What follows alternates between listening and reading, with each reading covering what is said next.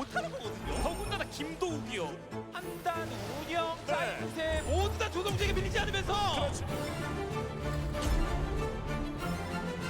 3명으로 시작해서 3명으로 끝났습니다. 와. 바퀴에 질렸습니다. 끝까지 다 뽕뽕뽕뽕 우수동이었던 야이. 이재 선수가 그 이상의 전쟁의 스윙 능력과 와. 고급의 힘을 보여줬습니다. 물량 차원의 힘, 그 힘으로 이재동 선수 승리 따내고 4강 진출.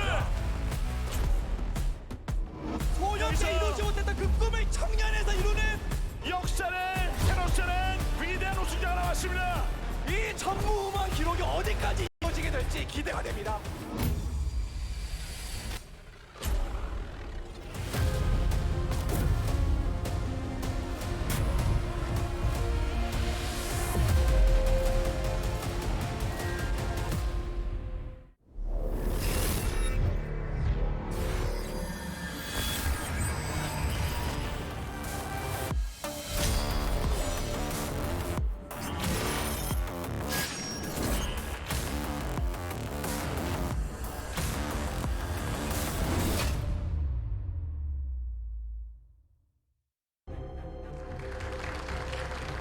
(2023) GSL Semifinals.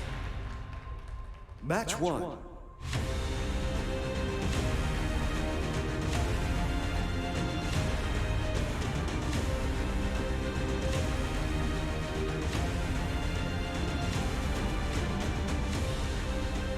What is up, everybody? Welcome to the semifinals and finals of the GSL Code S. It's good to be here, man. It's good to be here, the Vita 500 Coliseum. Yes, We got an audience. I'm getting tingles just seeing, our huge studio fill up. We're here now with a live audience. This is going to be an incredible day. Kind of a weird Final Four, if we're going to be honest. It's 4 Terrans. We haven't had that in 12 years. Yeah, more than a decade, but these 4 Terrans, I feel like they deserve to be here. I mean, they just absolutely mopped the floor of the competition so far in GSL, and an era where, Terran seems like it's really finding its place in the meta for now. We'll see how those races, Terrans and Protosses and Zergs make adjustments over the coming seasons, but for now, it's feeling like it's the age of Terran, man. This happens sometimes. We had this, it was in a KSL that was like maybe 5 years ago. We had 4 Protosses, that StarCraft 1 tournament that's since then been disbanded, but that's basically the last time we had anything like this in Korea. These moments are really fun because you get to do a real deep dive into the mirror matchup, really find out who's best in it, and also get to see what the 4 top players in the world do to approach it and how they're going to handle it differently. Yeah, especially for Terran, because Korea, while, the foreign scene has Protosses that have excelled, it has Zergs that have excelled, foreign Terrans never really caught up with the Korean Terrans, in my opinion. It's always been Maru on the top, and then you got players like Bunny, like Cure, like ByuN, who are just rock solid. I mean, TY for a very long period of time. Innovation at the top of his game. Korean Terrans are in a class of their own, and so to have 4 Korean Terrans here in the semifinals, on into the finals, we're going to have 3 TVT series. I think this is going to answer any questions anybody has about the TVT matchup. Yeah, and it's also, just historically in GSL, very unusual to have a situation like this. Normally, we do have Zergs winning a little bit more than the other races, so this is kind of a welcome, fun, different change here. If you want to support the GSL, you can go to the Patreon. You can see the information there, patreon.com/GSL.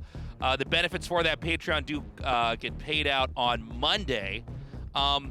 And I don't know where the number is. I think we might have a graphic for where the number is yet. But if we go over the 30K amount, which is for the prize pool, all this money goes to the prize pool. That will roll over for Season 2, which is not that far away. Yeah, we're already up to $20,000 just about. As a lot of community support coming in. Yeah. I mean, the monthly support, I feel like even seeing $19,000 right here doesn't really tell the story with how much money has been pledged by all the supporters here at the GSL. It's really good to see. This is the kind of the nature of where StarCraft's at, without big backing from the publisher, and it's really been up to the community to kind of take the helm there. So your report is appreciated, guys. And again, all that money does go to the prize pool, possibly just the big Maru fund. We might end up calling it, depending on how many more GSLs he wins this year. Here's our bracket. It's going to be Cure versus ByuN and Bunny versus Maru. I will say I think all 4 of these players really do deserve to be here. I'm shocked that we didn't have Dark. I'm shocked that we didn't have Hero. I'm shocked that Classic didn't make it as well. But when you go back and look at the games, they really did get outplayed. We have moments in the meta where it seems like one race really bubbles up to the top, and in this case, all 4 players are Terran here. So it's going to be an interesting series to do. Again, it should be a pretty long and dramatic day as well. We're kind of following part of the old GSL Code S format, a little bit more sped up, but the final day we wanted to really get a big bang out of actually having a studio audience. So we're going to have the Final 4 here and, of course, the finals right after that. Yeah, a little reminiscent of super tournaments of the past, having, the semifinals and the finals both offline, same day. And it should be good. I love what you said about this being, going to be a long day, because I don't think we're going to get any 3-0s. I would be really surprised. I mean, it's always possible that someone just has their off day, especially going from an online format to an offline format. Yeah, I think that this should be pretty dramatic. I don't think anybody's the clear favorite coming into this. Normally, I would say Maru. Like before the season started, I was thinking basically 2 players will take this. It'll either be Maru or it's going to be Dark. But honestly, the way that Cure and Bunny and ByuN have all played, they look to be in extremely good form. They do have different takes on the matchup in general. And so it's going to be a very fun deep dive on TVT in general. I feel like everybody's got their own little twist of flavor here on the TVT matchup. And one interesting thing, too, about this, we were talking about it before we started the show today, is these are the 4 best Terran players in Korea that are all competing here. The region that has the best Terran players in the world. Yeah. Who are they practicing with for these semifinals? It's a good question, right? Because, normally, like let's say we have, a top foreign Terran versus a top Korean Terran in the finals. We know that the Korean Terran is going to train with the rest of the Terrans, but I don't even know for like the 5th and 6th best Terrans in Korea or even in the world if you can emulate the style of play of the Terrans that we have here. Yeah. Today. I mean, you know that Ryung is playing games with these guys. He's very good. Innovation, I'm sure, is also playing TVTs with them, but he's just back from military service. It's still probably taking him a little while to ramp up.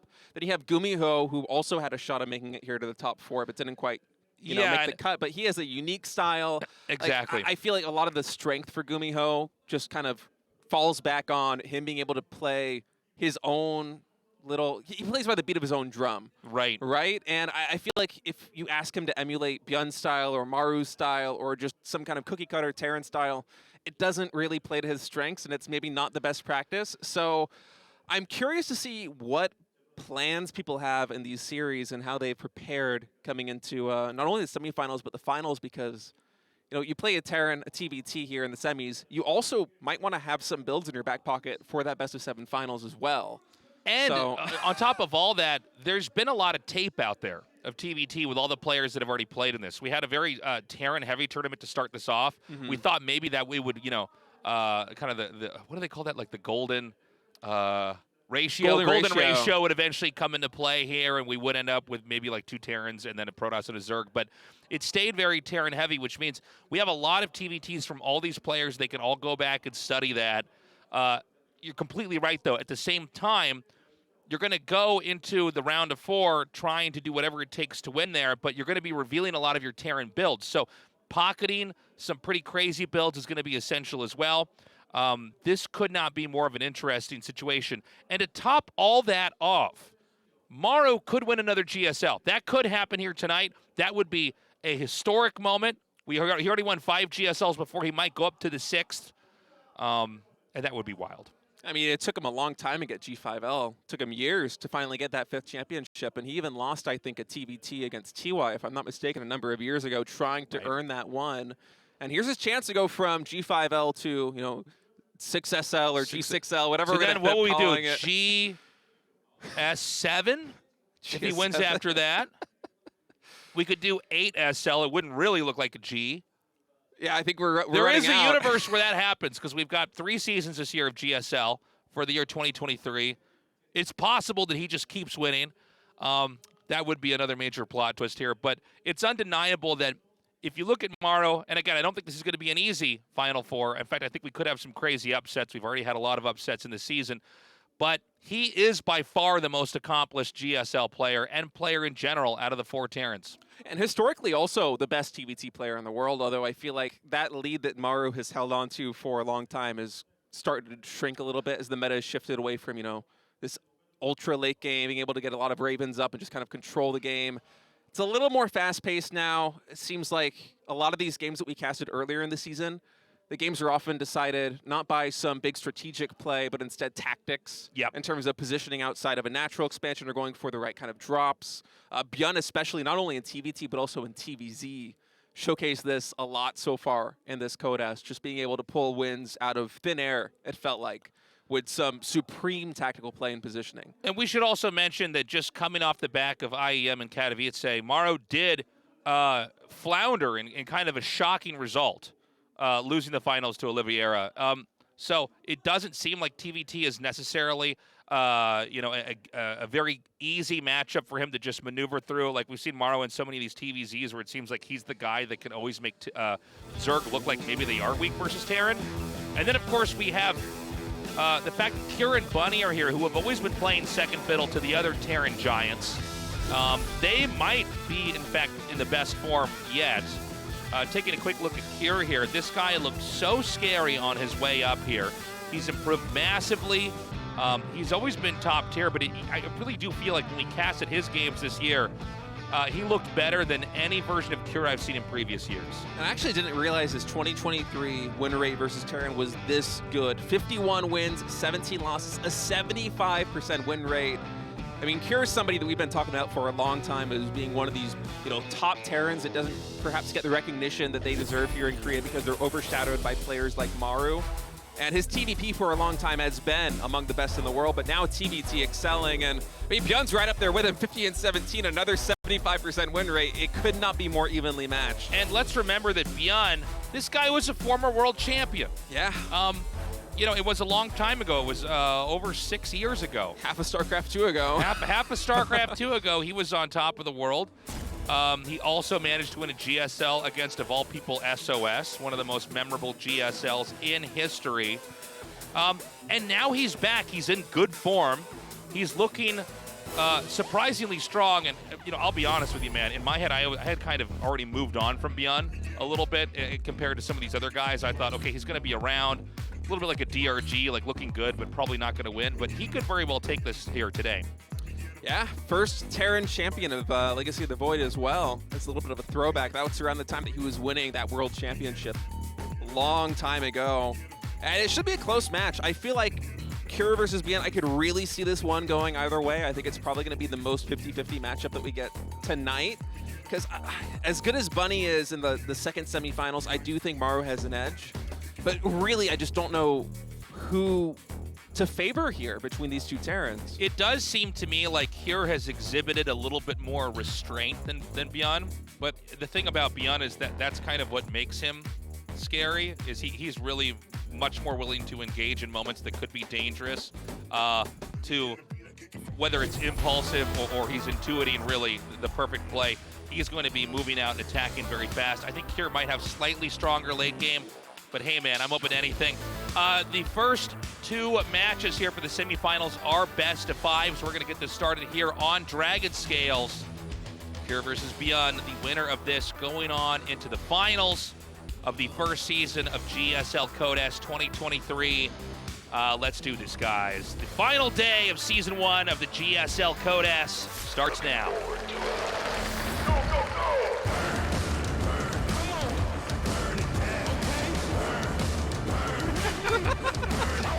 I love this, man. The sound effects are on point for the final.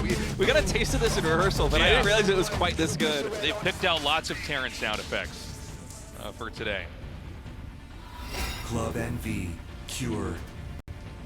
Let's find out which Terran player is going to burn it down tasteless. Yeah.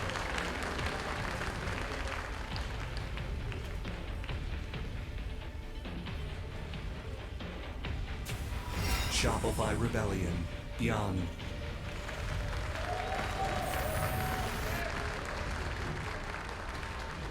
So immediately on the map, we have an SCV out here, and that's ByuN. Okay, I was like, we don't have the names at the bottom of the screen yet here. ByuN is making one barracks in the middle of the map. He's made a second barracks in his main. He's getting gas. This does remind me a little bit of some of the ideas he toyed with earlier on in this GSL, only not in this matchup. He was doing this a lot versus Zerg, doing Reapers very early and aggressively. The fact that there's a barracks hidden in the middle of the map means that the second Reaper is going to get there at an unusual time. That being said, he didn't make the second barracks in the middle of the map, so he's not fully committed to this rush. So good to have fans back here at the GSL. Yes. A lot of support for ByuN in the crowd. I'm sure that'll continue to increase as more and more fans file in. You know, he's always been one of the big fan favorites. It's very easy to see why. He's Yeah. got a lot of personality, and you can see it in his gameplay, too. He's just almost a loose cannon the way that he does it. And we're actually getting a proxy depot, too. Now, why would he make a depot there? I guess just because the SCV's idle, yeah, you might as well make, but, you know, that is kind of a weird thing to put in the middle of the map. I feel like... So this is a very specific build, in that he needs to have as many minerals as possible mined in his main. He doesn't want to even waste one SCV making a depot in his main. Is he going to make anything else here? Could he make a factory even? Make a factory here, maybe. Dude, he's making a factory. He's getting proxied here as well. Build? All right, 2 Reapers already here in the main base. Now, Bunny did, or Cure, excuse me, did go for the reactor, so his Reaper's going to be a little bit late here to pop. 1 SCV already going down. Grenades popping. Hellion is in production. There's 2 more Reapers about to come out. But obviously more Reapers are going to continue to reinforce. He's going to be getting Reapers in pairs continuously. The factory's almost done. He should have always 2 to 1 more Reaper. ByuN should, I'm trying to say. And he's going to come in again. Now, if he can isolate any of these units and pick them off. Great nades there. On either side, if you get a Reaper kill, you can start to snowball the fight. Obviously, the Reapers are going to heal up, so you want to back out, buy a little bit of time. But there's also, I'm sorry, is there Starport also being made to build the map? Starport as well. So ByuN just going totally all in with this thing right now. And Cure, he doesn't have any idea exactly what's going on. He knows that a barracks is proxy. Now he's going to know the factory and Starport are getting proxied here as well. It feels like Cure might just have a little bit too much. You know, the danger when you do a build like what ByuN's doing is if you start to lose the fight, all your infrastructure's out here. But in this case, ByuN doesn't lose that fight. At the beginning there, I was liking that for Cure, but ByuN actually able to turn it around. Those 2 Reapers able to shoo away the Hellion. I had the same thoughts. When I saw what was happening, I thought, oh, well, I guess Cure's going to just push this away. But ByuN, with really good control, does fend it off. He's still secured that position. And that means that he can continue to mount pressure from where he is now. There are no stray units of Cure that can try to counterattack or even scout on the map. Nobody's expanded yet. Nobody can expand yet. But ByuN is eager to try to end this game right away. Yeah, ByuN pushing up the ramp, focusing down these Reapers, gets both of them now. Is going to be able to get the Hellion too, is not able to make it all the way to the ramp. So ByuN getting a little bit of a snowball effect here. Now that he has... You know, I actually forget Medivacs can heal Reapers. You know, we don't really get to cast this very often, but yeah. Technically, you can have a Medivac that's going to give more of a sustainability to a Reaper to fight. So funny. Actually, nothing can shoot the Viking. And the Reaper can't lay on its back to shoot up, so the Medivac has got to be cautious, especially with the Viking out.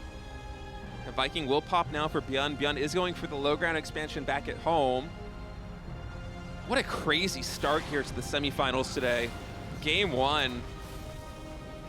And Cure, he still knows that the pressure is on, and he doesn't feel comfortable enough to go for an expansion. So he's just, right now, pumping siege tanks, continuing to produce Vikings. He knows that as long as he doesn't stop Viking production, he will not lose that advantage. And he's just going to camp this Starport, force probably another Viking here to land. So there's a siege tank that's set up over in Cure's main. So I think Cure's safe. I don't think that ByuN can kill him, but at the same time, ByuN's expanding. There's a lot of Reapers that have been made, and, you know, the Reapers...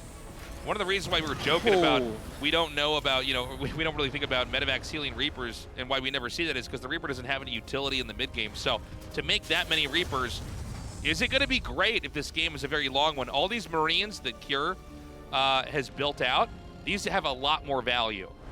Yeah, the Marines are going to gain in value as the game continues on, and these Vikings for now just camping the production, and this is one of the problems that you run into if you go for this kind of proxy play and lose something like air control, where you could be in trouble, but the Cyclone will be able to shoo those Vikings away once it pops. And ByuN now getting the orbital command set up here at the natural expansion. Kind of a funky looking army though. 8 Reapers, 1 Cyclone, 1 Marine, and 4 Hellions in total here for ByuN. Whereas Cure, it looks like he's already kind of gearing up to the composition that he wants to have in the mid game, and I feel like there is some push potential here, especially with 4 Vikings to 2. Yeah, and well, the siege tank count. pushing out like this, I mean, first of all, the Vikings can actually shoot down the buildings. Second of all, you know, if you lose these buildings, you're not going to be able to make anything to protect yourself back at home. You can see that ByuN tries to push in, but the tank's way too strong here. He has to respect the siege mode. He's going to lose this factory. Now, the fact that Cure is able to, to keep making tanks and just basically move across the map, I think he might be able to just deny ByuN's expansion. He might be able to. The problem is there's a lot of Reapers on the map right now, so it might take him a little bit of time to try and tighten up the defense back at home to give him the room to move across the map. And you know, behind all of this, it looks like ByuN is pretty much just going full racks. I don't even think he's adding in another factory just yet, just really focusing on pumping out as many Marines, getting stim combat shields as quickly as possible.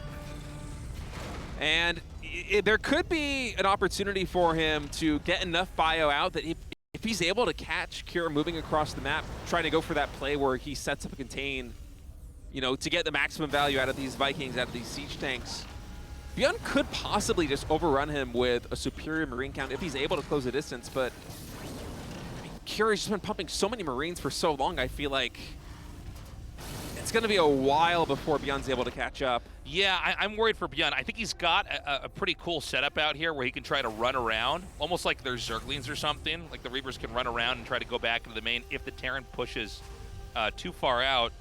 But I do think Cure basically has a lot more of what he needs to end the game. I mean, the whole reason why ByuN was setting all that stuff up outside the base was he wanted to stop the game from even getting to this point. Cure's in an extremely beneficial spot, having lasted this far. Yeah, but behind all of this, ByuN is playing so greedy. He's going for a 3rd command center. Cure just now starting his. ByuN also throwing down double engineering bay. I'm not sure Cure has those upgrades started just yet either. So should this game go long, should ByuN be able to stabilize here and stave off any potential aggression coming out from Cure, as actually that command center does get spotted. Oh, Cure actually didn't see the engineering base, so he doesn't know how fully committed. I thought the 3rd CC might have been a response to seeing the NG base like, okay, you are playing for a little bit more of a longer game here, but no, Cure's still a little bit in the dark of exactly what ByuN's plan is. I think in most situations, in TBT from Cure's position, you would kind of assume that it's going to be this, but considering it's ByuN, I mean, he's such a wild card, it's really hard to get a good read on him. Yeah, I mean, seeing the double engineering bays, obviously ByuN is actually committed to a long game, but with Cure basically being patient and continuing to build up and accumulate, I think it's going to be in a healthy spot. By the way, Stim was already researched for ByuN, or yeah, ByuN okay. just had Stim finish. I think Combat Shields is done as well, and he's going to have 1-1 to no upgrades here for Cure. And although Cure does have, you know, if Cure sieges up and ByuN tries to attack into him, there's no way ByuN's going to be able to break him because ByuN is pretty much purely on Marines right now. I don't even think he's added any. No, he has no more siege tanks added. It's 40 Marines, 4 Reapers, and then just basically medevacs. So that means that all that Cure has to do is to get outside of ByuN's base and siege up, and he could probably end the game. But all ByuN has to do is overwhelm with Stim Marines while Cure's en route doing that, and he could win the game that way. So it's a very interesting predicament we're here now that we're far post the kind of crazy all-in. Oh my God. What a nice catch here for ByuN. And I feel like right now we're seeing Cure run a little bit out of steam. ByuN is just being able to leverage his superior mobility now that his Marine count is fully caught up and surpassed Cure, and it just continues to grow, having more Marines at a time than Cure is. I mean, Cure does have the more death-balling army, but the lack of mobility here and also the lack of upgrades is really going to bite him in the butt. Yeah, he's going to try to move out. I think that Cure is doing an okay job of playing, catch-up. I think he basically thought ByuN was going to just try to do another all-in after that. Maybe we're going to see that big drop happen now. That could be the moment here. So we've got 4 medevacs that are going to move out. We have a scan here that actually just misses this army. This is on top of the E-base. If he gets both of these E-base, it's actually going to be huge. Oh, that's infantry weapons, too. It's going to go down, I think. Oh, deciding not to focus fire at, okay, a 3rd HP. Instead, ByuN opting to go into the main base here. There is a Siege Tank in position, but this might open up an opportunity for him to come and pounce on this 3rd base position. Siege Tank's already getting focused down. 2 SCVs fall as well. CC will have to list. This is kind of a story of, like, you know, what happens when one guy has Siege Tanks, the other guy doesn't, is everywhere is, like, sort of covered. Yeah. And, I thought that the idea of what ByuN was doing was pretty cool, but I think the reality is that this was a lot of wasted infantry overall here for ByuN. I think that Cure is actually getting into better and better shape. 1-1 infantry weapons is going to finish. They'll have to immediately start the next one. Thank God, by the way, he didn't lose the eBay. I almost feel like it would have been better to target down the eBays and give up the Marines, but... Yeah, instead ByuN opting not to do that. And I do feel like these past couple of trades have certainly gone in Cure's favor. And if there's a time for him to get active on the map, it's probably now that the upgrades are even, before ByuN's 2-2 kicks in. And Cure is looking to be setting up into a position. If he can find a way to maneuver across the map, I mean, ByuN just has so much bio. Cure has to be very careful here. Yeah, he's so far stayed pretty safe. Is his tank still here? Yes, it is. Tank definitely going to be a big nuisance here during that drop. That allows some of those Marines, it buys them a little bit of time to come in here and try to take this on. But now we're starting to get a lot of SCV kills. Got 10 more SCVs go down. Cure now going to try and breach the position. Siege Tank's already set up, though, and the bio ball for Cure just gets instantly evaporated, and then the Marines of the Siege Tanks, and I mean, this game just turned on its head very quickly. That's it. Whoa. Wow, ByuN just did one fell swoop right there. Cure felt like he had to get something done, gets caught in the middle of the map. ByuN cleaning up all the bio, all of the Siege Tanks, and a really wonky start to this best of 5, but man, what a game. An extremely weird game. Yeah, that was a fun one. Like, ByuN, okay, so on paper, I feel like that could not have looked more weird. I mean, ByuN committed so hard, made so many Reapers, had all of his infrastructure in the middle of the map.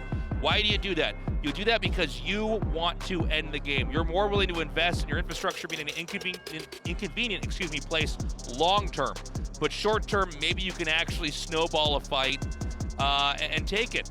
Cure basically defended perfectly. He was patient. He didn't overextend. ByuN not having tanks, by the way, just relied on a mobile Marine and medevac army and actually got his 3rd base up a little bit quicker.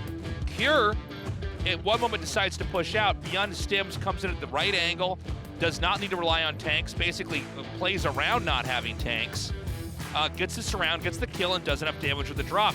ByuN takes game 1. We're going into game 2.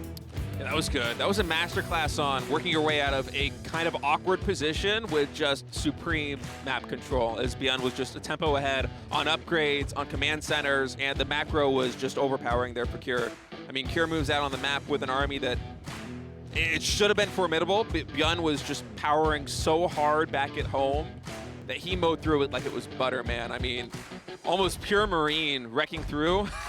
Yeah, it's really interesting, actually, to see him just kind of circumvent tank play and just rely on drops and rely on little counterattacks. Got to be a frustrating loss here for Cure. But ByuN, by the way, also coming out with a very novel build. 1 barracks at home, then a proxy barracks in the middle of the map. Factory starport also in the middle of the map. Lots of Reapers. Never seen anything quite like it. Yeah, but I mean, that's ByuN in a nutshell, right? He's one of the more creative Terran players we have here in the GSL. All right, guys, we're ready now to go into map 2. Remember that the winner of this best of 5 will move on into the finals of the GSL Code S. Right now, Cure versus ByuN. ByuN with a 1-0 lead. Looking forward to it. Go, go, go!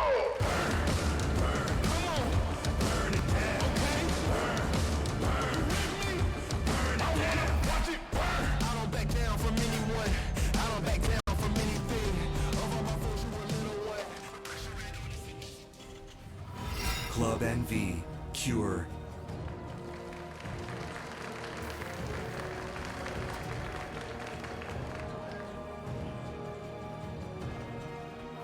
Shopify Rebellion, ByuN. What? Did you just see that? He's looking at the bottom of his Look at mouse. the bottom of his mouse. Maybe he has his build orders written there. He's got all his little secret notes all there. his secret notes. Yeah. He's switching to a different gamer It profile. says make upgrades. He's like, right.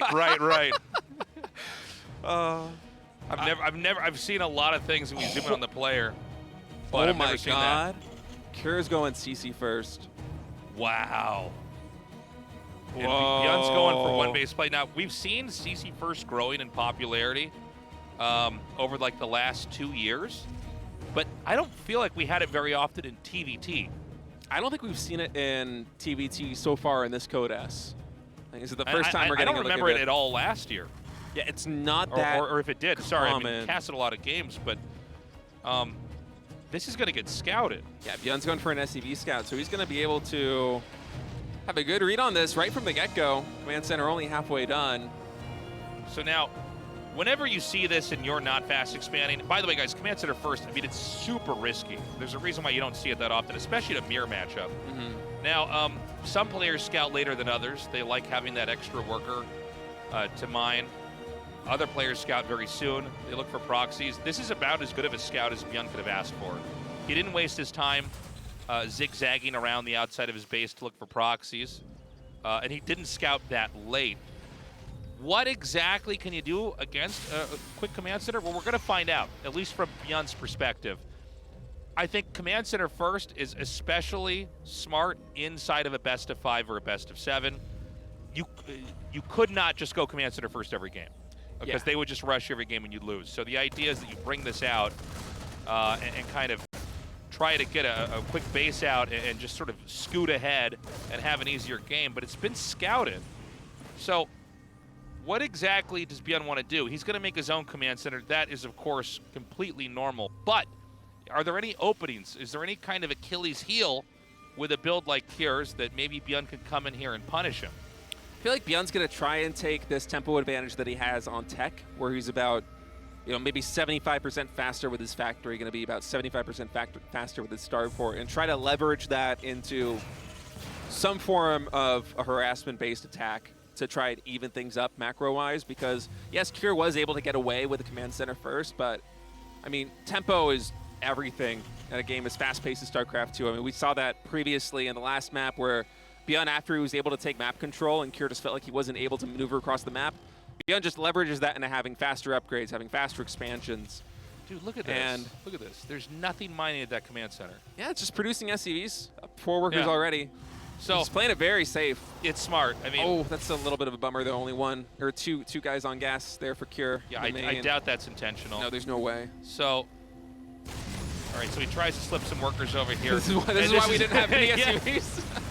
Oh, okay, ByuN, I think over. Wait, hold on. Can you actually get up there? No, okay. No, I think he wanted to try and just shave off a little bit more of those I Marines. thought some of those Marines were actually SCVs. I thought for a second he had a little bit more damage output. So he killed 4 SCVs. I think overall a reasonable trade there. It's going to be a Raven and a Cyclone now coming out for ByuN. And to give you guys an idea of what happens when you go Command Center first, look at the worker count. A little while. Now, there were 4 SCVs killed earlier, but he's still ahead 33-30. We're 4.5 minutes into this game.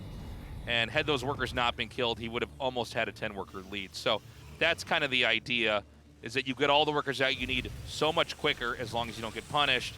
And then you can kind of pedal ahead of your opponent. But I think ByuN took a very middle-of-the-road, smart approach. He didn't try to do some crazy push or all-in. He just got enough to delay the mining at that second base. And then if Cure got greedy like he did, he kills off a couple of SCVs and backs out.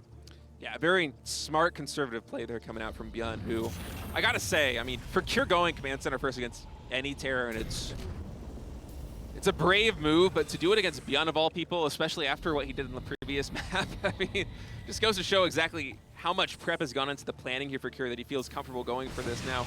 Raven is going to pop into the main base, actually focus firing down some attacking units. Not going to be able to get any SCVs there. There should be enough space on this map. You can keep the Raven there forever, Yeah, unless they get a Viking. A lot of dead airspace behind that. But The third CC is going to finish soon here for ByuN. yeah, and this is going to be him evening up the worker counts just a little bit, I think. It should be able to close that distance with that faster third command center. And I mean, this is kind of the way things often go when you go command center first, is you're kind of expecting to take some economic damage from your opponent just because they're going to have more units than you, and they're going to be taking up faster than you are. And so this game, relatively even now. Yeah, the game's quieted down a little bit. which I think makes sense. I think nobody can really do much of anything right now. I mean, you send the Raven out because it's going to fill up with energy if you don't, and there's no reason to not try to kill 1 to 2 SCVs with an auto turret. And it's the same idea over here. Anything that he can get, actually doesn't get anything there. That was a bad control with the auto turret. It was swapping between SCVs that were on the gas geyser. Yeah, would have needed to focus fire down that one low HP one, and yeah, ByuN's barely missing this actually. Yeah, well, basically Kier sees that the Raven's over here, so he tries to sneak out the other side, see if he can drop. Both players have the right idea with having a siege tank sieged up by their command center to basically make drops pretty undesirable. That's kind of an interesting play here by Kier to drop right now and then move over to the natural expansion on foot. I was expecting more for him to just kind of fly into either the natural expansion or the main base and try and get some damage done there, but maybe he's able to catch some SCVs. Perhaps was hoping that ByuN would be, playing greedy maybe and going for a low ground command center or something to that effect, but instead I thought he was going to just run in. I'm like, oh no, not like this. Well, he can stay outside and see what he can't get done. We have tanks unsieging. Is ByuN itching to try to move out any further? Keep in mind, when you have these 2 medevacs and these Marines here, you can kind of control their third base position, and then when they try to force their way out to fight for it, you can pick it up and drop in the main. If you can do enough damage. And like any other drop in the game, it can be a double-edged sword where you're trying to do that, but actually the drop is shut down entirely. Yeah, ByuN going to secure that triangle third base now. Kier will try to poke in, see if he can find any damage here. Not really able to get too much done. And behind this, Kier moving across the middle of the map with the rest of his army. ByuN is going to lose 1 Reaper, but no one really cares about the Reaper. No one cares about the Reaper. Past a couple no of one minutes. sheds a tear for a Reaper after 5 minutes. You're like, No. all right, The push is going to come out. He's going to scan over here at this third base, and let's see where Kier wants to move. It's going to be up to ByuN to react. I think that there is going to be a drop that's going to go in the main. I think we're about to see that come in right now. And so he's going to try to cause enough problems. Well, hold on. There's a lot of turrets. I think he might just power through this anyway, just take the damage. Just only 1 turret is going to fire from this angle, so he won't be able to get a full drop-off here in the main base, and that's a lot of damage getting done now. 7 SCVs already falling. Depot's going down as well. As ByuN's going to try and come in, and that's going to cue Kier, I think, to try and set up for an attack at the third base. You can tell he's thinking about exactly what to do with his army. I think he was expecting more of a commitment from ByuN to defend that. 9 SCVs were killed, so that's pretty good, all things considered. But it was not enough to really create any kind of an opening. In fact, it looks like he's going to try to stay pretty mobile over here. He's actually going to pursue this army. It's an interesting looking army here. Yeah. For ByuN, my goodness. ByuN is just continuing to chase him down here. And, it's really forcing the sieges and the unsieges. It's so rare to see ByuN try to play this mech style like this, man. Yeah. That was, I think, the big kind of transformation in this game is that he's switching into this kind of mobile mech style. I don't feel like we ever really talked about ByuN doing this. We don't get to cast it, at least. Yeah, it's not really his forte, but he's making it work right now. I mean, he's getting into a good position outside the third base now for Kier, and if he can siege up here, I mean, he has air superiority, he has these 2 Ravens. I think he basically, completely outmaneuvered Kier. He, went around him, got sieged up over here. All the tanks are in the middle of the map. But I think with the mech play, I think that it's possible ByuN's going to have enough to actually hold this. He's going to disable that tank. He's going to siege up right over here because these infantry trying to come in here and do enough damage. A couple siege tanks do get taken down, but there's enough of them that they are able to move away from that position. And he's so smart. He just abandons his third base. Yeah, ByuN's playing this really well right now. Showing a lot of range, honestly, here in game number 2. I mean, what a 180 from game 1, right? Going from almost pure Marines to basically pure mech here. Oh my God, this command center is still being pursued. There's a lot of SCVs being killed here. ByuN has half the workers, but all these SCVs that are going to be killed will even that out a little bit. I'm actually shocked this is still alive. And now ByuN is pushing into the natural. This is such a weird game. Kier realizes he can't make any more headway. He's going to try to come in here and maybe surround this push, but it's a lot of tanks, and it's not a lot of infantry here for Kier. Oh, look at the reinforcements coming across the map for ByuN, dwarfing Kier in army supply right now, 100 to 68. as Kira's going to try and find a window to come in and perhaps sandwich this army. You can see SCVs are getting pulled. ByuN coming out right now, focusing down these siege tanks on the front line. Auto turrets are being deployed as well as liberators, and these siege tanks will get cleaned up. A favorable trade there for Kira, but still army supply massively in favor from ByuN, as his economy has not been interrupted nearly as much as Kira's has over the past couple of minutes. Yeah, and we don't normally see that many Hellions, but I guess if you have the minerals, you might as well just throw them into the mix, right? They can soak up siege tank shots and everything else. Tanks coming out 3 at a time. We've had a lot of different mech plays. This one almost looks like a kind of like a StarCraft 1 tank vulture composition, but we don't really see this that often in TVT, but he's kind of making it work. I mean, as long as the army is big enough, it's very difficult for your infantry to ever run into that many tanks. Yeah, especially with all these Hellions, too, to help focus down the Marines. I mean, it's kind of an interesting style we see coming out. As the Hellions are like these damage batteries. Like, yeah, you can see, like, okay, he loses 4 Hellions, that's fine. Half the army has been blown up with the splash damage. And with all these tanks, you have these flying units that can spot for the tanks. You don't even always have to rely on scans. Kira's remade his third base, and he's still committed to the traditional composition of bio and tank. But right now, ByuN is like looking to kind of crack this wide open. And this air superiority is just paying dividends right now for ByuN. He's trying to force Kira to get every possible scan out of him, as Kira's going to try and breach his position again, but there's so many tanks, Tasteless. Oh my God, there's only 1 tank left. Yeah, Kira just getting absolutely mopped up. He does have a couple more reinforcements He's gonna go back for at it. home, but even the Vikings landing now to join the fray for just a moment, is ByuN feeling very confident now to breach this position here outside the natural expansion. All the bios cleaned up. The medevacs are going down as well. Army supply for Kira dwindling. So I feel like ByuN might be going up to a fast 2-0 lead here in our semifinal match against Kira. GG. Wow. I can't believe how fast this is going. I mean, it might not be a 3-0, but it's starting to feel like a 3-0, isn't it?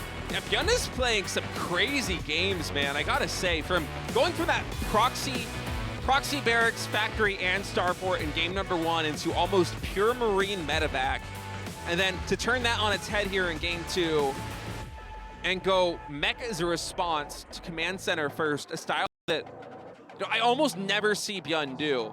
It wasn't even really until the mid game that I was looking at this. I'm like, wait, that's way too many takes. What is ByuN doing? Because I'm never watching the production tab for ByuN to be like, okay, what composition he's going to go for? Because I'm just imagining it's going to be tank Marine or pure tank every single time. But I mean, that was a clinic. What a cool play there from ByuN. I think Kira's going to probably try and take maybe a short break here, try and collect himself, as now it is match point here in this best of 5. ByuN 1 map win away from going to the finals. This is wild. I love what you were saying about you weren't even looking at the production tab because you're not thinking what's ByuN going to do. Exact same thing for me. It wasn't until like the third factory's done that I'm like, oh, he's meching. Okay. Yeah. ByuN almost always does the same style of mobile infantry with some tanks sort of built in. We have other players that have mechhed from time to time. I mean, Gumiho comes to mind, but ByuN is really a guy that does not mech. Also, it's a little bit of a different type of mech.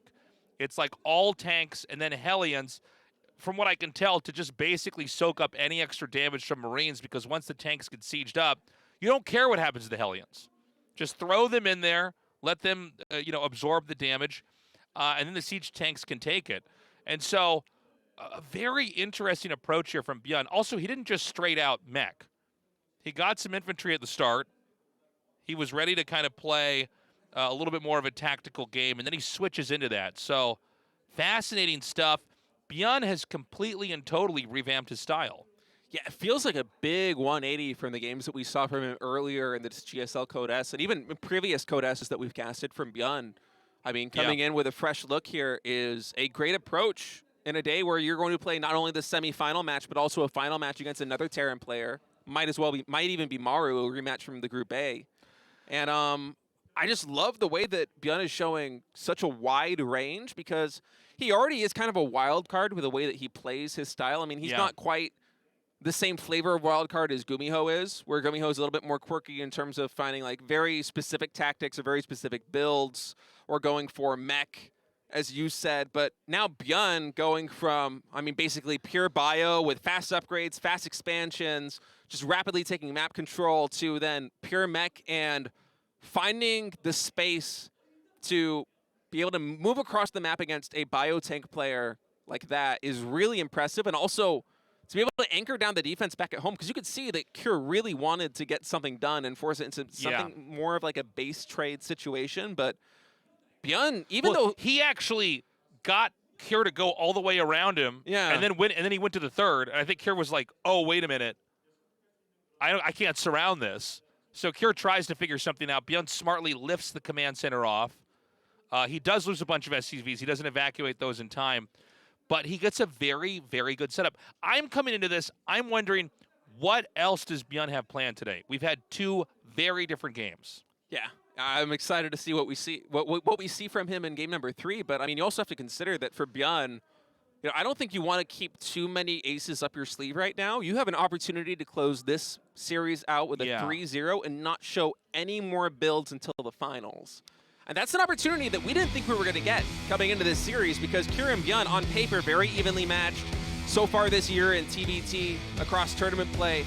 Both 75% win rates. I mean, just at the top of their game right now, but it's been pretty one-sided so far. I mean, Cure, he's making plays, but ByuN is just one step ahead of him at almost every turn. All right, either Cure's going to win this one, and we're going to start to have ourselves a real series. Otherwise, this very well could be a 3-0 where ByuN just moves on. No problems at all into the GSL Code S Finals. We're getting that game loaded up right now.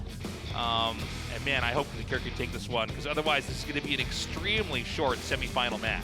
Looking forward to it. Go, go, go!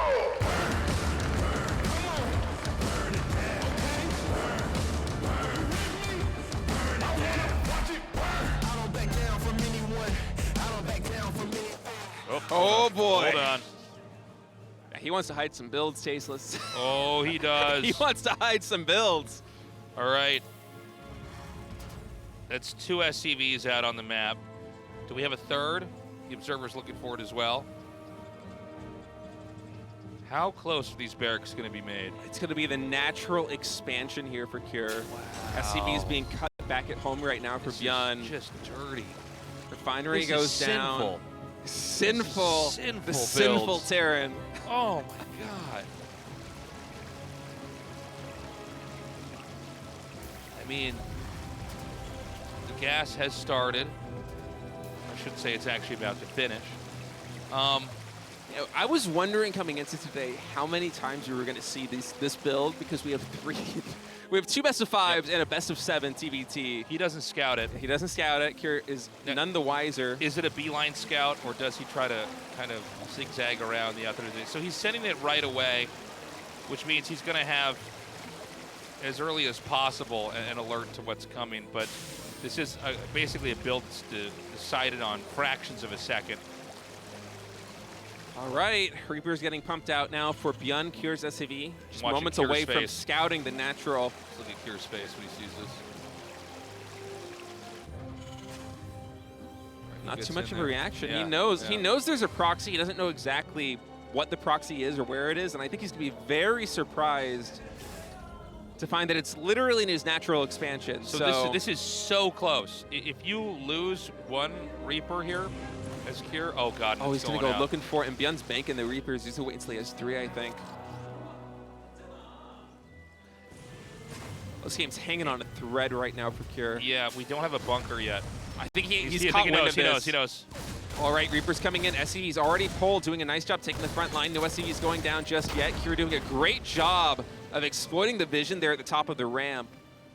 Yeah, pretty good. He's going to send out another 4 SCVs. They're basically, you need to use your workers to like tank damage until you can get out enough that the Reapers can't really do anything. Is he supply blocked? Yeah, T-Po a little bit late Oh there. yeah, that's actually pretty big. Stuck at 23 supply, so the 5th Reaper is going to be... 5th Reaper, by the way, an important Reaper in the rush. And keep in mind that ByuN has been cutting SCVs back at home to make this rush possible. It's very expensive to execute this, so if Cure is able to just continue to hold, I mean, now that he has a Hellion out, a Reaper, and 3 Marines, the firepower right now almost in Cure's favor. Yeah. So I'm starting to feel a little bit worried here for ByuN. He wasn't able to get the early momentum that he was hoping to with those three Reapers, excuse me, coming up the ramp, and yeah, already lifting off these barracks. Yeah, well, I think he had to make a call here. And look, I mean, this is a very different type of rush than like the rush we had in game one. This is very much intended to like close the game out. But we've seen, you know, a lot of great players still make it work from here. He's going to see what he can't do with the Reapers that he's got. So Cure has to be very careful when it comes to controlling this. With nades coming in, no big connections just yet. A couple of Marines go down as well as one Reaper here. I feel like the Reapers are actually pushing the injured Hellions away. A kind of weird, almost anti-micro moment. He should be maybe a little bit more careful with that because, you know, the Reapers are...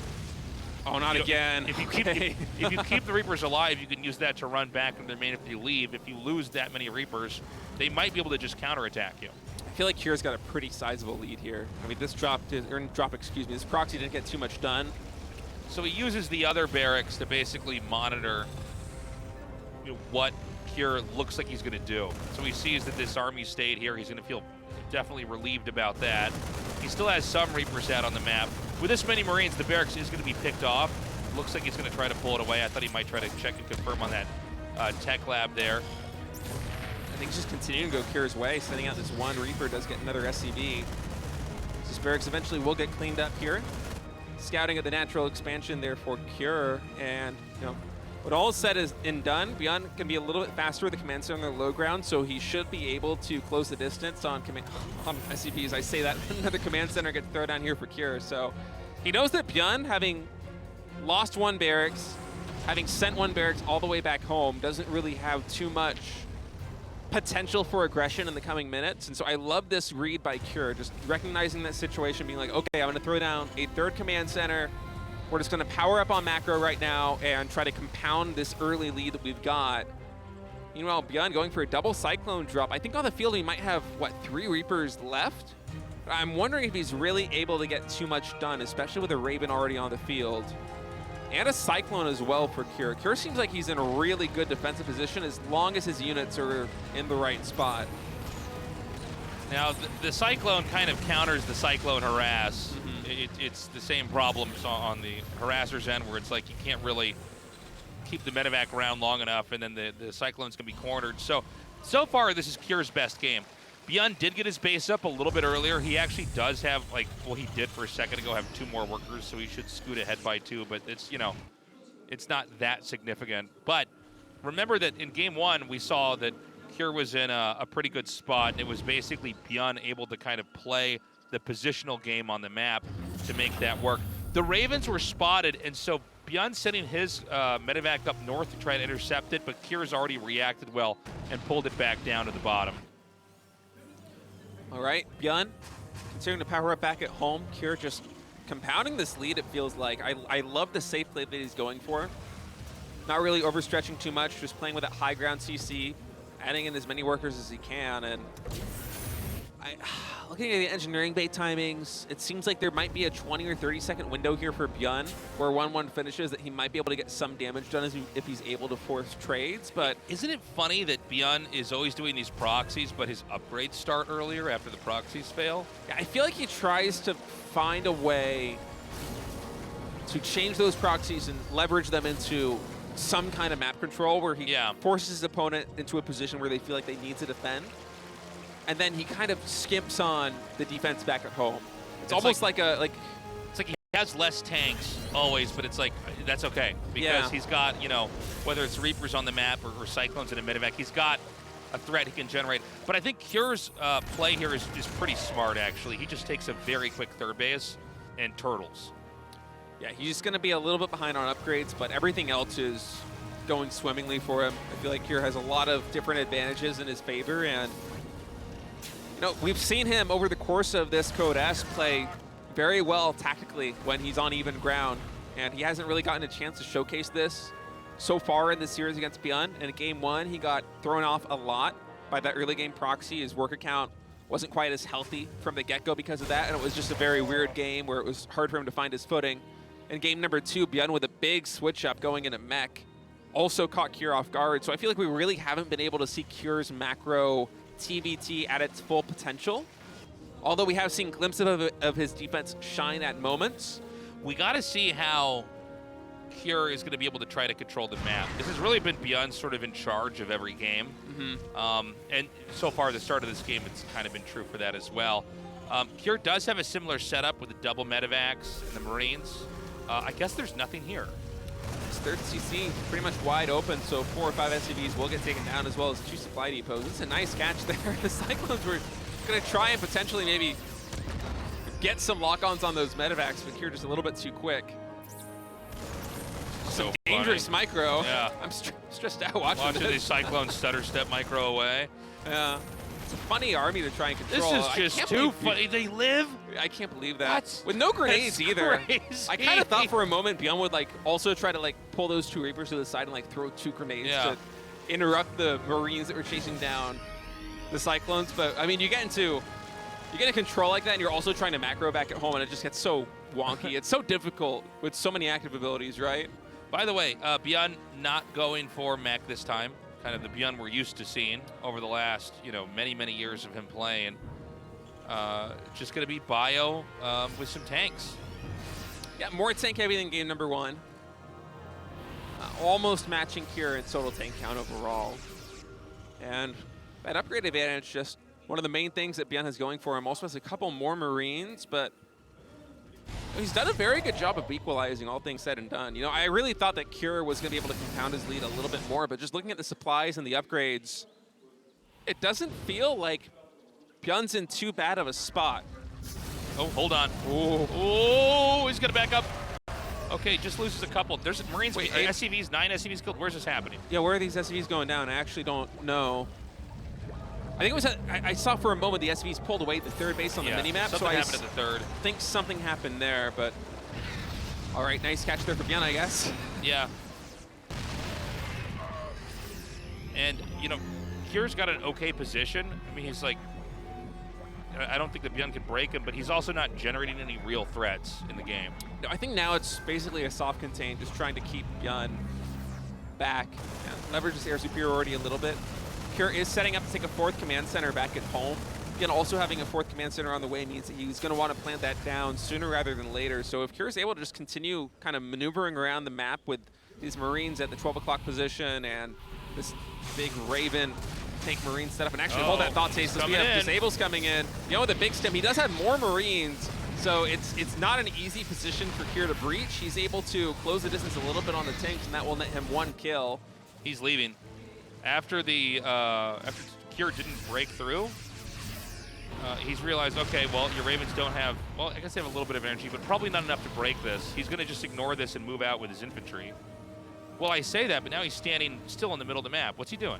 Breaking down those rocks, I think, and opening a pathway. Oh, I see. You're right. Good call. 2-2's about to finish. 2-2. Same thing over here for Cure. Yeah, Cure caught up on the upgrades. Very even game so far. I would say ByuN's army has a little bit more mobility, but this is a nice setup for Cure outside the natural expansion there of ByuN. And there's enough of an army back at home as well to really make it tough for ByuN to find any damage on Cure's side of the map. And this is kind of the way that I was expecting most of the games to look like between these 2 players coming into the best of 5 today. Yeah, this is what I was also anticipating. Something that looked a little bit more like this. He's picked up the remaining medevacs. He's going to start to roam with it. I don't know where exactly he wants to drop it. Both sides are maxed out. Yeah, both sides maxed right now. Banks almost identical, ByuN with a little bit more gas in total, but probably won't come too much into play. And all right, it looks like Cure's going to try and find an opportunity here. He sees this 1 tank is unprotected, and actually that's going to be ByuN's going to move right on into the siege tank line. That's a lot of Marines going down. In the meantime, in the main base there of Cure, a big drop as he's getting mowed down here in the natural expansion of ByuN. He will be able to clear the siege tanks outside that natural, but Tasteless is dropping the main, doing big damage. Yeah, a lot of work getting done here, but the supplies right now for ByuN have plummeted. Upgrades. He's going to get both of those eBays. That's going to be frustrating. A level 3 denied there. But this isn't without some losses as well. Over here from Cure, his supply is starting to spike down. I feel like it was a very expensive trade for ByuN to come into that siege position, that entrenched position with Marines and try and clean up those siege tanks. And yes, he was able to get them off the board, but now it's Cure that actually has the bio lead, 65 Marines to 40 a moment ago, and that's where a lot of the army supply difference is coming from. And with 3-3 underway, and was it 1 engineering bay or 2 engineering bays that got taken out? I think it was 2 actually that were picked up. ByuN's in dire straits right now. Well, I think he's going to be able to get these medevacs here too. ByuN may be almost totally dead. This is starting to feel like that. Yeah, I mean, he just doesn't have very much to work with, especially when it comes to the upgrades. In this matchup, late game upgrades, we don't have them. Vehicles, weapons 2 is about to finish here for the tanks as well. I mean, that's massive. I think that it's possible Cure just comes in with the next attack or 2 and wins the game, maybe even with a drop in the main. And ByuN is still in a 3-base economy, keep that in mind. Right. Meanwhile, looking at the mini-map, Cure working his way up to 5 bases, so really firing on all cylinders back at home, even as a bank on top of this 200 supply. And ByuN is trying to find damage where he can. This is a nice drop to get things going. Might even be able to get this command center, as would almost expect the one for the main base to lift off and come over here. And actually, yeah, ByuN, he knows he needs to make some big plays to come back in this game, so he's moving across the middle of the map as well. All right, another drop, though, over here at that natural. Meanwhile, ByuN going to try to kick in the front door. Back here, he could get on top of everything. The E-base, though, already done with their upgrades. That's going to be a base trade. We'll see if ByuN's able to hold on in the main. Only a couple of siege tanks up there. There's a lot of Marines here in the natural expansion of Cure. Command center does get taken out. Siege tanks are down here as well, so there will be very few mining bases except for that one at the top left there. And Ben, you can tell he wants to try and breach this position, but the siege tank fire, I mean, the Marines are so clumped up on the ramp. He's going to try and come down at the natural too, but there's a lot of tanks up here. This is a lot of Marines that could get thinned out, especially if Cure's going to commit. Oh, but I think he just has enough, and I think that may be the game-defining moment here. Yeah, he's on top of the production now, and these buildings are going to lift here for ByuN, but ByuN not able to breach the main base for Cure, whereas his main is forfeit. Keep in mind, Cure still has that mining base all the way in the top left. That's the big important part, is that that base is still mining. There is a command center on the move, but it's being shot at by Marines. I think this is almost done. Yeah, I don't think there's a way for ByuN to force a draw or even work his way into a win. It would take some miracle throw from Cure, which I just don't see happening. I mean, ByuN, even if these barracks survive, he's not going to be able to produce any units. He has no SCVs, no command centers. All right. Being revealed. Yep. That's what happens when you lose all your command centers here. So all he has to do is lose his buildings to die out. I think ByuN might still try to play this out. I can't say that I blame him. Yeah, it is match point, but I mean, the position here is just so entrenched. Army supply is 2-to-1 ratio. That was it, yeah. Once he couldn't break the tank line on the high ground, there's not a lot to fight for. And Cure gets on the board. We do have a series tasteless. Thank God. I was going to say, like, 3-0 that fast. I'm not ready to move through this GSL that quickly. Big play there from Cure, but let's not forget how it started. I mean, that really was ByuN trying to cheese out that win after getting a steady 2-0. If ByuN seems to play more within the orbit of like a normal game, then I'm worried he might be a little bit too strong for Cure. Yeah, ByuN looked pretty solid in the mid game considering how poorly that proxy floundered. I mean, he cut a lot of SCVs. It was proxied about as far away as it possibly could be, all the way across in the middle of the map. And the natural expansion, in fact, of Cure, and really no damage was done at all to his opponent off of that. So nice win there for Cure, seeing a little bit more of the solid macro style that he's known for. And for ByuN, I mean, that is one of those builds that it's almost like a throwaway. You know, you're up 2-0, you have 3 games to work with, you just have to win one of them to make it to the finals. You want to try and hide some of those builds because you have another TBT waiting for you if you reach that grand stage. And now we're going to be moving on to Royal Blood. We'll see what ByuN cooks up this time. I feel like almost every single game, it's really been him dictating exactly how the story is going to go. Well, I mean, he's always the first to act strategically. ByuN did remove his headset, so he may be requesting a timeout. Each player gets to request one small timeout, but you know, we're rapidly approaching the end of this best of 5. Either we get this tied up 2-2, which is the dream, or ByuN's going to win this 3-1. And honestly, ByuN, I mean, I could not be more impressed with this guy right now. He looks so good. Yeah, really solid. I mean, again, I just want to go back to how well he played that mid game. Yes, he did lose, but he put up a really solid fight after an opening went about as poorly as it possibly could there, with those Reapers getting almost nothing done in Kira's base, and Kira still had to work for it. Had to work really hard. He really did.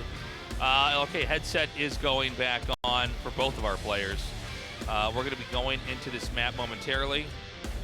Yes, we are. I see the start button now being clicked here. All right, guys, the best of 5 to fight for who will be the first player in the finals of Season 1 of the GSL. CODES continues on here. Right now, Cure with 1 win to ByuN's 2. We move this on to map 4 here, Royal Blood. Find out which Terran is going to go on to that final spot. Looking forward to it. Go, go, go! Burn it down. Burn it down. Watch it burn. I don't back down from anyone. I don't back down from anything. Of all my bullshit.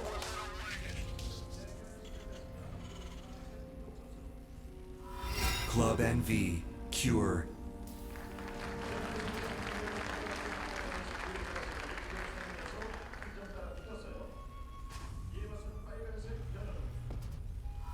Shopify Rebellion, ByuN.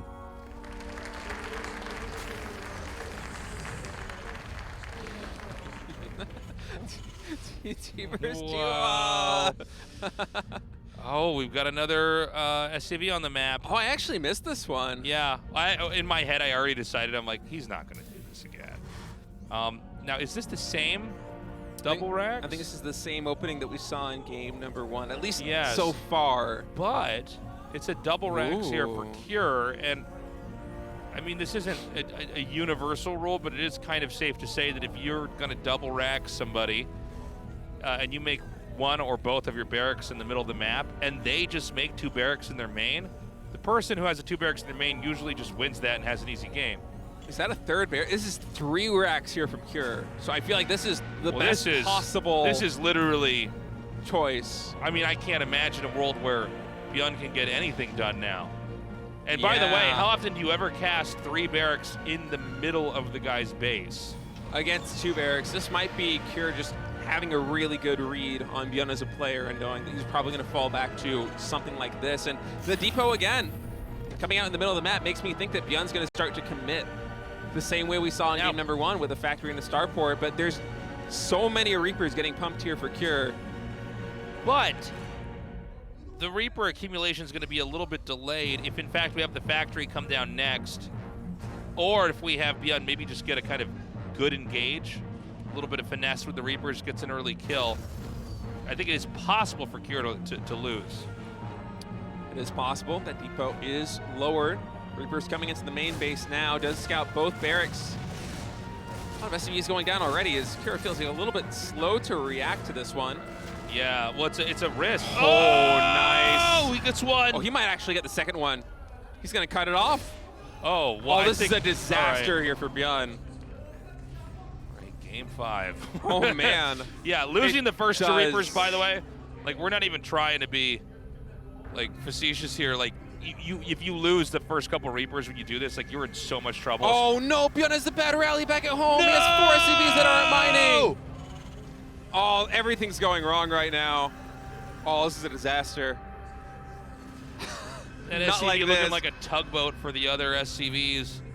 Oh, this is a huge this screw-up. is. This is like... He notices, but that was 4 or 5 SCVs that were idle for maybe half a minute. I mean, that's It's a it's lot. like, what, it's 100, 150 minerals. That's a lot of money. It's a lot of moolah. He wants to throw down a starport right now.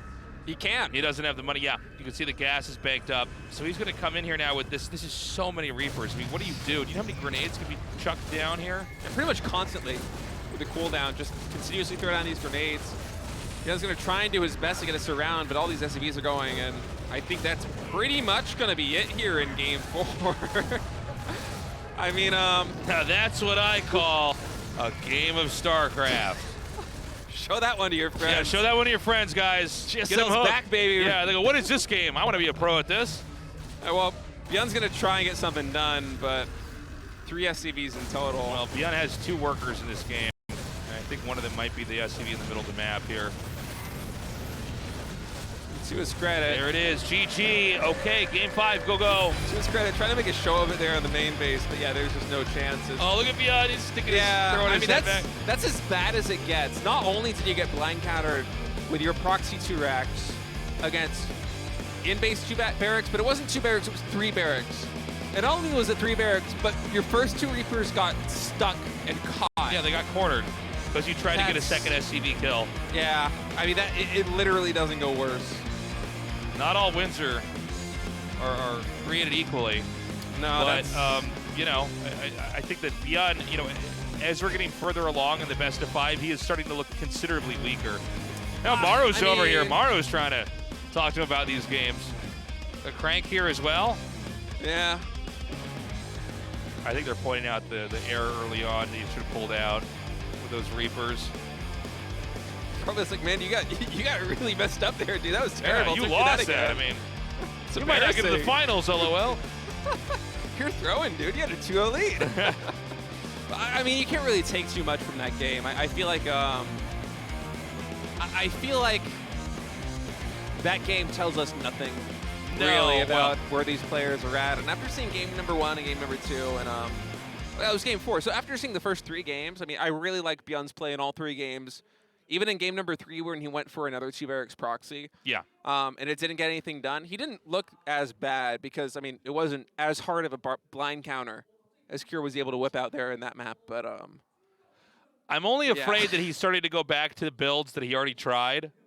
Like, that build didn't work anyways in game 2. He won game 2 regardless, but that was the game 4 build was from game 2. And it's very interesting to see Cure making 3 racks inside of his main. Like, that's very abnormal. If not just making 3 racks, but normally if you're going to make 3 of them, you make that in the middle of the map because you're going to rush. This was almost like it's a build designed to just, like, stop his rush. Yeah, that's pretty much exactly what it is. I feel like ByuN might be one of those players that is getting metagamed a little bit here in this best of 5. A lot of times it doesn't seem like he has a ton of builds. Like, he's not like SOS. Or I guess a better example would be like TY or Special. Special, like, has so many different builds he can use. So good to see you guys down here in the audience. This is so fun. It is really good. The ticket's sold out, by the way. Yeah. It's packed down here in the studio. So, yeah, I think the thing with ByuN, he had 2 very different builds, but then it seems like we're almost like back to square one. Yeah, it does feel that way a little bit. You know, in game number 3, I thought that the thought process there with a proxy 2 barracks at the natural expansion was him just trying to go for, you know, like a coin flip, like, okay, I'll do this, it'll work or it won't. I'm not really going to reveal anything for the best of 7 finals if I get there. Yeah. And maybe if I win, you know, I only play the 3 games. It's the minimum amount of builds that I need to show before I head into another TVT. Yeah.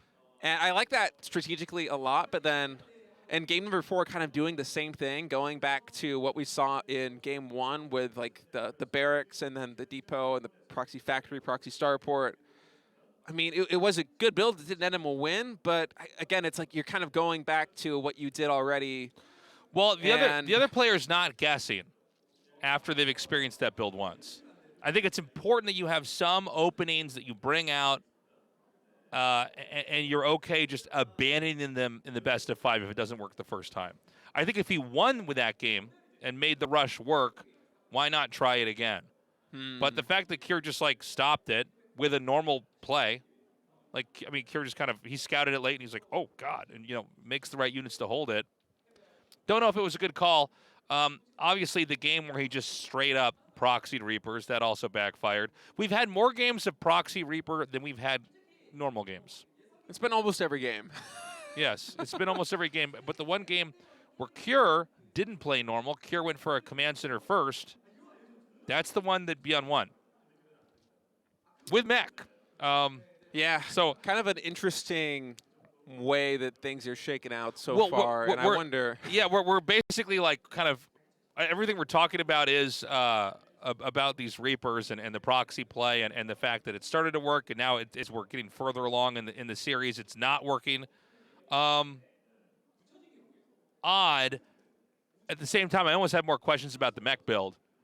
Yeah, that back was there. also That very was also, cool. yeah. Yeah, as a response to Command Center first, it was a unique play that we saw out of ByuN. It does feel like he is kind of, at least in the first 3 games, it felt like he was coming up with a lot of different wild stuff, and now it's looking a lot closer. Cure bringing it all the way to the ace match here.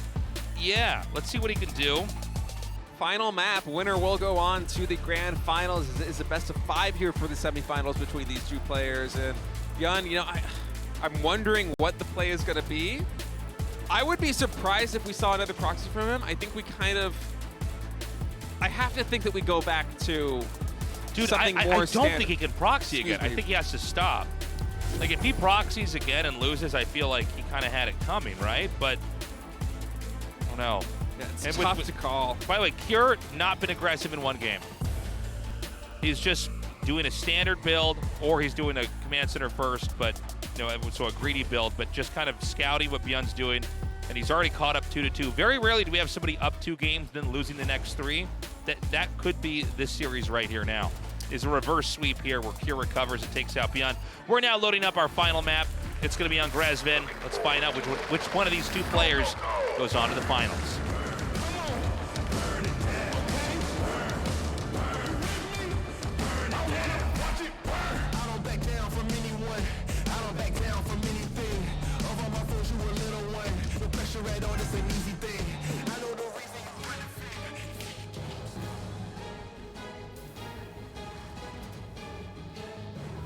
Club NV, Cure. Very carefully look at the mini-map. There are no SCVs out. As soon as the game loads in, we both lurch forward and we're like, try all and right. spot first and yes, Shopify Rebellion, ByuN. nothing too crazy. It's going to be a barracks first opening. It's a gas for Cure. Gas first opening here for ByuN, but 2 gas here for Cure. Okay. Interesting stuff. I am a little glad that we're not seeing another proxy barracks coming out from ByuN. Yeah, I mean, this is a relief. We do have some players that kind of, the anxiety kicks in and they're like, oh, God, it almost becomes degenerate, especially with cheese, where it's like, let's just try this again.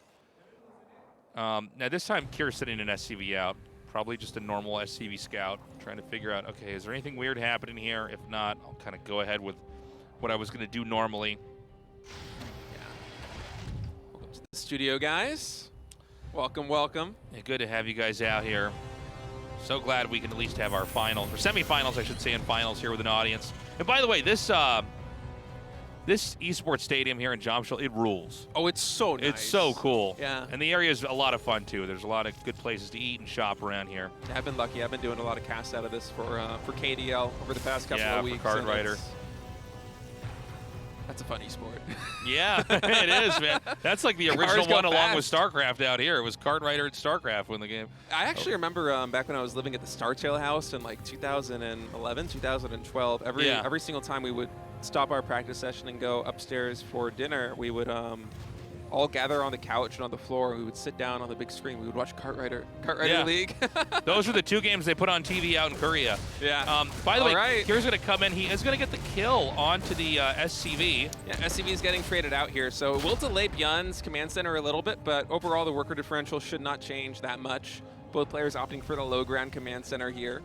And Cure actually with a second Reaper, whereas ByuN opted to go for a reactor. So there is a little bit of a threat here up until those Hellions get out. I wonder if Cure is going to be able to finesse 1 more SCV kill out of this. I think he will. Oh, if that delays the CEC, oh, that's clutch. Okay, so that's a really big play here. A lot of times there's not much of consequence that comes from this, but delaying the command center just delays every other SCV that's ever going to come out of there. Yeah, that's basically 2 SCV kills, and you're also delaying the mule. So it's energy that's going down also on that command center. And yeah, that's nice there for Cure. As a player that's going for a little bit of a later CC because he went 2 gas instead of 1 gas. I mean, those are the wins that you take to try and even up the economic disparity as fast as you can. I mean, oftentimes when you go 2 gas like this against a 1 gas opening, you don't really get to pay off the faster tech speed until later in the game when you come in like with medevacs or with Ravens or with some other harassment. So for Cure to be able to pick off this many SCVs that early is really nice. It's a good start for sure. I'm watching ByuN now get this Raven out. I'm sure we're going to see that Raven loop around the edge of the map to try to get some auto turrets chucked down there. A second Raven has started. Both sides are getting Ravens. You know, there's a couple ways you can handle the Raven. It seemed like earlier, like last year especially, and the year before that, it was more popular to save up and try to disable tanks and come in and attack. And people seem to have backed off from that and tried to get more guaranteed value by chucking auto turrets down. But we do occasionally have that like quick Raven disable. Yeah.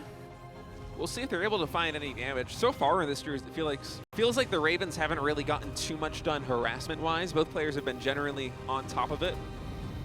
All right, they're coming in with these Hellions, going to try and find some damage, but a nice spread there from Cure. His units do clump up, and that's going to make ByuN try to pounce on the position, but not really able to get anything done. Yeah, he literally doesn't kill an SCV with that.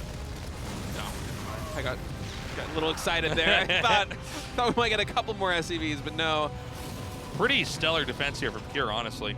Yeah, that was a good spread of units there, the natural. Got that third CC started, by the way, for ByuN.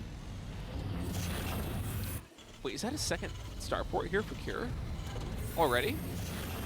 That was a starport that went down on the natural expansion, right? Yeah, we have a second starport here for him. Okay. So that's very interesting. Yeah, and a later third command center hasn't even started just yet. Not something that you see too often here. So it looks like he might want to try to win the fight in the sky first and basically get a position that can't really be broken. If you can get enough Vikings to gun everything down, and especially with the second starport out, you're just getting a lot more Vikings over time. You could basically control the skies, which can allow you to then have an edge with your tanks. Anytime you see one player get a command center and the other doesn't, it means the other player basically has to attack or do something, right? He's going to look for the first opportunity. So we've got Cure moving outbound on the map. ByuN is not really moving out on the map. He's just going to try to set up for his third. Oh, I'm sorry. He is moving out. Okay. Wow. This should be a very interesting engage here. Yeah, a lot of disables and a lot of auto turrets here for ByuN, so this could go either way. We'll see. Raven's engaging right now, and Cyclone does pop off. Disables coming in only for Cure so far, as ByuN just opting to go for the auto turrets instead, and it seems like that might have actually been the right call. He's going to clean up almost all of this. Look at that. The Ravens do get traded out, but that was a win, man. I'm not sure the rationale for sticking your ground there. All things considered, there was still enough that ByuN had to fight that the disables didn't really do anything. I almost think auto turrets might have been a better play. Normally you disable tanks when their tanks are in siege mode, and then you run up and you pick a fight. So there was almost like a weird executional error there from ByuN where, like, I almost can't explain the mindset. Yeah. For Cure, I mean, excuse me.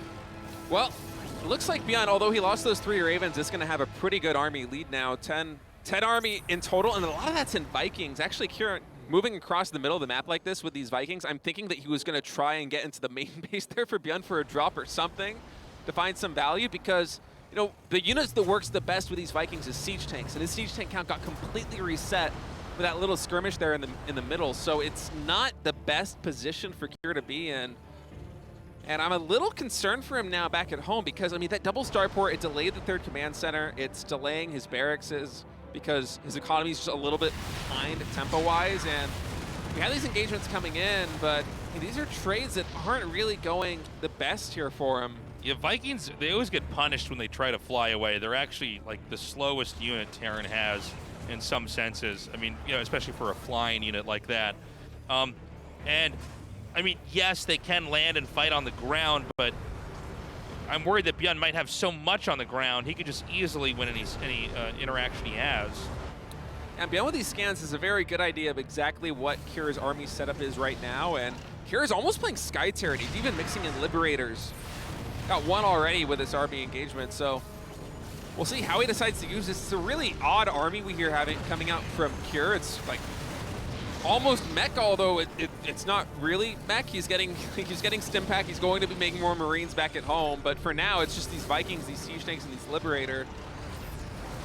2 more Liberators in production. It is fascinating to see him elect to do this in such an important game. He's going to run right through here now. He's going to get right underneath these siege tanks and start to pick them off. There's going to be only 2 tanks left. That's a lot of siege tanks going down there for Cure as ByuN, with a good read, just able to sacrifice a number of Marines for siege tanks. And keep in mind, again, that's really the advantage that you have here for Cure with the superior Viking count is you can leverage, you can get more value out of siege tanks as that count grows, but it's actually ByuN with a 6-3 siege tank lead after all of these engagements.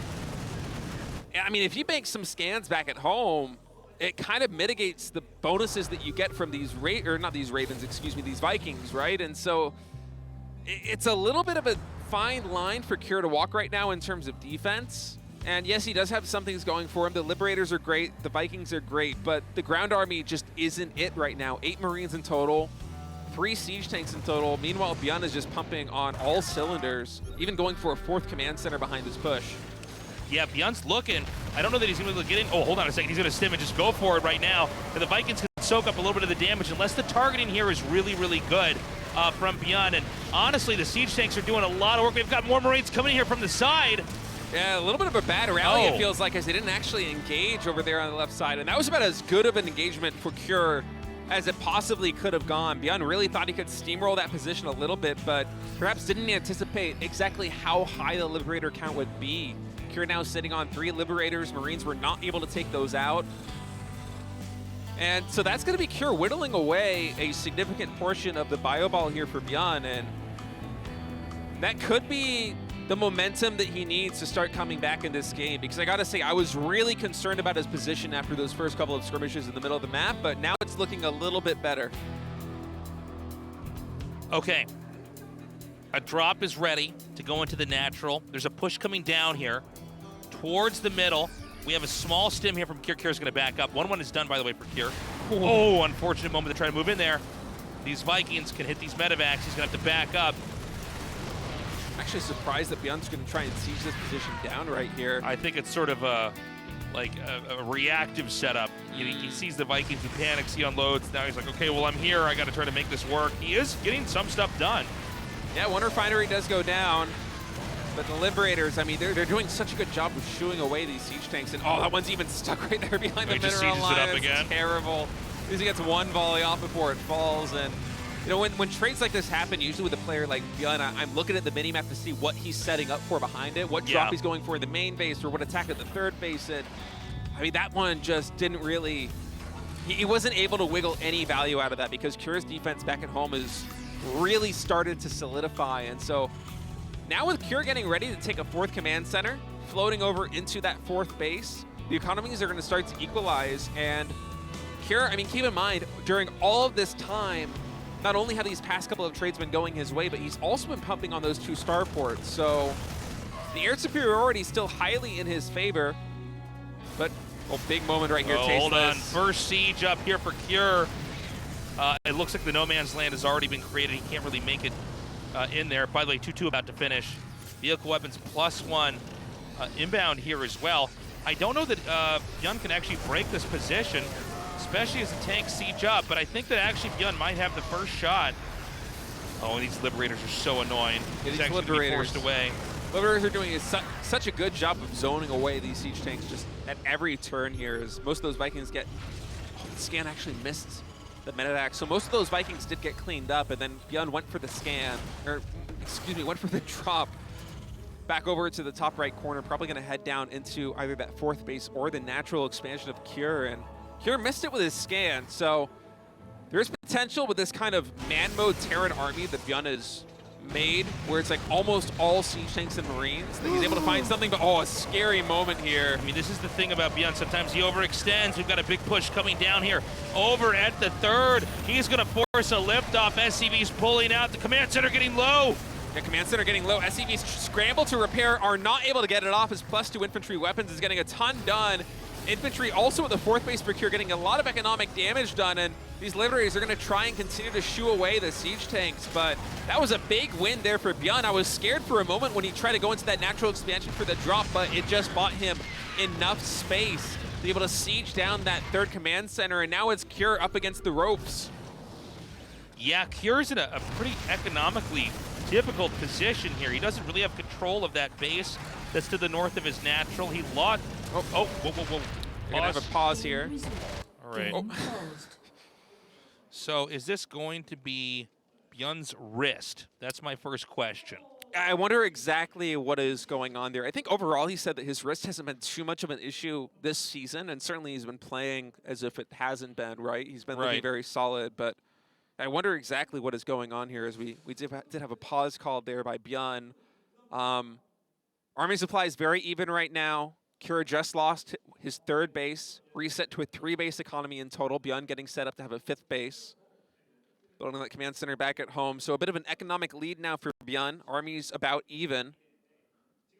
And what is going on right now? Seems I'm gonna bet on wrist. Yeah, something seems wrong. I have my ByuN bingo card out. And oh, okay, so it is wrist pain. He's getting tremors in his wrist, he says. My ByuN bingo card, it will say, 2 racks Reaper.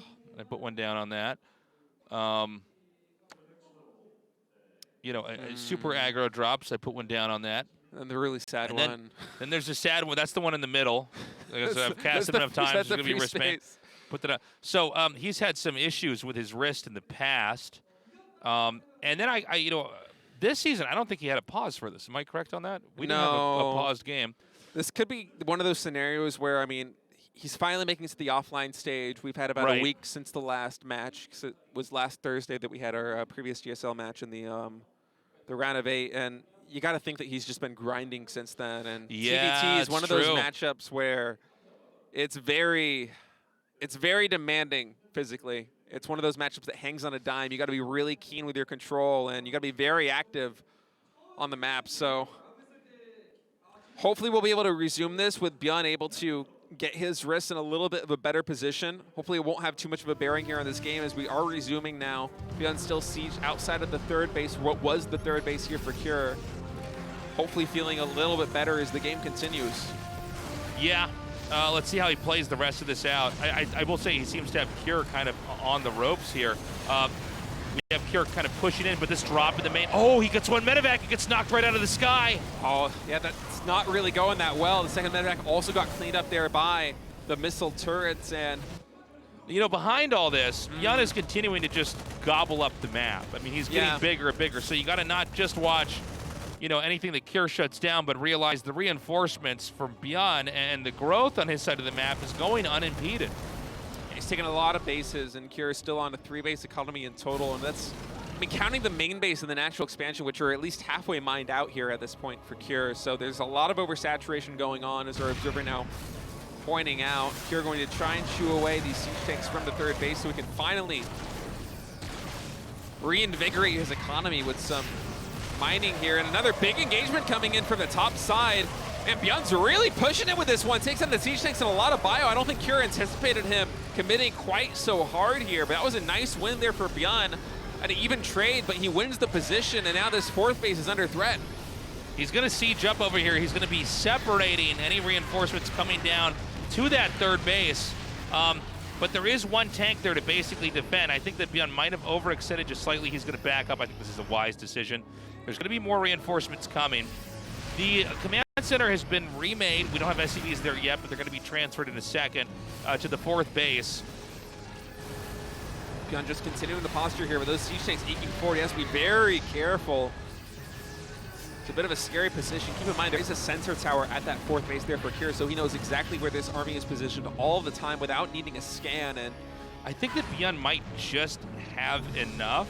Like, he's not going to necessarily kill him, but I think he can actually take out another base over here. He might be able to pull him apart. So Cure's going to try and chase this down. In the meantime, ByuN is moving on into the triangle 3rd yet again. Going to see if he can focus down the command center, but no, the siege tanks zoning away that. In the meantime, at the top side, Cure continuing to push back ByuN. So Cure going to take a supply lead for the first time in a long time here in match number 5, as this drop also getting cleaned up in the main base. 10 SCVs do fall, but keep in mind, Cure, at least until this point, hasn't really been able to saturate his mineral lines that well, and still the triangle 3rd not able to get secured.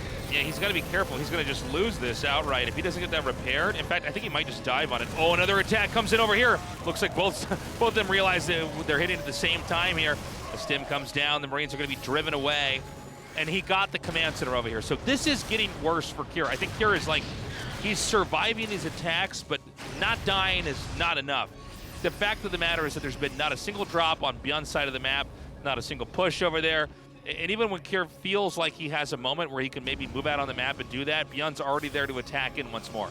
And Kira's only playing defense. ByuN is macroing so well back at home, and all these trades have been relatively even. I think the lack of economy here for Kira, I mean, having to lift now the main orbital command into the triangle there to try and set up some economy, it's a very difficult position. Oh, I love ByuN trying to find this very cheeky angle, but those poor Marines getting shelled by the tanks there. Yeah, he can't quite get in there, but I think ByuN might try to even go underneath. Maybe. You can see Kira feels like he might have enough to try to get some kind of position, but ByuN is basically ready to stim and dive in any moment that he thinks there's weakness here. He's going to pick up that one tank, pull away. The thing is, I feel like Kira's army on paper just beats ByuN's if they have a straight-up engagement. The siege tank count is higher. He does have air superiority. He does have liberators to zone away these siege tanks and force this really micro-intensive mini-game here for ByuN as he's trying to keep them alive. And the question that I have is whether ByuN is going to, or excuse me, whether Kira is ever going to be able to find the space to actually get that money engagement that he needs, because ByuN, he's just eating the map. He's roaming around with this massive group of Marines, probably looking to try and take down the triangle third again as he continues to expand to the bottom left. I mean, he's taking so many bases that even though Kira's army is on paper superior, I feel like he's never really going to be able to get the big engagement he needs. Well, hold on a second. ByuN has kind of ran around this here, and you know, when you don't have anything covering the tanks, the infantry can kind of just run through and shred everything up. And we have, you know, a pretty good push here from Kira, but this infantry over here that are in the other location right back here, this is a lot of damage that can be dealt. He's forced that command center to lift off again. Oh, and that was a really good read there by ByuN as well. He knew that Kira was going to be sending back the bio to try and defend against that harassment there at the triangle third. And so he ran in with all of his Marines, picked off most of the Liberators. Only one now remains here in the front lines. And although this base will be evacuated here for ByuN, I mean, look at the bottom left side of the map. He is saturating a ton of different bases. Kira's going to try to come forward. I think this is an overextension. Yeah, it might be. Marines trying to focus down. SCV's also getting pulled from the natural expansion. The siege tanks are falling, though. At the end of the day, a relatively even trade. But keep in mind, ByuN's economy, it is superior. He will have the easier remax. Very true. The infantry are going to come back now. It's a very sparse amount of army units here for Kira. And in fact, he's going to be mining over here at the bottom left. It seems like right now ByuN is just barely one base ahead. Yeah, two base economy effectively right now for ByuN, which is better than the one base economy that Kira has. Kira's still not mining from that you know, new base that he's, well, not new, but the same base that's been you know, denied over and over. And again, on paper, I feel like Kira's army is better. If he's able to get another good engagement, then maybe things can start to go his way. It's just so scary here in this position. And you see him back at home finally trying to macro back up. He does have that fourth orbital command done. He will be sending that up to the top right position to begin to expand a little bit more. But you know, the issue here for ByuN is he hasn't really ever been able to catch Kira off guard with his army in the middle of the map. And although he does have the Marine count lead, the siege tank count is doubled here for Kira, and you see Kira roaming around the map. He's continuously denying mining here from this forward base of ByuN. Yeah, it's pretty good. ByuN's still ahead in bases. The one thing we should note is that this game can really go either way right now. Yeah. Like, it's actually pretty damn even. I mean, supplies are close, but this could come down to like a better spread of Marines or a drop that just kills off a wave of SCVs. Absolutely, especially with Kira now solidifying his economy back at home. We might, I mean, this one could still go long with how crazy it's been, how it feels like we've been on, you know, the edge of a knife for the past couple of minutes. Kira dropping two very unlucky Marines. He's actually going to, I think he's going to expand up into 12 as well. Yeah, it does seem that way.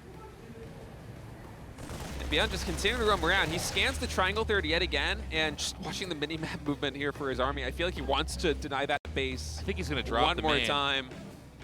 Well, he might. Yeah, looking at the mini-map, there might not be a lot of turrets. Yeah, And I think he's looking at this and he sees this whole, oh, well, maybe not even do that. Just run up here and kill this base off again. It's so low on HP already, and these are 3 Drew Marines, so they're just going to mop that up. And Kure getting caught a little bit out of position. Would have loved to have a sensor tower for him there. That triangle there, I feel like it's like the 4th time that base has gone down so far this game. I've stopped counting. It's been denied so many times. There is a small army moving up here. He does pull the SCVs away.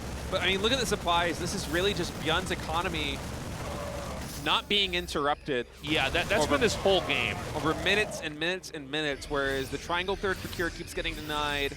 I mean, at sometimes his 4th base was under threat. The top right expansion also, for a brief moment there, was under threat. And God, look at this. In units lost-wise, ByuN has lost way more minerals, but he's just mined so much more of the map that it doesn't matter. Okay, this small attack over here is probably going to draw ByuN back. A much-needed move here from Kure. He stims in. He kills off this infantry. You know, it almost for a little bit seemed like ByuN might have enough to end this. Like, he's been basically like a little bit ahead this whole game, but Kure's kind of just, you know, weathering the storm, so to speak. I feel like we're about to reach the point where it'll become very difficult for Kure to continue to hold on, because ByuN is about to reach triple-digit numbers of Marines to the 30 or 40 that Kure has on the field. And with that level of mobility, especially max upgrade Marines, I mean, Kure's going to be spread really thin with these siege tanks. Even this expansion here getting denied. Keep in mind, Kure, he doesn't have a lot of mining bases, so this hurts him a lot. The word counts, although they are even, it doesn't really tell the full tale of where these economies are at. And I just feel like eventually ByuN, with this superior biocount, is going to be able to find an opening and just absolutely breach. 95 Marines to 41 right now. Yeah, he has to find a position where the tanks can't really quite touch him. He's going to try to siege up over here. This looks like it's kind of a bit of a mistake, to be honest. I don't think it's going to work out that nicely. I guess if he can get the SCVs that are mining, it's going to be worth it. But does the tank actually reach that far? I think here comes the big drop into the main. It might barely be in range, as it is able to hit the turret. And those 4 medevacs getting ready to head into the main base. It looks like we do have Vikings patrolling here, 4 Vikings in total, so they will be able to pick off at least one of these medevacs. And also Marines waiting in the wings. Oh, he's so ready for this. Yeah. That's a really good setup there by Kure. Well done. I had no idea that was there until we actually got a shot of it on camera. But I mean, he's just defending extremely well. And now I'm starting to wonder if Kure is just going to, over time, basically get to where he needs to be. You know, one thing about ByuN is he kind of attacks, and a lot of times, more often than not, he just wins the game from that, right? But we have a different problem right now, and that's that he's going to start to run out of map. And he's not traded cost efficiently for most of this game. I thought had he maybe pushed up there and denied the 2 of the bases in the top right quadrant, whichever 2 those would be, he would have won the game here. But now I'm starting to think that if ByuN can't win a game coming up here, or win a fight, I should say, coming up here, he's just going to lose the game. Yeah, it's a scary position. I mean, both these players have things going for them. Kure has finally stabilized on his side of the map, especially with these sensor towers and this nice defense here in the main base. Just not even opting to go for that triangle third anymore. And his army, just, if these armies clash head to head, Kure wins all the time. But let's see if ByuN's able to make something happen. It feels like Kure is once again going to be in position to defend this, as the Marines are getting dropped. But I mean, there's so many siege tanks. I feel like this position is almost unbreachable here for Kure, or for ByuN, excuse me. And now Kure just continuing to consolidate. Liberator range is almost done. +2 vehicle weapons also underway. SCVs falling on ByuN's side of the map. Yeah, 20 actually go down. And that's a very low worker count, by the way. These guys are maxed out. They were both at about 56 workers. He just lost 20, and his supply spiked down. Yeah, ByuN's army, once again, is almost pure Marine. He has 90 Marines in total, 4 siege tanks and 2 Vikings. Whereas Kure is working with a healthier siege tank count. He has a ton of Vikings to maintain air superiority. He has Liberators already on the field. He's probably going to be mixing in more. And with Liberator range now researched, I mean, you got to think that it's going to be even more difficult for ByuN to actually set up siege in any kind of favorable position. And look at that, 10,000 more resources lost just in minerals there for ByuN. Well, it just seems like the healthier army goes to Kure. he kind of, you know, ByuN kept trying to force and force and force. And I don't see a position where he can really kind of cut through this with infantry. And now we've got another base being taken here from Cure. Now we're basically reaching a split map position now, and ByuN, he does have these resources in the bank and 125 Marines in total, but if you can never find an angle to get in with these Marines, I mean, you're not going to win any fights, right? And the siege tank spread for Cure has been so solid over the course of this game. Also with +2 vehicle weapons as well. I mean, these siege tanks just absolutely melting these Marines. And okay, ByuN says it's time to go. He's stimming forward, going to try and breach this position here outside the natural expansion. 3 siege tanks already falling. Right, he's getting in there. How far can he go, though? That's the question.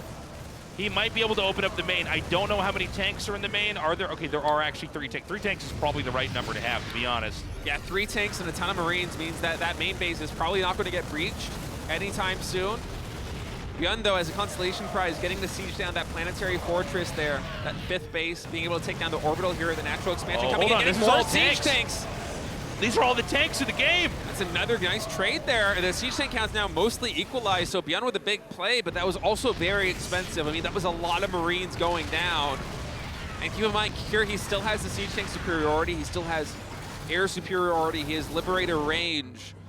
It's still difficult for ByuN to really find a window. And yes, you did kill that natural expansion. You got an engineering bay, but I mean, denying Neo Steel Plating can only do so much, and he needs more wins like this one. 3 more siege tanks going down, a couple Vikings as well. Reinforcements, though, coming in from Cure. That's a lot, Tasteless. He might just have enough. It's not just what's happening on the ground, it's in the skies. The Vikings can continue to escort the Marines, the Liberators coming out here as well. Now, ByuN has traded out a lot and done a lot of damage to Cure, but now Cure, I think, is finally feeling comfortable enough to move out on the map. Enough bio has been shed here for ByuN. He sacrificed so many Marines to try and find these openings against Cure. And Cure just went solid. Even there's no HP on any of these Marines. And Cure is going to be going to the finals with a reverse sweep here against ByuN. Oh my God. The reverse sweep is real. What an insane final game. What was that, like a half hour? Yeah, that was crazy. That was a fun one, man. That was such a great series. And Cure is now our finalist here. He did it. It's kind of crazy how he got here. I mean, ByuN with the 2-0, looking to be on top of the world. Then Cure comes back in 2 more games. Suddenly we're evened out. We have an extremely back and forth game 5. ByuN pauses the game, gripping his wrist in pain. We know he's had wrist problems before. And ultimately, Cure, story of the tortoise and the hare, man. The tortoise wins the race. He just kind of played the patient game, knew what he needed to do, and where he needed to, like, keep this certain set of units alive, and here he is in the finals. Gonna ride that victory to his 3rd GSL finals. 3rd most finals in Legacy Void. GSL is a Terran. That's not funny, yeah. Yeah, I was gonna say, it doesn't feel like he made it a lot, but yeah, that's because Maru made it 8 times, and TY made it 4. Yeah, they've definitely been the Terrans that have mostly been in our finals. Yeah. But this is a welcome addition here in a GSL finals. Not the player I thought was going to make it, but here we are. We're going to have a quick interview now. Let's interview Cure. You're now not the king of online, the king of offline. You showed an incredible matchup from game 3 to game 5. How do you feel?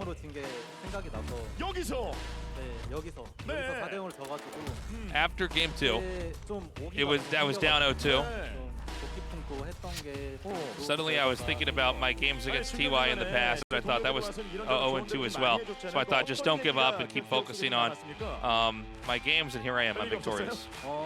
솔직히 잘 안 들리는데 그냥 와줘가지고 좀 침착하게 해주는 것만으로도 고마워가지고. Your other teammates are coming on the stage and helping you out. They were encouraging you.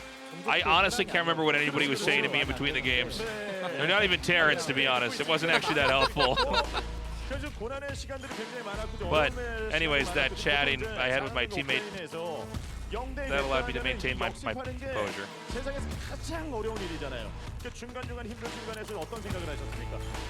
I think when the situation was 2-0, That's one of the hardest things to ever recover from. 경기가 나오면 To get a reverse sweep. What was that like? 그래도 3대 0으로만 안 끝나면 할 만하겠다는 In 생각을 map 3, I was actually 완전히 very confident overall. 가지고 갔는데 뭐 2대 1로 다행히 시작해가지고 네. 마지막에 좀 뒤따라갈 수 Before 있었습니다. coming into the 다시 studio, 한번 축하 말씀드리고 이제 I thought to myself, if it's not an 0-3, I still always have a chance. 여기서 좀 느껴지는 그런 부분들이 있잖아요. 이번 결승 무대 누가 올라올 것 같다는 생각이 좀 들어요. Semifinal number 2 is Bunny versus Maru. Who do you think wins 일단 that? 재선이도 And also, who do you 1년 want to meet? 전부터 이제 폼이 확 올라온 선수여서 I think 누가 Bunny 올라올지는 솔직히 잘 모르겠어요. has 모르겠는데 improved the most. 그래도 연습을 좀 재선이랑 많이 해서 Obviously, 스타일을 Maru is always a top 잘 Terran. 알기 때문에 재선이가 오는 게 I think whoever comes up to the finals, it's not going to be easy for me. I think I'm more acquainted with Bunny's style, so that might be a little bit easier for me. 일단 역수입하게 돼서 What are your 다행인 것 thoughts 같고, coming forward? 역수입한 만큼 결승에서도 I'm 더 so happy to 재밌는 be in the 경기 finals. 보여드리도록 하겠습니다. With the reverse sweep. Since I made a reverse sweep, I'm going to show you guys an exciting matchup here in the finals. Please cheer for me. All right, guys, we're going to go to a break. We'll be back in a little bit. Don't go away. Next semifinals match coming up. You don't want to miss it.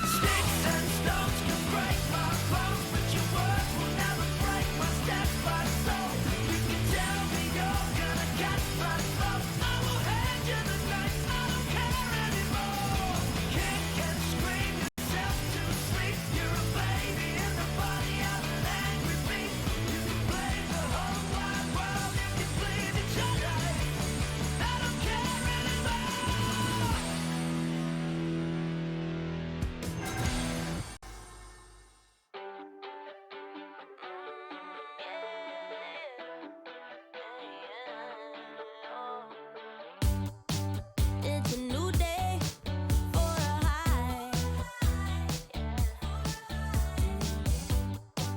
It's another day to try to get by. And ooh, yeah, I feel it now. Every second, every hour of the day. Yeah. It's a new day for a high. Yeah.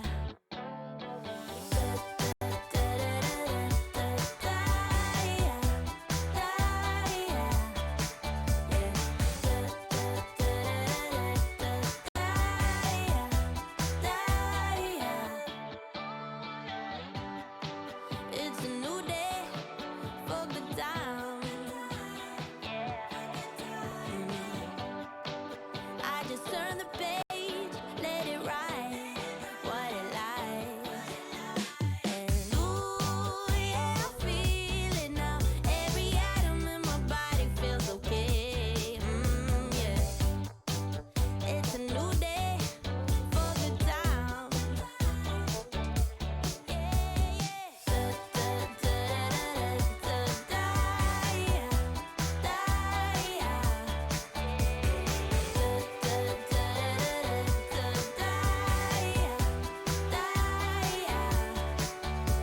Flying like I'm weightless, yeah, I'm losing all my senses, and it's making it impossible to die.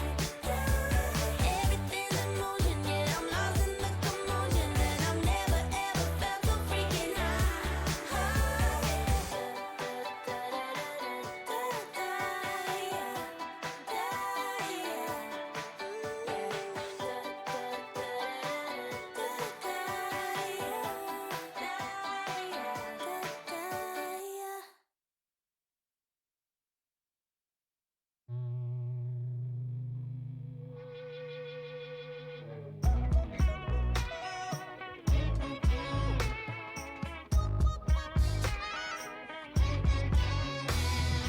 You don't know my name, no, that's me. See me, here I am. Look at me, make you notice. Screaming from my lungs to get to you. See me, here I am. Look at me, notice me. Some guys drive me crazy, cause they're lazy. That's a privilege, they don't see slavery. Not a hater, not a sexist. I'm just questioning guys and their motives. Things they're doing for themselves in the name of me too. Yeah, they reach out to men. Where's the truth, bro? Where's the coyo? Take my advice, all you feminist guys that do whatever, say whatever. hurt to be clever. Shh, let me speak, boy. You didn't let me finish my sentence, and this is the problem. You don't know my name. No, that's me. See me, here I am. Look at me, make you know that screaming from my lungs to get to you. See me, here I am. Look at me, notice me. I'ma preach now, got a speech now. So sit down, be quiet while I teach y'all how to listen. A whole wisdom, don't open your mouth until I give you permission. How about you? Instead of taking space, start making space. Give back what you got, leave your seat, save a spot for someone you proudly say you care for. This is the problem with your tendencies. Keep telling me you are feminist, but you still wanna benefit from women. Work with them, but they never get paid. I'm sure you make sure you're gonna get laid. Ain't gonna work, boy. Ain't gonna work, boy. Ain't gonna work, boy. Just go take my advice. Step back, sit down, shut up, wake up. You don't know my name. No, that's me. See me, here I am. Look at me, make you know that screaming from my lungs to get to you.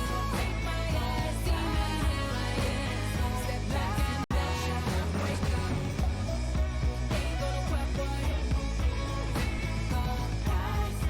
Ain't gonna work, boy. It's not in disguise. You wanna work, boy.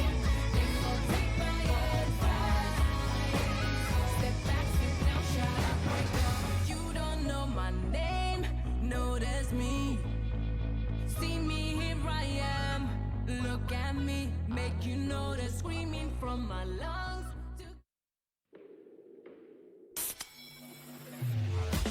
I've been coming up hot for a minute. Everybody know the drop when I'm in it. Everybody know the drop when I'm in it. I've been coming up hot for a minute. 참해봐 새로운 걸 참해봐 짜릿한 걸 참할수록 더 새로운 날이 보여 시작해 짜릿하게 참해봐 시작해 색다르게 참해봐 매일 참해봐 새로운 날을 시작은 새로 짜릿함을 탐해 매일 새로움을 탐해 너도 탐세봐 탐세로 똑같은 하루에서 답답함을 빼면 더 청량해질 거야. 제로처럼.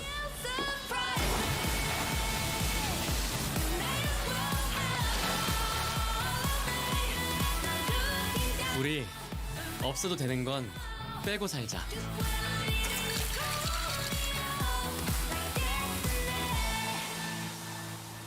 칠성사이다 제로.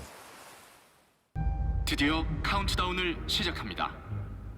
4, 3, 2, 1.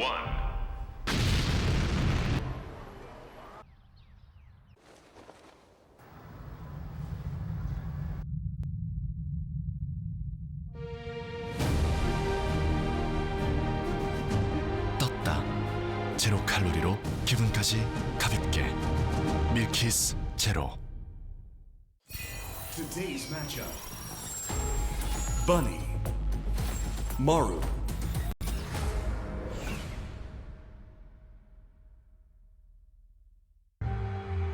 (2023) GSL Semifinals. Match 2. And we are back and ready to go. Maru Love already in the audience. Stateless. Stay here for stateless. I like it. 6SL. All right, I guess that's what we're calling it. Yeah, we might as well. We might as well, man.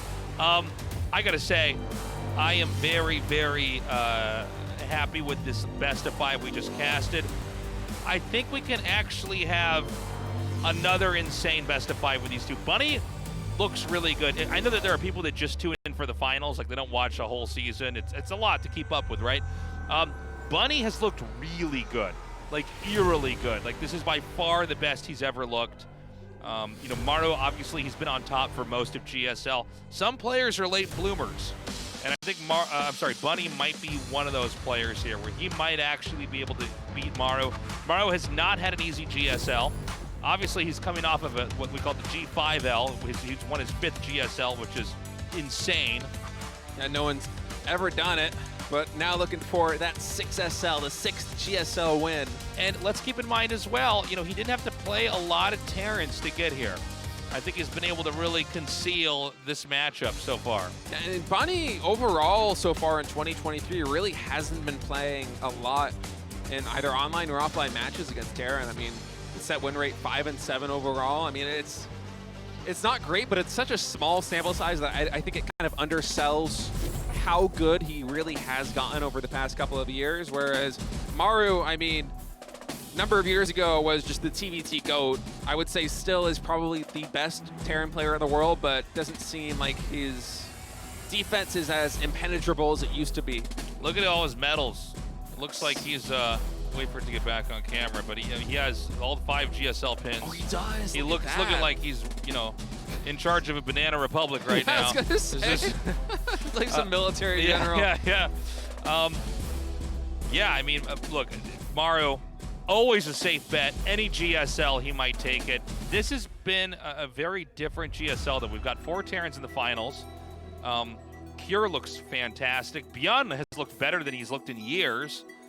ByuN, I got to say, I've said many years before that he looks better than the year before. That's because he's been improving every single year. And who knows, man, ByuN might take this. We might have a ByuN Cure finals. Would be an insane upset. ByuN has never been a GSL champion unlike anybody else here that we have in the top 4. And he'll be going up against the best GSL player to ever do it in Maru, looking for that 6th trophy, his 9th GSL finals. I mean, just you think about how many GSLs we have in a year, and like you made it to 9 finals, bro. Yeah, he's been in like a 5th or something of all of our finals at this point in time. It's crazy. It's wild, man. As you guys can see, it's packed down here. At Jump Shill. I love this this stadium, by the way. I love the screens on the pillars. So cool. Anyways, we're going to be going into map 1 momentarily. It's going to be on Royal Blood to start this off.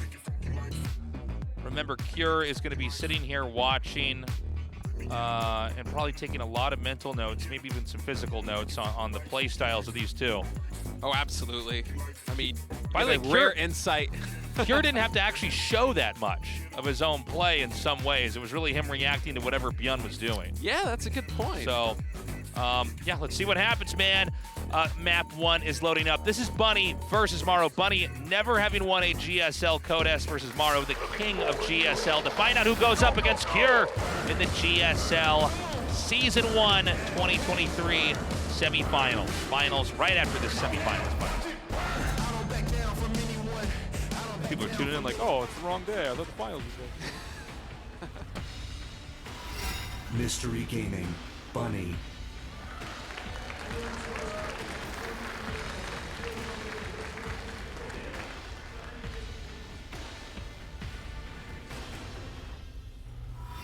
Onside Gaming, Maru.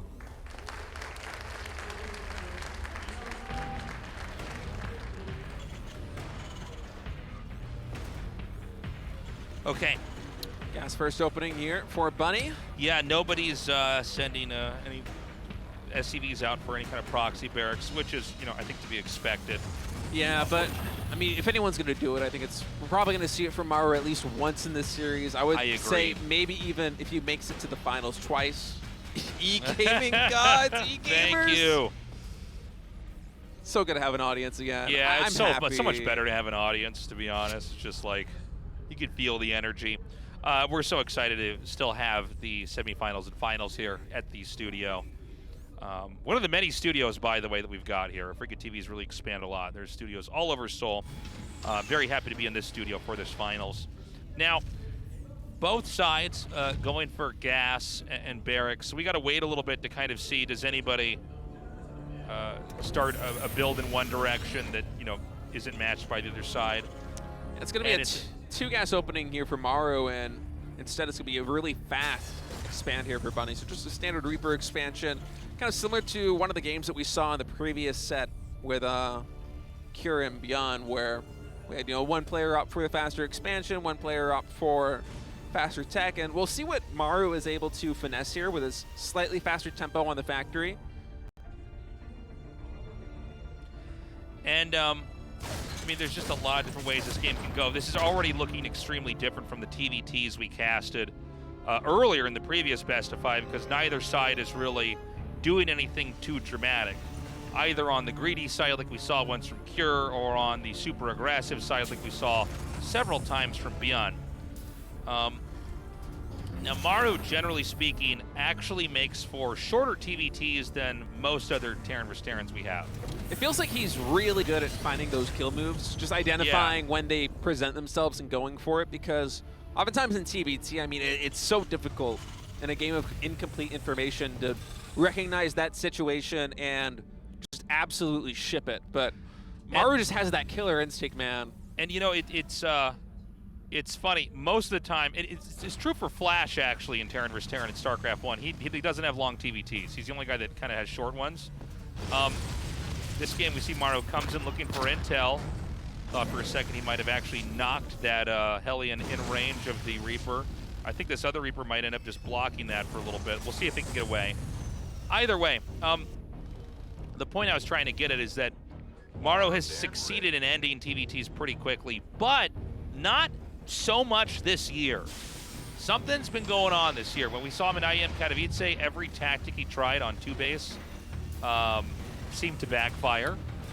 He mentioned in interviews that a little bit of that came down into coaching, and he wasn't really sure about how he wanted to mix up his strategies because they weren't working there at Katowice. They've been working a little bit better here in GSL Code S so far this season. And it's been a lot of play like this. I mean, this is pretty much the Maru cookie cutter opening, is the medevac with 4 Marines and the siege tank and a small poke there at the front. And it's nice, it's solid. It has a little bit of aggressive potential. You might be able to find some damage. You get some scouting information by being aggressive as well. But oftentimes it can fall short if people start metagaming you, if they imagine that you're doing this every single game or quite often, is this one, like, this is the nice catch that you can get, for example, right? So he comes in here, he kills that SCV. He's got room to escape. I know in previous games I've casted him, he would send the medevac to the ramp and have other setups to try to engage in there. And so I do think Maru's TVT style, and we'll see if this is true, we're definitely going to know by the end of today, but seems to be good against the other Korean Terrans. Ooh, we have 2 more factories coming down, Tasteless. Yeah, look at this. So the massive branch has already started here. We have Maru going for infantry while Bunny is going for mech. Yeah, mech TVT coming out from Bunny. Getting a lot of mech today. Both Bun and Bunny. We have the push coming down now from Maru. Right now, Bunny has that kind of fluid mech style where he can run around with the Hellions and just try to get, you know, whatever picks he can possibly get. But he's going to fill this in with tanks later on. It's almost like a more scrappy form of battle mech with these 2 Ravens and also the Reaper rolling in here and only 1 Cyclone. We saw ByuN earlier have success with mech, and it was kind of an unusual setup with mech where he had Hellions that were sort of there to, you know, absorb damage and really not do, honestly, that much more than that. But then there were enough siege tanks that he could basically use that splash damage. Yeah, so I wonder what flavor of mech Bunny is going to be opting for here. So far, it seems like he's really heavily favoring those siege tanks, pumping them out 2 at a time, and only 1 reactor Hellion, or 1 reactor factory pumping out Hellions in the meantime. And Maru's a nice scouting. We'll be able to get an SCV for his trouble, delay that 3rd command center from landing just a little tiny bit, and I think now he should have a very good idea of exactly what this composition is going to be here. There isn't a bio transition coming behind this. It's more siege tanks, it's more Hellions. It's not just a battle mech opening into bio, it is full-on mech here. And I wonder exactly what the response is going to be from Maru to this. We've actually seen Maru almost never lose to mech when he goes bio. He seems to have a very good handle on this. I'm not trying to call this at all by saying that. I think Bunny's had a lot of cool new ideas here. But this is that mobile mech style that we were talking about. Now, one of the things I always get nervous about when I see the mech player moving around on the map is, like, if you move around the map and lose the fight, you're going to lose total control of the game. And so let's see if this push actually works. It's kind of an unusual push. He's going to set up these siege tanks out here. He's got the Hellbats. Hellbats and a ton of Vikings. All right, Disable's coming through. Big connections there with the siege tanks on all the Marines of Maru. As it's a nice engagement to start things up, but the Disables on the siege tanks of Bunny are going to swing things back into Maru's favor a little bit here. Vikings now landing. We'll try to focus down the siege tanks. They are able to pick off 2 of them. And Bunny in one fell swoop just absolutely eviscerates the ground army here of Maru. That was Hellbats that forced the SCVs to come out. He killed 12 SCVs. He's killed 13 SCVs now. He's kept the bulk of the Vikings alive. I think he can actually just like leapfrog the tanks up here. I think he might be able to. The bio count's too low now. How do you get on top of this? I don't know about this strategy at all. This is like some new tech we're seeing here. All right, are we going to go into game 2?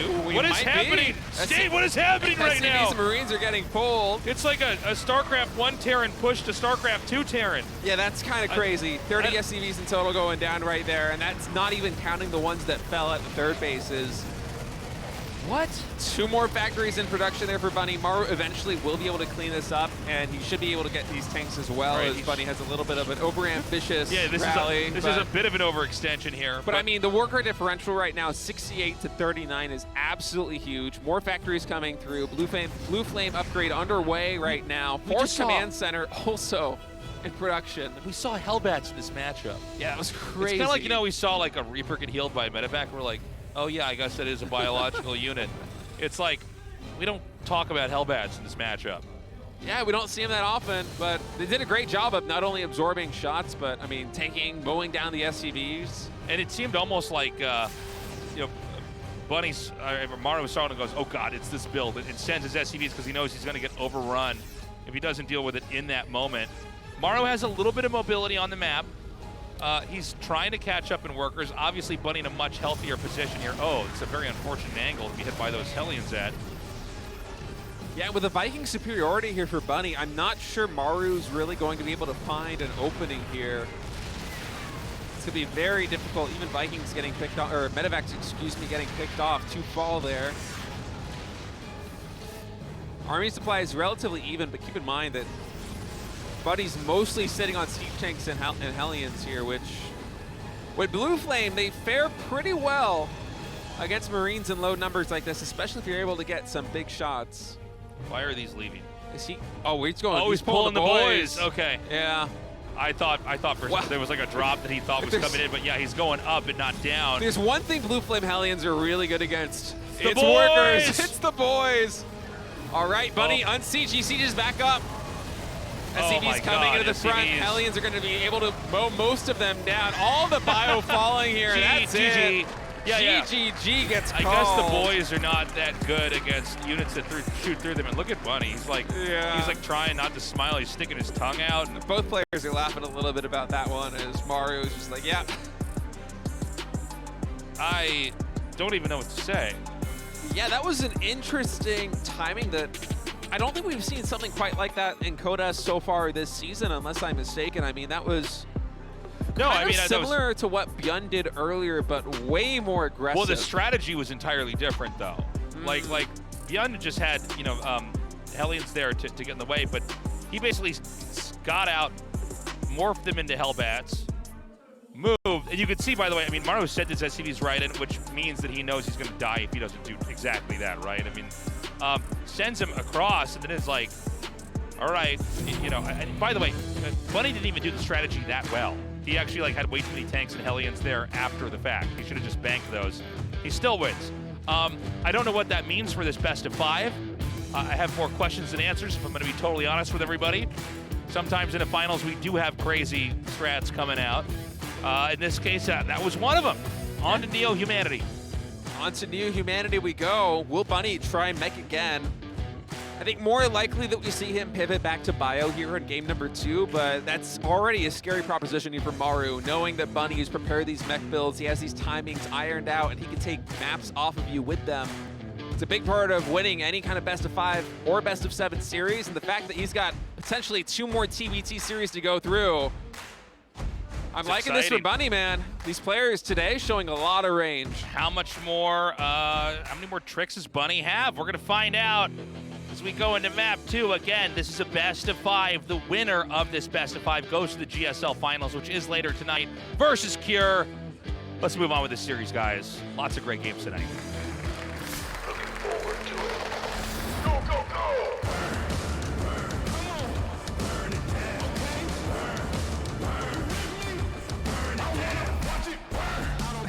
Hellbat's chanting as the boys get pulled. The boys are pulled. Burn! It was funny to see the boys pulled back there, and then it's like just blueprint Hellions just Mystery kill them and gaming. everything behind it. Yeah.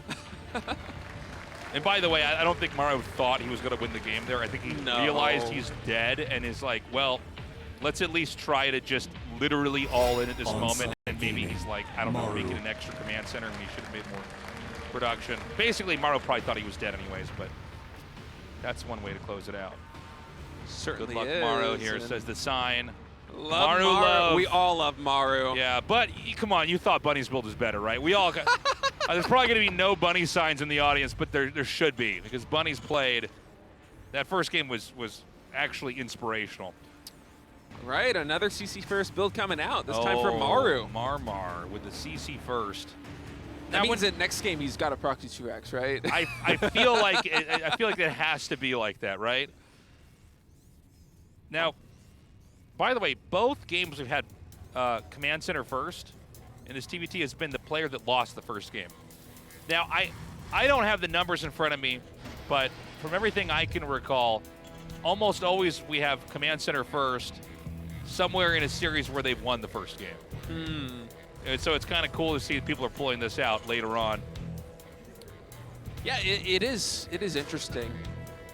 I mean, it's the kind of thing that we can muse about this all we want, but at the end of the day, it's really these pros have intel on each other, and they're playing this little meta, this little bubble that we don't even know about, where Maru has inklings of what Bunny wants to do on certain maps, and Bunny has the same there about Maru, and they're both trying to subvert each other's expectations as the series progresses.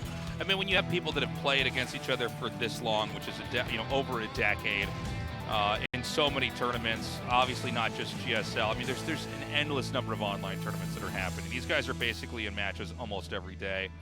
But yeah, I mean, there's these mind games that happen, especially at this is the big tournament, right, in Korea and in this whole region, and in many ways in the world. What they'll try to do to basically spring that surprise on and advance to the next phase of the tournament. It's very cool to see. And clearly, Bunny's had that build pocketed for game 1, and here he is in the lead. Yeah, Bunny just macroing back at home right now, not putting on too much pressure against the CC first opening.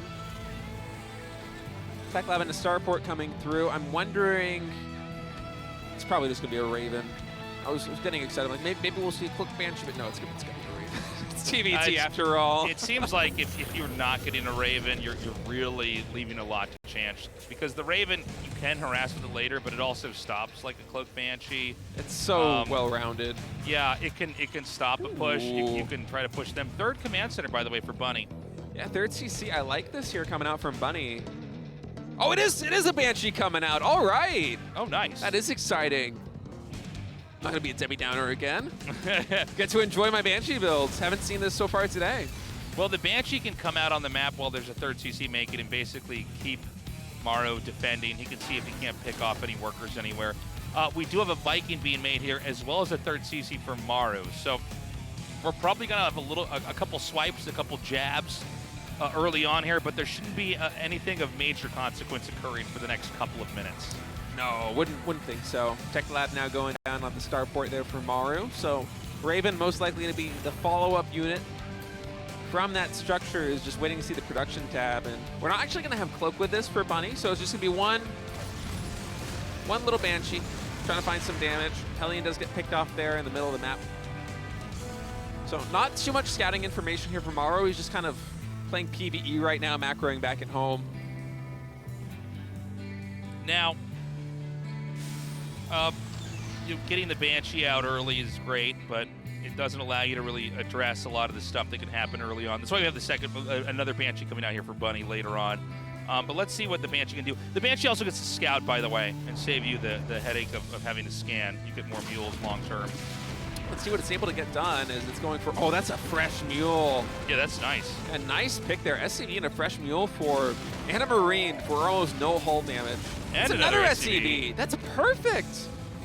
That was so much damage coming in.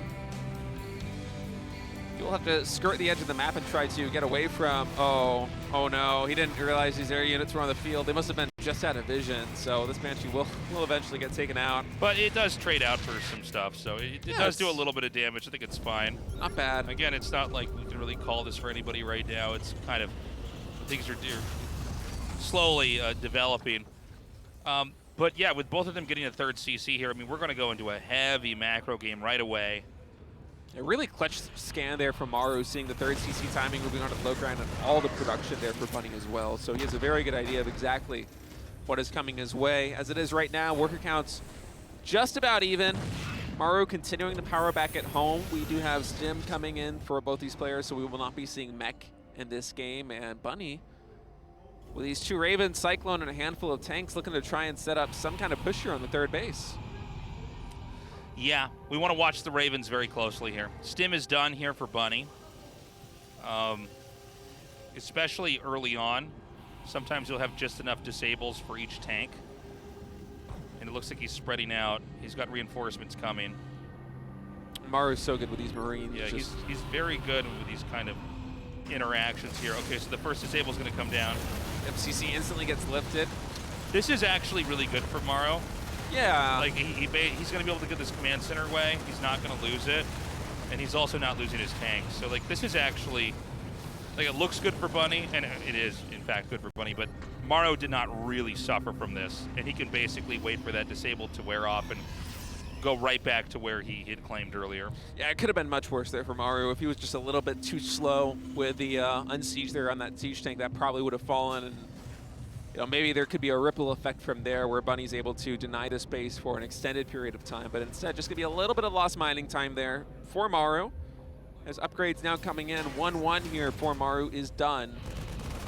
Bunny, I'm not sure exactly where he is at. Okay, he's about halfway done, a little bit more than halfway done with his upgrades. So there's a sizable window here for Maru, and with his armory now almost complete, he's gonna be retaining this upgrade lead for quite a while. Well, he sees us coming in. Are the disables going to be ready? He stims, he moves in. Two tanks out of action right now. Great armor shredding missile, but I don't think there's enough bio here. No combat shields even on the infantry here for Bunny, as Maru is just mowing through this. Another siege tank is going to fall. One siege tank in the natural expansion is able to shoo away some of these Marines, but so many SCVs getting taken down already. Yeah, Maru really showing exactly how to do it after Bunny tries the same thing earlier and it just backfires. And look at this, 1-1 just now finishes for Bunny right after that fight. So Maru with the perfect timing there, able to get a ton of damage done. I mean, 2 siege tanks go down, all of the bio count for Bunny gets reset, 9 SCVs fall, the command center gets lifted, and now with reinforcements coming across the map here for Maru, you gotta think that he's just gonna double down on this aggression. And all right, here we go. Marines stimming in yet again. Another siege tank does get picked off. This one trying to siege up here in the corner will get focused down by the Marines. Only gets 2 shots off before it's evaporated. And I think we have another really quick game. Yeah, I mean, it seems like it. He's just going to try to move in again. Liberators are going to be gunned down. He actually does take out that last tank, which means the Marines can kind of run amok. That's nothing but Marines right now on the low ground here for Maru, as Bunny's gonna be losing all these SCVs here in the natural expansion. And even if he does somehow clean this up, I mean, the supplies really tell the tale. That's it, GG. Wow. Well, there's a lot to say about that game, but I'll try to simplify it. Bunny should just not have even tried that little poke out that he did. That was clearly, Maru looked at that and went, oh, okay, and like lifted the command center and backed away, and he's like, are you done? And then like he like lands it, and then he like has his own Ravens with the disable, and he's like, anyways, it moves out. There's nothing that those Ravens can do to Maru's tanks.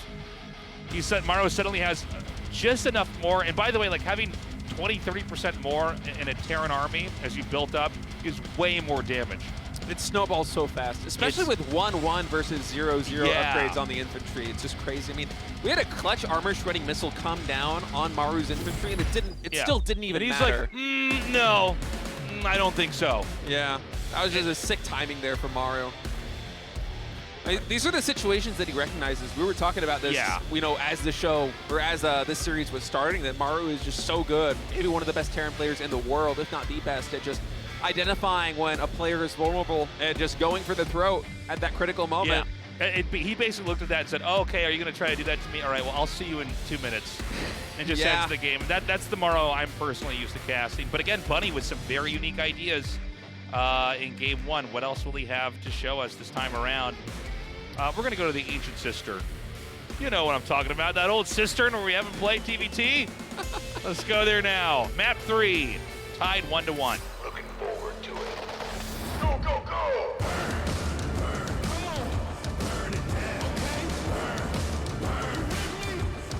Songs about if you don't repair your buildings. You don't repair your buildings in this matchup, they burn down. I got excited. Saw those SCVs. Mystery Gaming, Bunny. You thought I was going to send one out? Yeah, I thought for a second. Just didn't have the timing quite right. Or did I tasteless? Look at this little SCV here for Maru. We just didn't know how soon you had to set an SCV out on the map. Yay. Crowd goes wild. All right. So he sent one. Oh, wait a minute. We go back on camera. It's ByuN playing. Like, ByuN! ByuN, you're eliminated. I want to say, we called this, by the way. He went CC first in the previous map. Oh, he has to go 2x now. Yeah, oh, yeah, that's right. Yeah. You're good. Get Maru out of there, man. I should be Reaper rushing these nerds. I'm going to bring you to a roulette table. You're really good at guessing this, man. Yeah, it could be 6SL champion. I think probably. Could be. 2 maps away from another grand finals. I've been hyping it as maybe. Oh, there we go. A sign for Bunny. It's a nice sign. I like that one. Simple, to the point. Nice drawings. Knew it was a bunny right away. Yeah. It wasn't a hedgehog. Not a hedgehog. Not a wombat. Anything else like that. Clearly a bunny drawing. So, is Maru going to do the part of the builder he makes the depot in the middle of the map in the factory? I don't believe so. We have to watch and see what this SCV does on the middle of the map, but I wouldn't be... Oh, I think he might. First time in Korea. All the Terran... Yes, is it a coincidence? Well, it could be, you're a Terran as well as a human, so all the Terrans are actually here.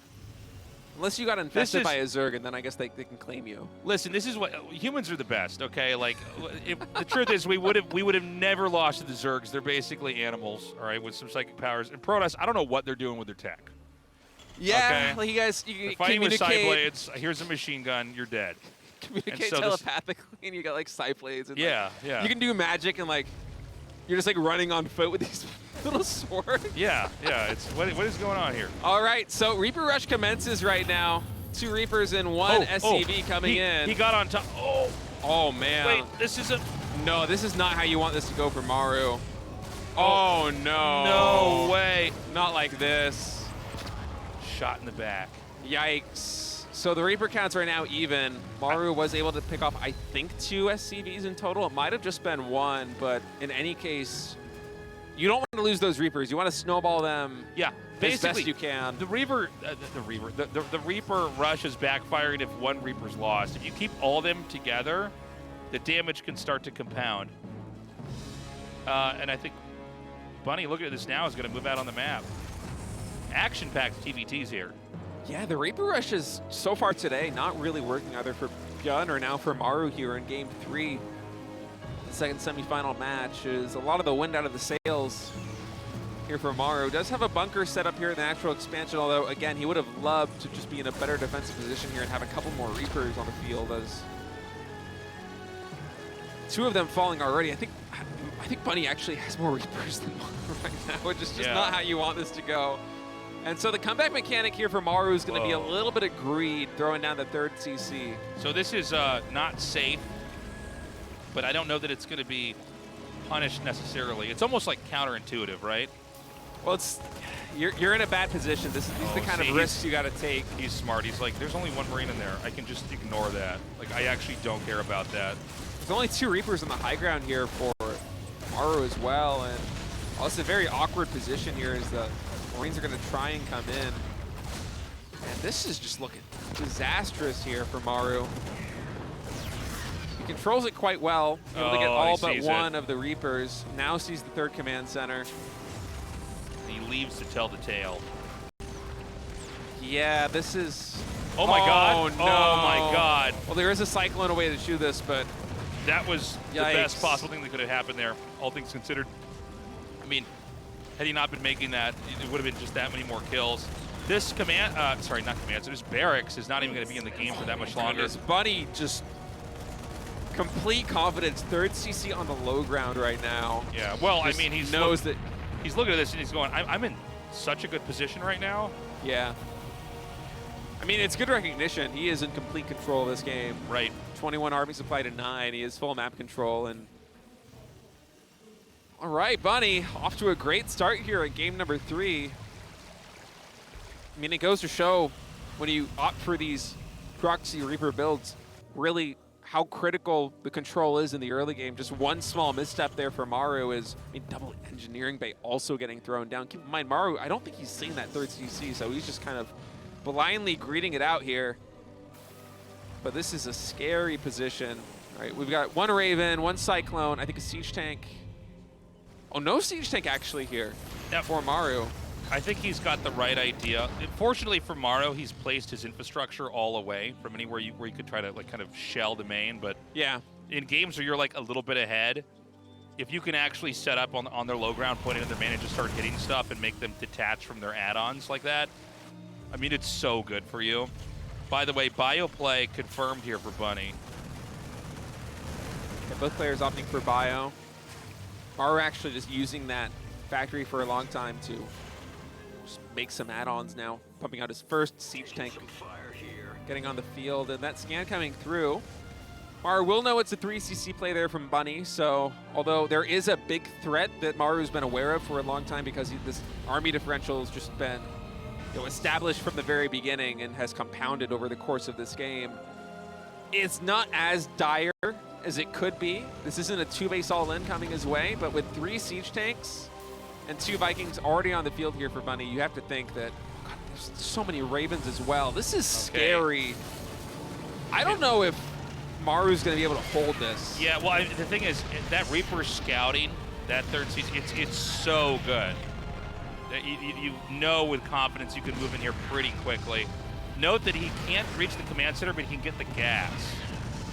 And like, you need all the gas, especially when you're trying to compete for tanks and stuff like that. Now the Ravens are going to go to the side. Will this tee up an attack for Bunny over here at the command center? No, he's going to come from behind. No. Maybe he wants to set up some auto turrets on the flank. That's the only thing I can think of. All right, Disables come in.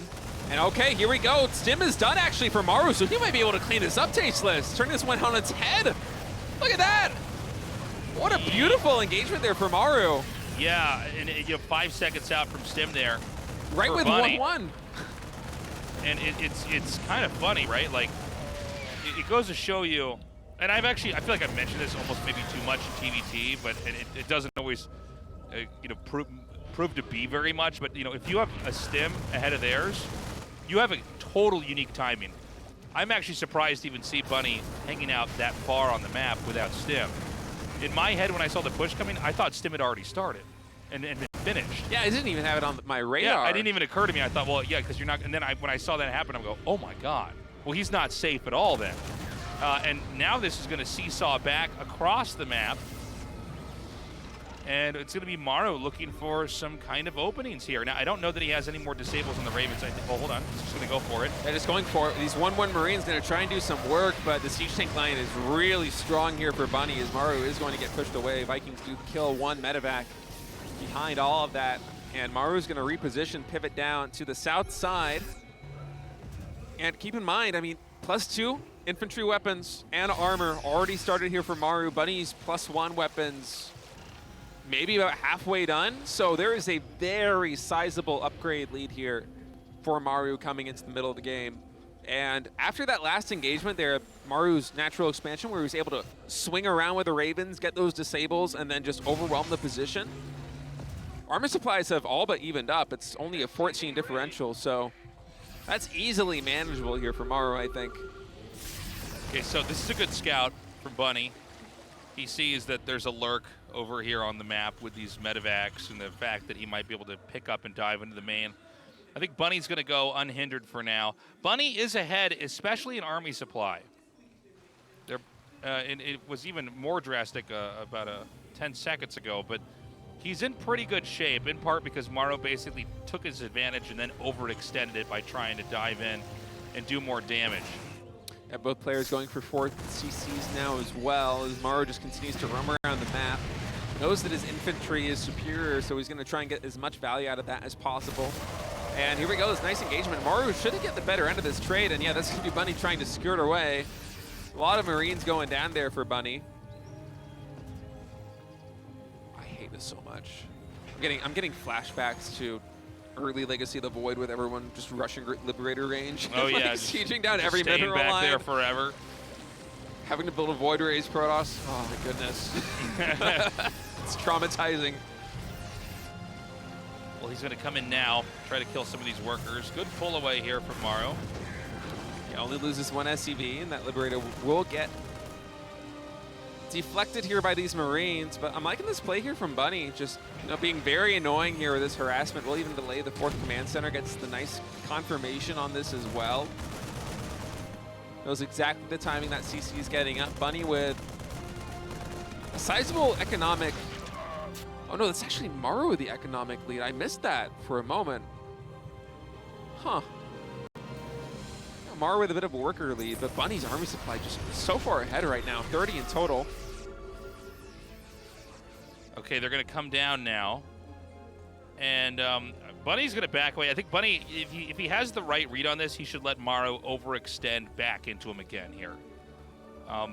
Maru has been a little bit overheated, a little bit too aggro. And I think we're going to see this happen again here. Well, hold on. He's not going to protect the tank, though. That's actually a big snipe there for Maru. Yeah, only 1 siege tank alone with the Marines behind it. Does get picked off, so Maru just kind of finding damage where he can. Continuing to roam around the map. Bunny now very close to getting max. We'll see exactly what he decides to do with his infrastructure setup back at home as he reaches max pop.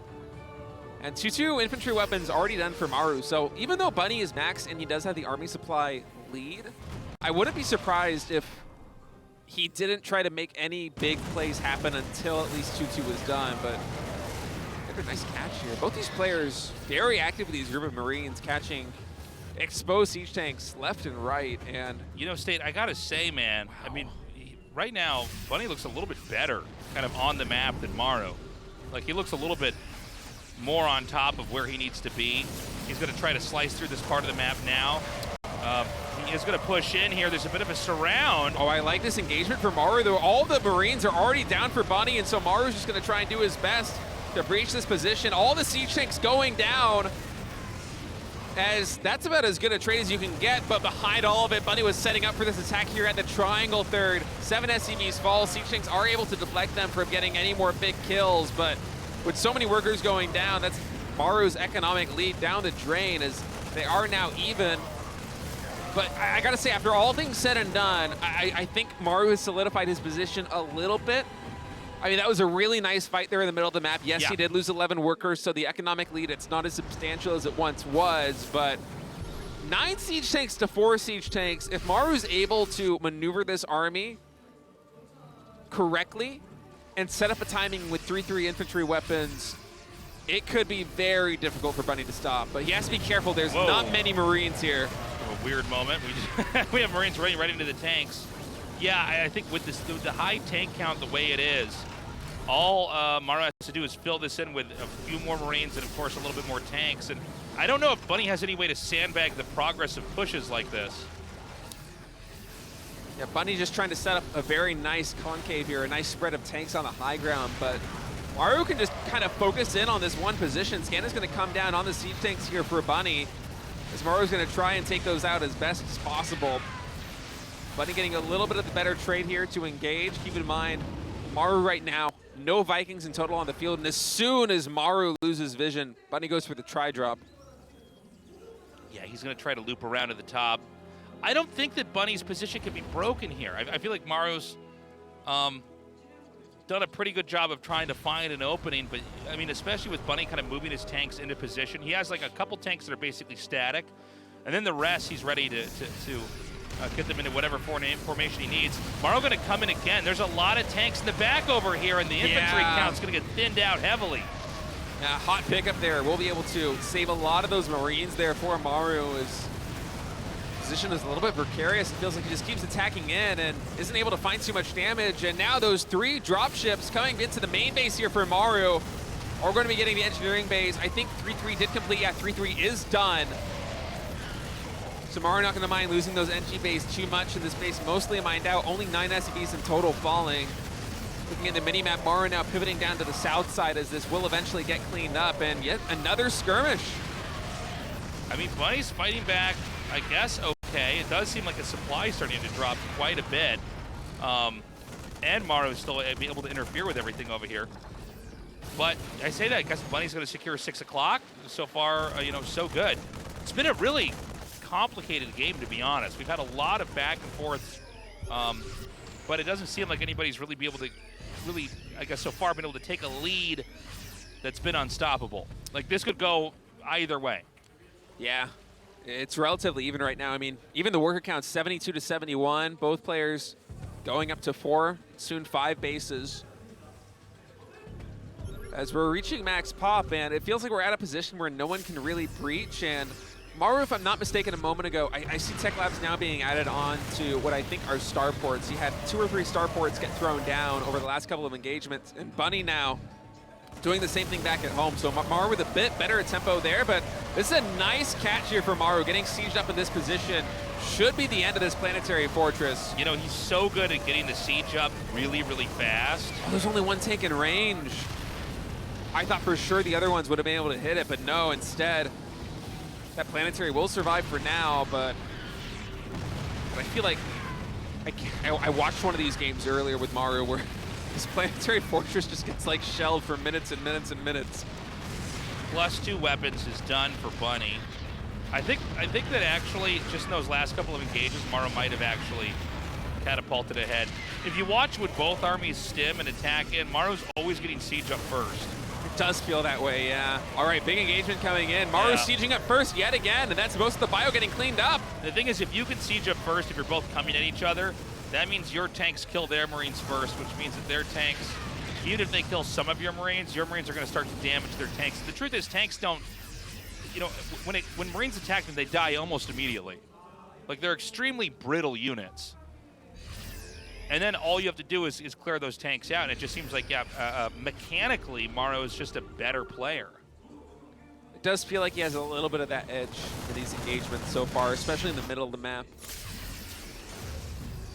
Oh man, another great read from Maru. Scans the army position there for Bunny and knows that he can come back in here on this 4th base and take it out yet again. That was a natural orbital dies. He can pick up too if he wants, going to the main.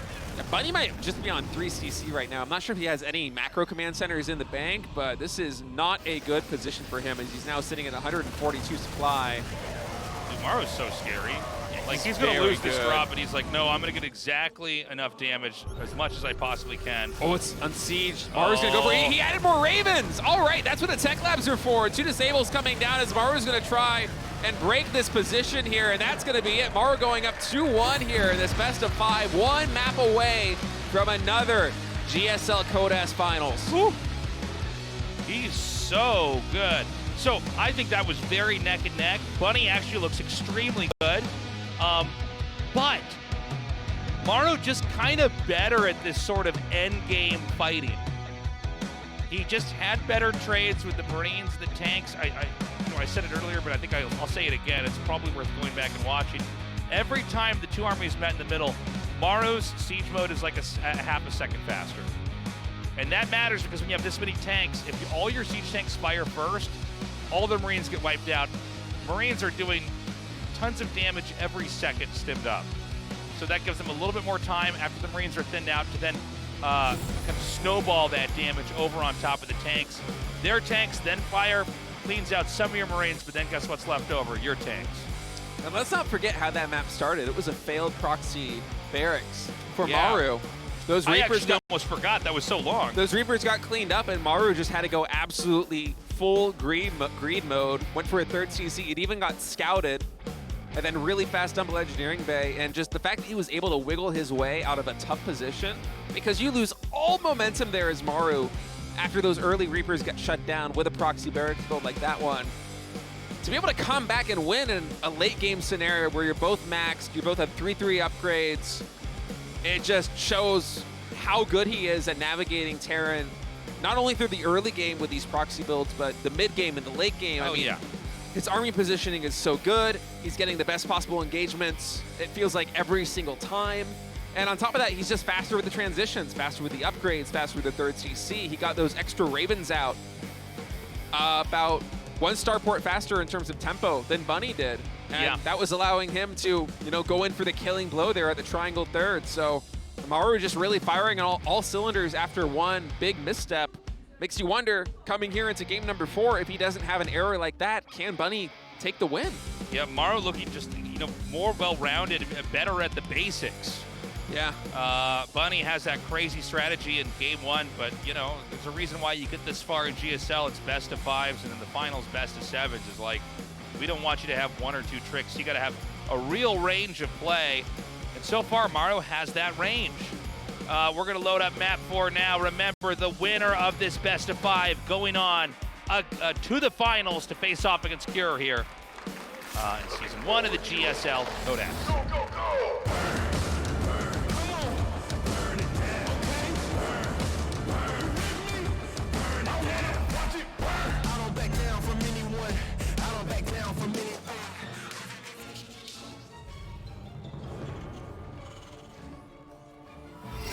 Mystery Gaming, Bunny.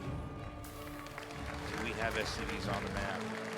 And SCVs in the audience.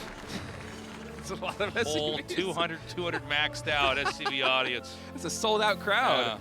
Submarines in there, no doubt. On-site gaming. It's Korea, there have to be submarines. You want to get a free ticket to get in now, man, you better be a mule, man. You better cost no supply. So good to have an audience. I really can't understate that. Yeah. Got a big smile on my face right now, seeing all you guys down here enjoying the games. Okay, second gas. Who's that? For Bunny. For Bunny. And then Maru's going to go for a command center. Yeah, Reaper expand here for Maru, most likely. So a little bit of a mix-up here. Bunny going for the faster tech tree. Maru opting for it. A little bit of a better economy. We'll see how this one goes. So far, it feels like the players that have been opting for the earlier command centers haven't really gotten punished today in either of the series. Tasia did it better? It's a name I haven't heard in a really long time. Yeah, it's a throwback, man. It's one I of the miss oldies. Tasia. God, there was that like 1 or 2 year period where he was just like the best player in the world, bar none. Do you remember that? No, that was I remember a already saying that to me, scary and I'm like, era. well, he's not playing at GSL right now. We don't know for sure. Oh, he was scary though, man. He was so good. No, he was crazy, man. I mean, back when like the CSL was firing off, and since 2008, finally made it to a GSL. All is that another greedy Into Gabriel? the sky, Wisconsin, hoping for cheese. That's an excellent sign. Well, I think we're still going to have plenty of cheese here today. You know, this is one of the things about not having the audience until the finals is we're getting the cream of the crops in terms of the cheerfuls here today. Yeah, we've had a whole season to think them through. That's right. The sign game is on point. So good to have you guys with us. Yeah, this has been a great day so far here. Let's see if we go to game 5. I mean, I don't know what to expect, honestly. Like, when I saw ByuN, when I saw Bunny, we were talking about this before we went live today. Like, it's hard to cast both Bunny and ByuN in the same day. Like, my brain wants to stick with just one. But what I was saying earlier is that looking at the way that Bunny played game 1, I thought, oh my God, of course you're going to beat Maru. And then 2 more games in, I'm like, oh, Maru, obviously. You're like so much better. The thing is, from what I've gathered from this so far is that while Bunny looks godlike, Maru is actually like that 5 or 10% better at all the fundamentals of intense late game TVT. Like, he's better at skirmishes. He knows when to pull away. Even when he does pull away, he knows how to get additional value. Oh, look at this. This is the weirdest interaction ever. I was gonna try and play-by-play it. No, I'm like, no, I'm just gonna watch I just this put my one hands play. over my mouth. I'm like, nope, I have no idea how this goes. Yeah. It seems like neither of these guys are entirely sure either. Well, it's been an even trade, right? I think. It's been a back and forth, yeah. Purely even. One Hellion, one Reaper going out on each side. Nice there by Maru, not losing the Hellion after Bunny had a little bit of a faster reinforcement. He's gonna Here we come go in for again. more. Nice control from Maru. I mean, really on-point stuff. 5 Hellions in total on the field here. Wow. Third CC here for Bunny. Then at Maru's Mineral Bank, I'm wondering whether he's going to do the same thing all the way already up to 300. I think he's going to get that third. Well, Maybe not. Never mind. I didn't have to call that. I shouldn't even try. Raven in the really Cyclone. put myself out on the line there, man. This is some dangerous casting I'm doing right now. I'm like, oh, he will. Oh, he will stay. It's like, easy, tasteless. All right, so these Hellions coming across the map now to the natural expansion. Only one Hellion, a couple of Marines, some Reapers here. Oh, they line up! They line up. That's a nice catch. All the Marines are dead. Not a single Hellion has gone down. Auto turret will have to drop here. And at the end of the day, only one Hellion going to fall. That was a great trade there for Maru. That could not have been better. The fact that all the Hellions are leaving with like red or orange hit point bars, they can all go back home. They can all be repaired. They got incredible value. Basically what happened back there was Bunny had his stuff grouped up or lined up in a way that, like, if you're not actually going to move it, or you don't have time to move it, or you're not ready, the Hellions do way more damage. So I don't know what this means for, like, what might look like minutia could in fact be like a setup for another attack in here. You know, like Maru's so good at these moments where he's like, oh, like you made a small mistake and now I'm probably going to win the game in 3 minutes. He does this a lot as both players are trying to get into mid-game. Anytime you could start to snowball kills together like that, it feels fantastic. I mean, only 2 Marines right now for Bunny. It's 4 for Maru, but... And you know what? This went right in the blind spot. The Hellions just not going to see this. I guess seeing the Ravens kind of gives it away. Ravens never beeline through the middle of the map. So 1 Raven on the field here for Bunny. I'm curious to see how many more he adds. No more Ravens, actually. Looking at this, that's interesting. I feel like this is a dangerous position for Bunny to be in, because if Maru is able to find a key timing with 3 Ravens reaching close to max energy, I mean, all the tanks are going to get disabled here at this third base, and we might have turrets get thrown down as well, right? So there could be an opportunity for a killing blow here for Maru should the timing line up. I'm not sure whether it will. I think he's going to wait for Stim. Oh, He's going to go out. Of course, going to wait for Stim. And but I'm 100% on the same page as you, State. Like, I look at this and I go, I don't know, man. I mean, doesn't this give just a very straightforward timing attack here from Maru? I mean, can he not just, with the 3 Ravens, come out and sort of disarm everything? And, I mean, I don't know that he would necessarily kill the command center, but he would be able to kill the tanks and probably force the command center to lift up.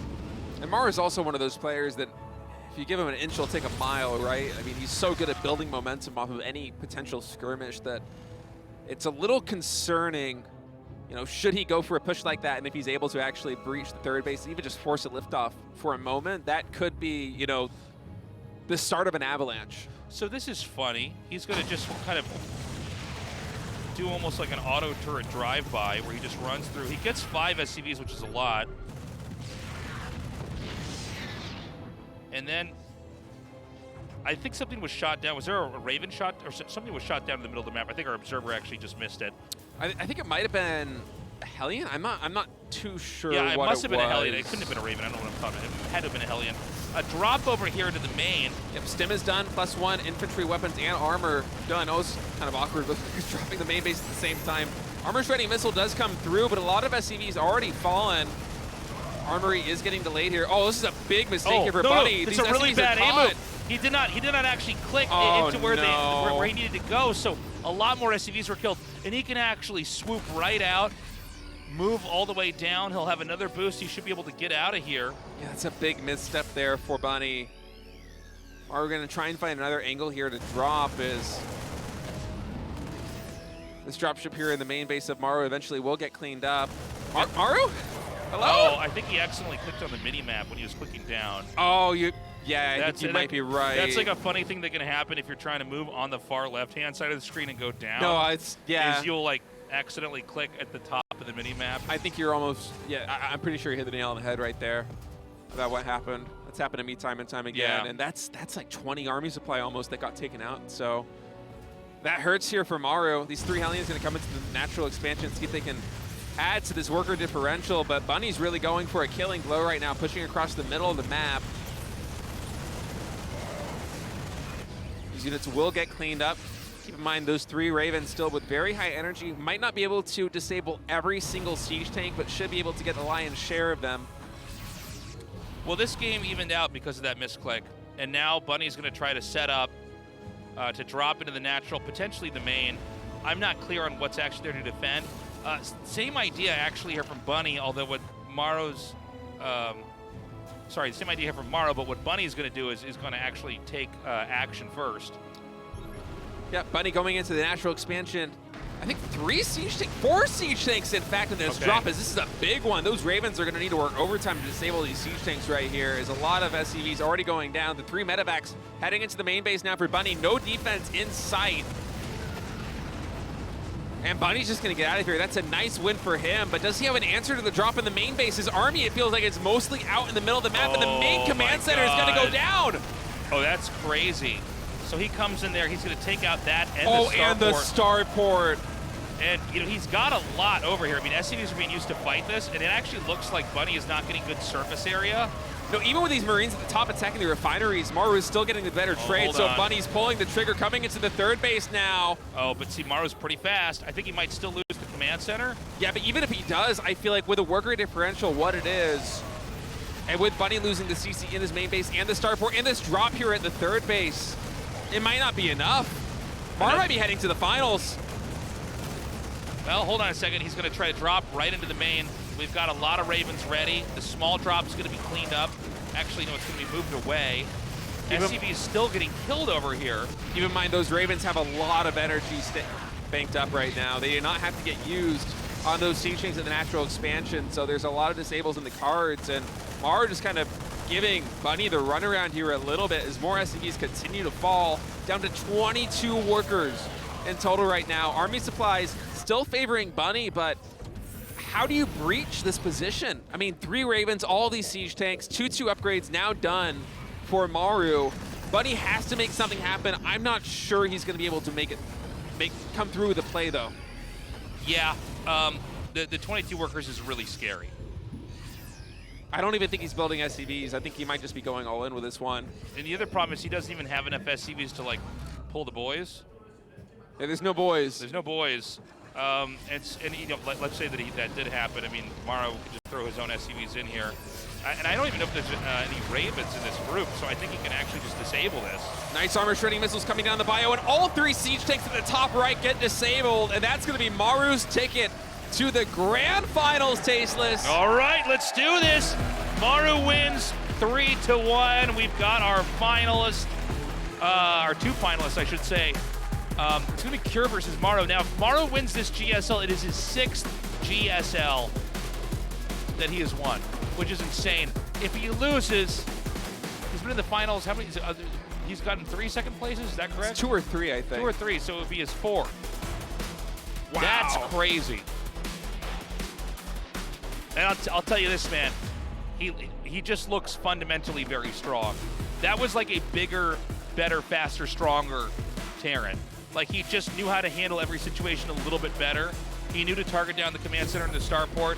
He knew when to pull away. He knew when to cover his main. He's just incredible, man. 9th GSL finals, breaking his own record. 3 consecutive finals since the 2022 GSL Season 2.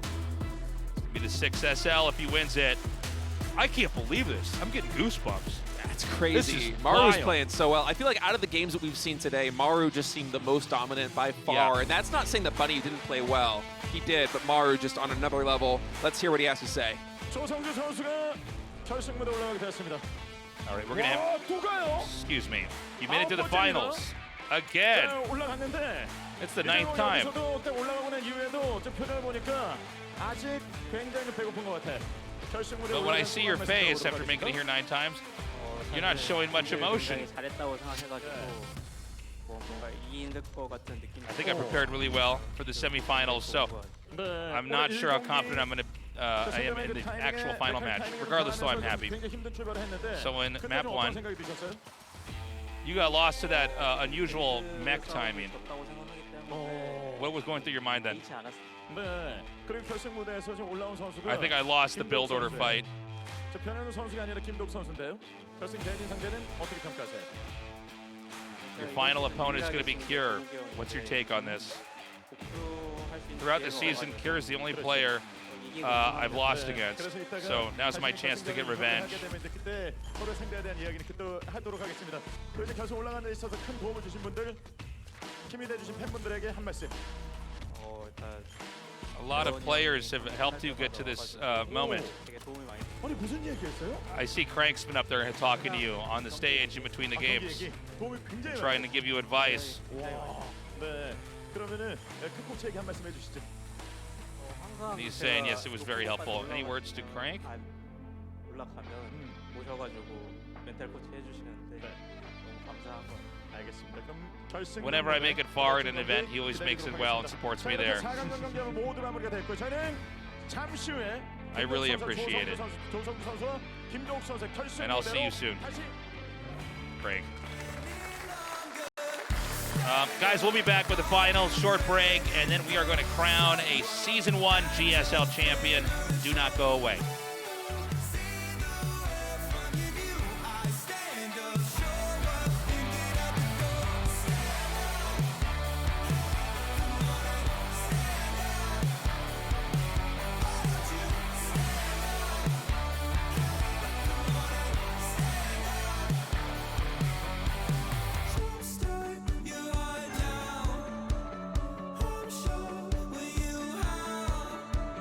Jumpstart your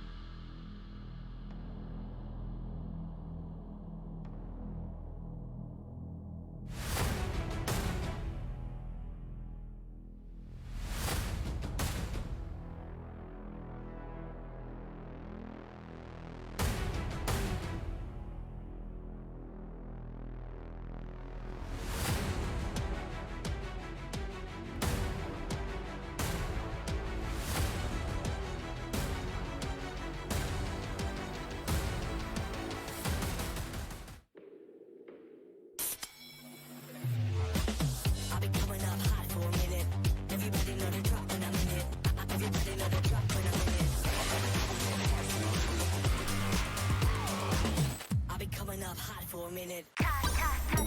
참해봐 새로운 걸 참해봐 짜릿한 걸 참할수록 더 새로운 날이 보여 시작해 짜릿하게 참해봐 시작해 색다르게 참해봐 매일 참해봐 새로운 날을 시작은 새로 짜릿함을 참해 매일 새로움을 참해 너도 탐세봐 탐세로 똑같은 하루에서 답답함을 빼면 더 청량해질 거야. 제로처럼.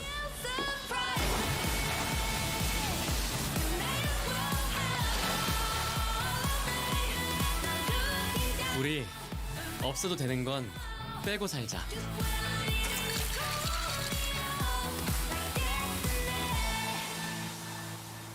칠성사이다 제로.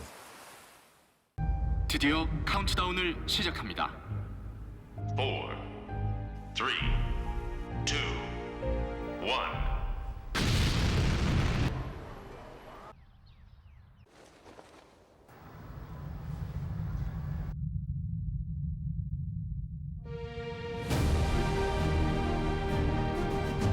떴다. 제로 칼로리로 기분까지 가볍게. 밀키스 제로.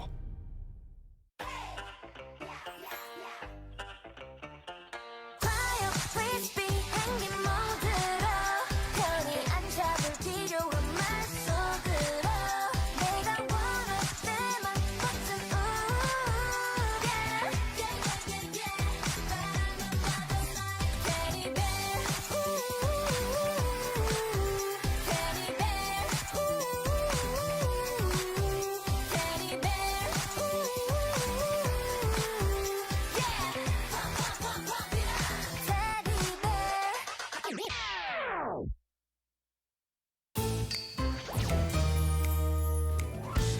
신영이가 아무래도 그러지 않을까요? 집안에서 뭐 부모님이나 형제들로부터 되게 이쁨 받으면서 잘 자랐을 것 같아요, 신영이는. 의외로 도우 형이 좀 인기 많았을 것 같아요.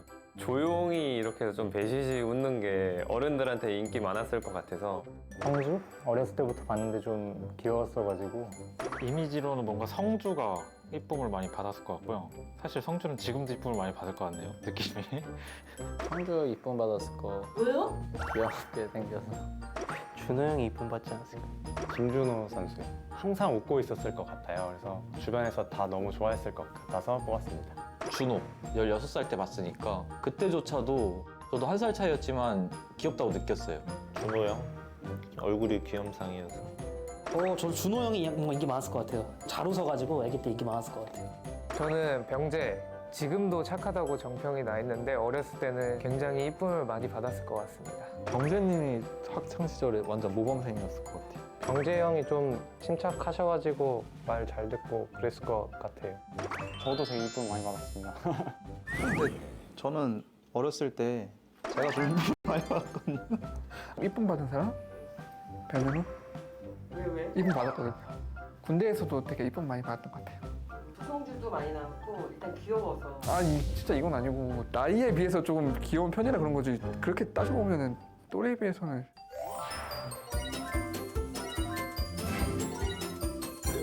톡톡 튀는 성격이 준호밖에 없는 것 같은데 뭔가 개구쟁이 느낌이었을 것 같아요, 어렸을 때는. 명우? 게임하는 거 보면은 고집도 있기도 하고 얼굴에 그 장난기가 가득하거든요. 그래서 어렸을 때 좀 특별하지 않았을까 생각이 듭니다. 중복이 될는지 모르겠는데 강민수 선수예요. 까불까불하면서 말 좀 잘 안 들었을 것 같아요. 전 민수 형이랑 변현우님이 좀 장난을 너무 많이 치시고 변현우님은 좀 아재 개그를 너무 치셔가지고 네, 그랬을 것 같아요, 어렸을 때도. 그리고 민수가 제일 말썽꾸러기였을 것 같아요. 혼자서 잘 돌아다녔을 것 같아요, 민수는. 왠지 변현우 선수? 뭔가 좀 톡톡 쏘는 매력이 있어서 장난꾸러기 소리를 많이 들었을 것 같은데? 민수 형 아니면 우기 같은데요? 아 민수는 엄청 많이 나왔어. 뭐 그래 보이잖아요, 근데. 민수? 민수가 여기서 딱 압도적으로 말을 안 들을 것 같아가지고 그런 거 이제 강민수, 그 령우나 이런 친구들 지각 이런 거 많이 하지 않았을까. 왠지 느낌상. 저는 민수가 좀 많이 말썽 부렸을 것 같아요. 좀 어려웠을 것 같아요. 민수? 민수가 만약에 내 애였다 그러면은 걱정 좀 많이 했을 것 같아요. 변현우요. 뭐 나가서 뭐 먹자 그래도 안 나가려고 할 것 같고. 동원이 형. 본인은 어떤 어린이였나요? 저는 뭐 귀여운 스타일. 민수요. 이 강민수 이거 좀 많이 혼났을 것 같아요. 강민수. 혼났을 것 같아요가 아니라 혼났을 거야. 혼났어. 현우, 장현우. 이유는 생략하겠으면 다 아실 것 같아서. 말썽 부리는 어린이에서 더 표가 많거든요. 강민 1위거든요 지금. 저요? 네. 그냥 안 좋은 건 제가 다 1인데요? 저 근데 어렸을 때 저 진짜 생각보다 되게 얌전했어요. 되게 제 헤이터가 많네요.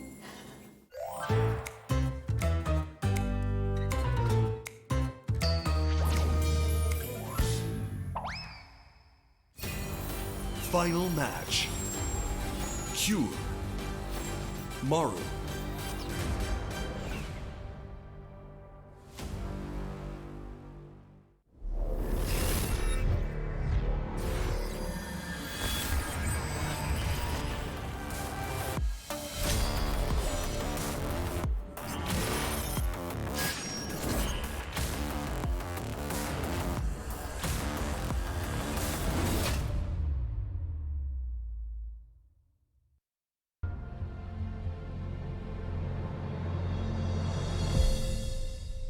GSL Finals.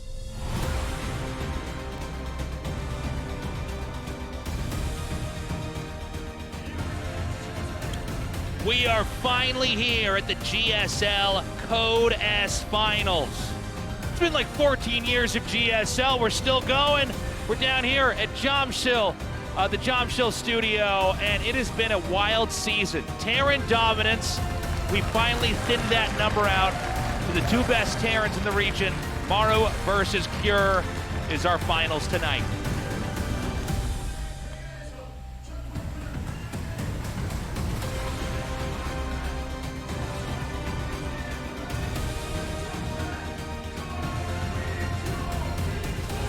Our first player coming out, Cure, the only player to defeat his opponent in this tournament that he's going up against in this finals.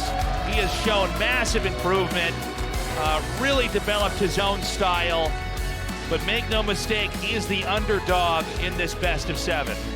Quietly one of the best Terran players in the world. We'll see if he can go up against Maru here. David versus Goliath. A lot on the line here if he can win this. A lot of people did not expect him to get this far, but here he is now, one best of 7 away from taking the whole thing. Now his opponent.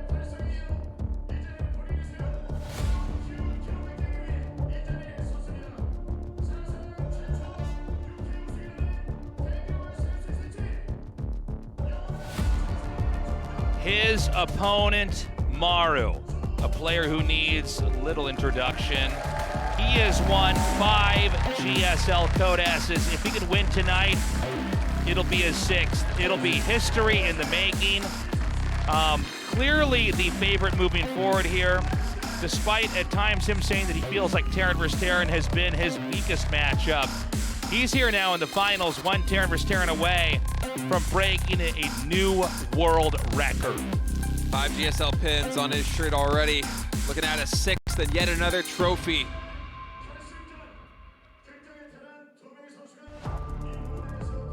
All right, we're going to have our interview now with our two players. Castor Park here on the stage. He says these are the top 2 Terrans here now with me on the final stage. Let's speak to them now. First, Cure. You're here offline. This isn't an online event anymore. And you're facing Maru. You've seen how he's performed in the past, as well as today. Do you have confidence? Can you beat him? I'll say this, I'm not nervous. I feel almost like I'm back at home playing. I think this is doable.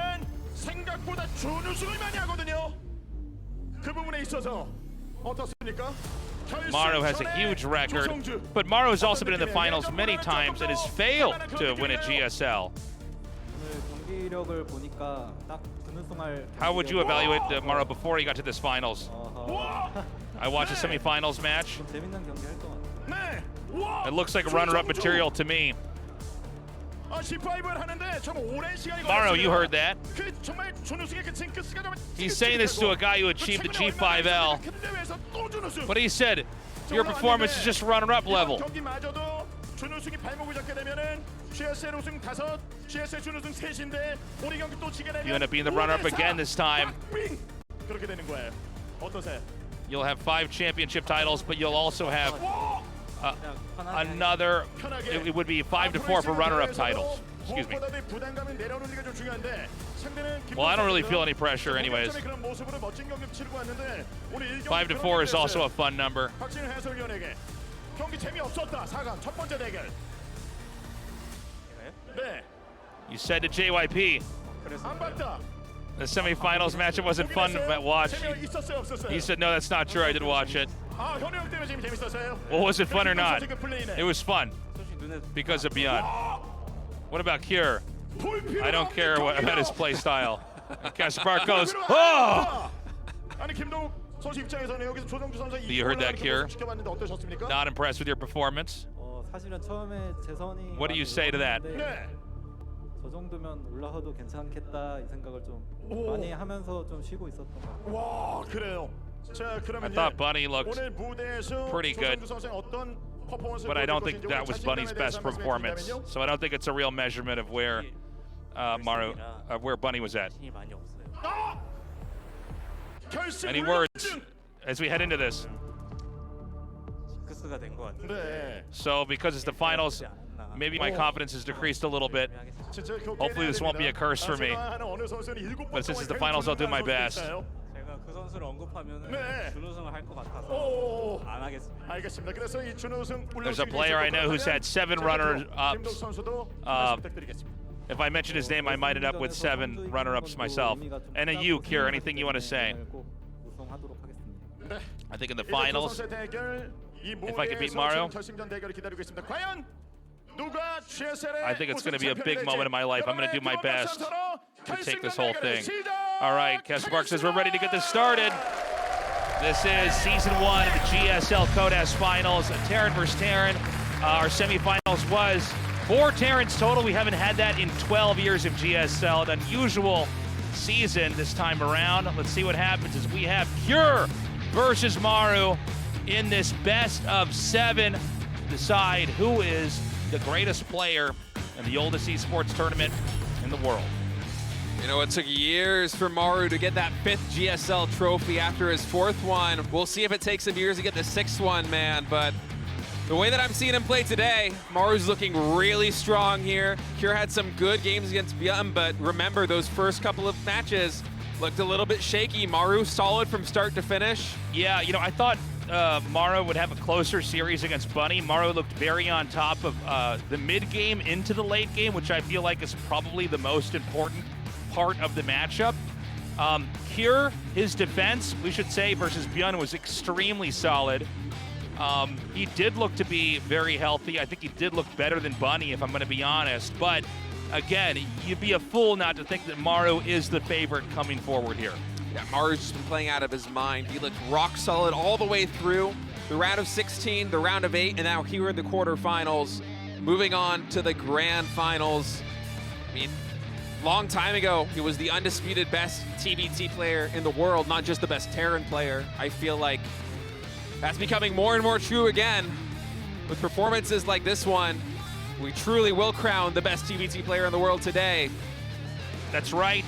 Let's not forget, Cure actually did beat Maru in this tournament. It wasn't in an elimination portion. It was at the group section.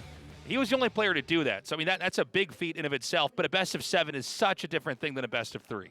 And Maru has so much experience in best of 7s, perhaps more than anybody else in StarCraft 2 his history at this point. I mean, he's been in so many GSL finals. He's been in World finals. Hasn't yet been crowned World Champion, but you feel that it's all but inevitable for a player of his skill level. And I mean, Maru, just the way that he's able to plan for a series, not just a best of 3, but a best of 5, a best of 7, I feel like that experience is going to pay dividends coming into this grand final. I got to point out, as you were mentioning, he did not win the World Championship. He left Katowice in a pretty shocking defeat. a really historic moment in StarCraft 2. Oliviera actually comes out on top. I think Maru had to go back to the drawing board, and in some ways, this was basically the ideal GSL for him to recover in that matchup. We had an abnormally large amount of Terrans in this season, and it stayed like that all the way up to the round of 4, obviously here in the finals with 2 Terrans as well. But Maru, you know, he wins here tonight, and he has broken that curse. Of course, Cure taking this would be one of the biggest GSL upsets of all time. We have to remember that Maru has won 5 GSLs, which means he has surpassed everybody, every GSL player. I mean, he has truly risen to the top. Now the question is, how much further can he go? But we've had crazy upsets in the past with GSL. It could happen here tonight, where Cure, a player many people just probably weren't even thinking about in the Final 4, could steal the whole show. I made it all the way here to the top 2. Grand finalist Cure up against Maru. Set number 1 will be played on altitude. Best of 7 here.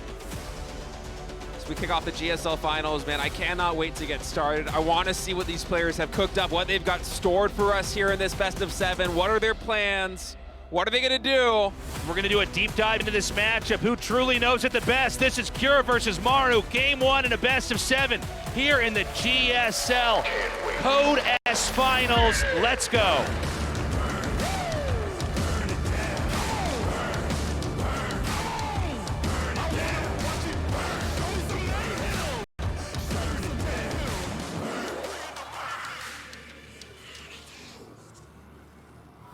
Club NV, Cure.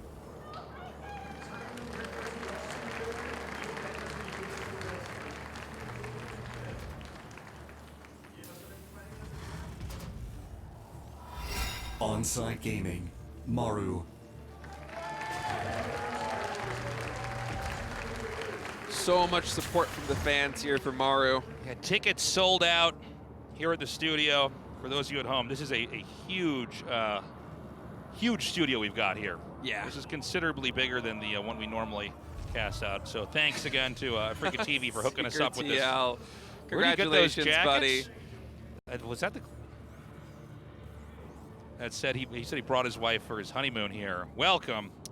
Where does he get the jackets? Does he mean the pro jackets? Does he mean the jackets we're wearing? I didn't see that part, actually. That was another no. sign that said that. Those jackets come from the wardrobe room. Those aren't our jackets. Is that an exciting story or what? Well, so we have Cure here in game 1 going for command center first tasteless against Maru here on ESL altitude.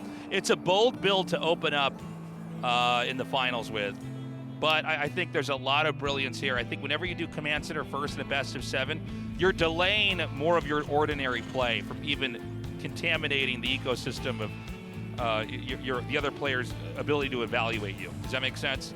Yeah, it's a bit of like a poker game. You don't really want to show too much. You don't want to have any tells. You want your opponent to be in the dark, not knowing what you're planning.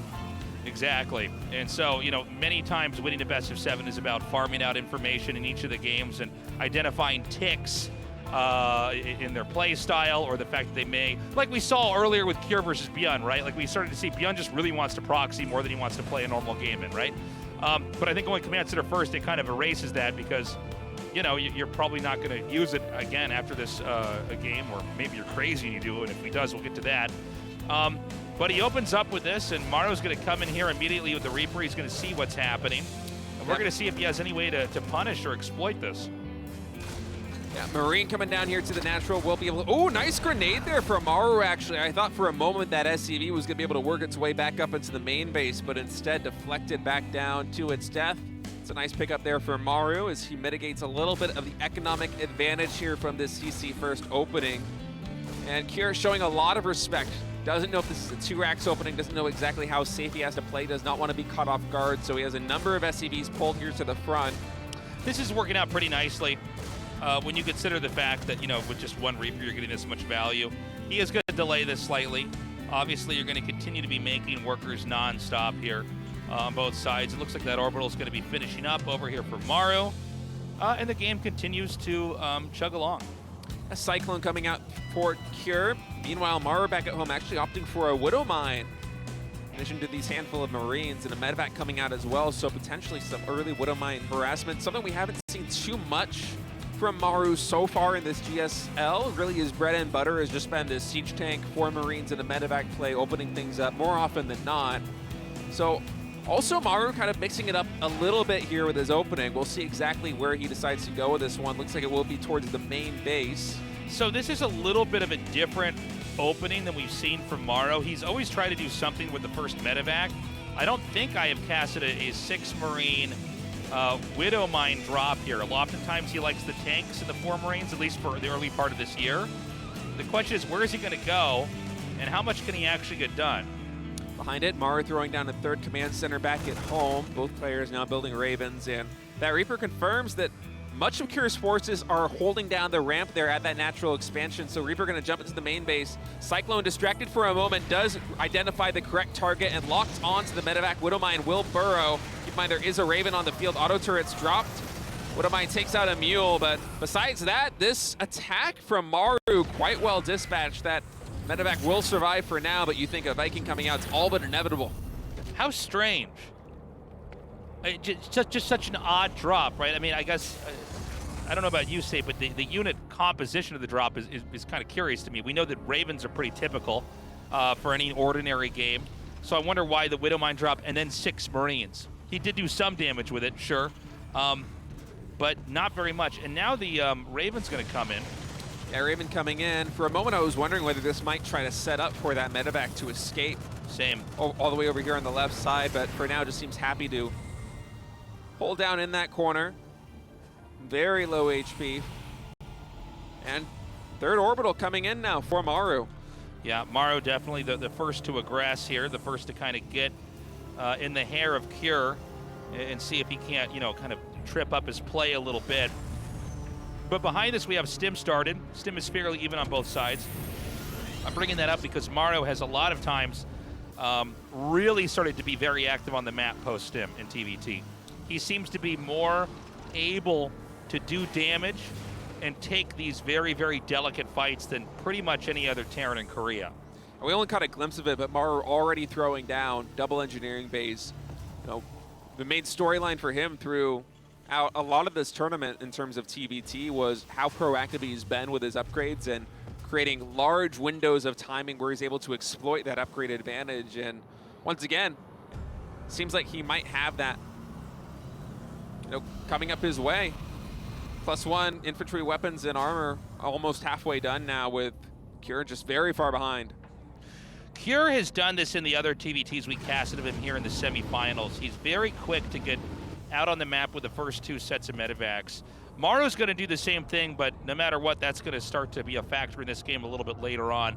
Now, does Maru have a tank sieged up in his main? He does. He has that typical defense, the turrets, the Marines, to basically make this undesirable. And it seems like, you know, in last year and the year before that, we had a lot more 2-base engages that seemed to come down to some pretty tricky drops into the main. Seems like everybody's almost like preemptively defending against that. So he's going to put that out and drop it down and basically treat those Marines like they're Zerglings or something that could counterattack if a push comes out later.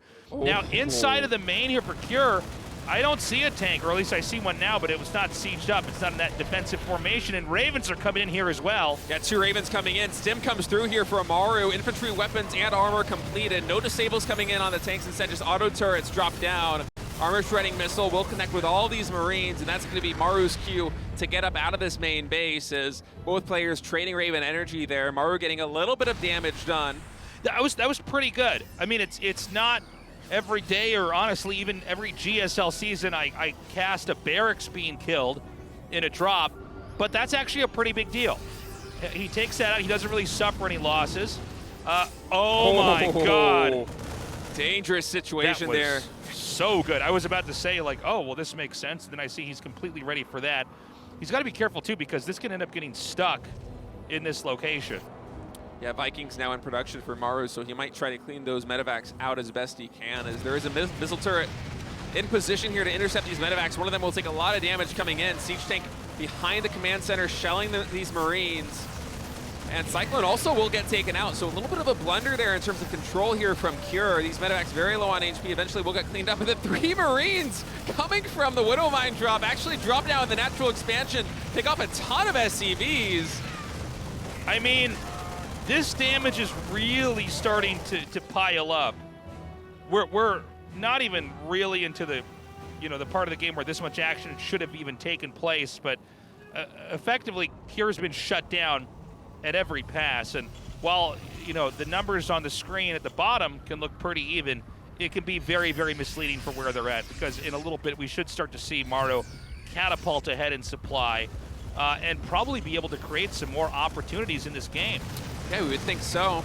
Another drop coming in from Maru. These 4 Marines just not only getting idle time, but 4 additional SCVs as Cure just continues to get his economy disrupted. And that's going to give Maru the breathing room to move across the middle of the map. But Cure's getting ready to meet him, Tasteless. Cure not ready for this engagement. A little bit of a slow reaction there. It's going to lift the tanks and the medevacs, barely escaping destruction there. And Maru just continues to stem forward, gets the center tower, backs off back home, setting up for yet another drop. Maru is just on fire right now. He is everywhere, almost getting that medevac with the 2 tanks in it. Thank God, for Cure's sake, he didn't lose that just yet.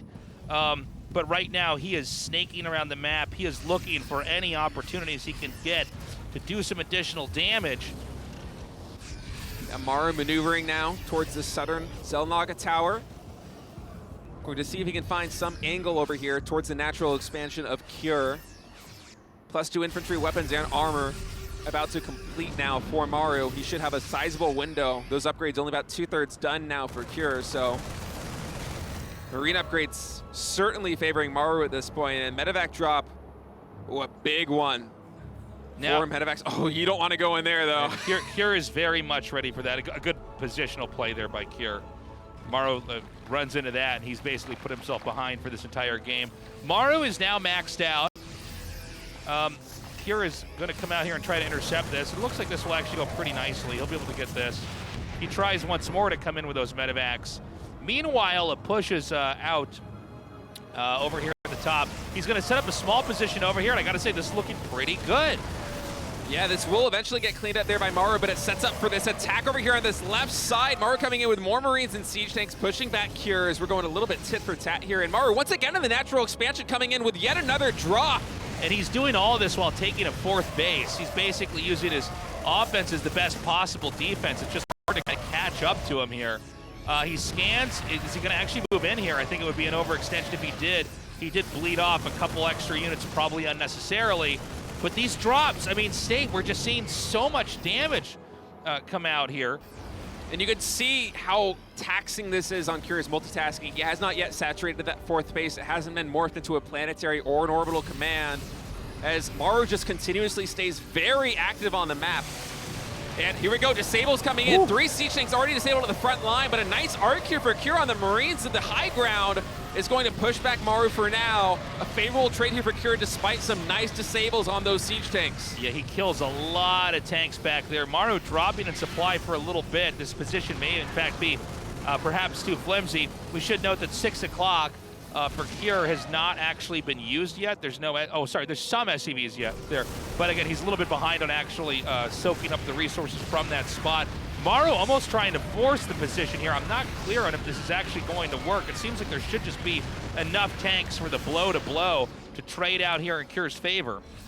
It seems the trade for the siege tanks quite even now as Cure actually sprinting forward. Gonna see if he can snipe one of them, but does not want to test his luck too much there. Does pull back, and another command center now getting built at 12 o'clock here for Maru as he continues to rove around the map, moving now towards the natural expansion yet again. Nice siege tank line here for Maru, but he strays a little bit too far from it there on the south side, and now a big counterattack from Cure. Cure comes in. There's nothing to defend right now. All the SCVs are going to be picked off here. The tanks siege up, but the command center is going to be gunned down. In total, 20 SCVs going down. The CC will fall. The supplies even up now. Maru going to see if he could try and find some angle over here on the triangle 3rd, and it seems like he will. Finally maneuvering into position. This drop in the main base of Maru should eventually get cleaned up. Some medevacs getting focused fire. Now a big drop here in the main base, Tasteless. I almost missed this. This drop coming in here now is actually huge. He is going to force Cure to come back and chase this back out, but that may weaken the position of the command center. We have tanks now shelling the CC. More tanks on the side. Suddenly Maru, like a boa constrictor, is beginning to crush Cure positionally. Yeah, Cure continuing to try to keep the pressure on. This is the main orbital lifted over here to the third base. It will be able to be repaired now. But this third base here for Cure, it's been under constant siege, and the drop is going to come in on top of these siege tanks. They are unguarded, so those two should be dispatched quite easily here by Cure.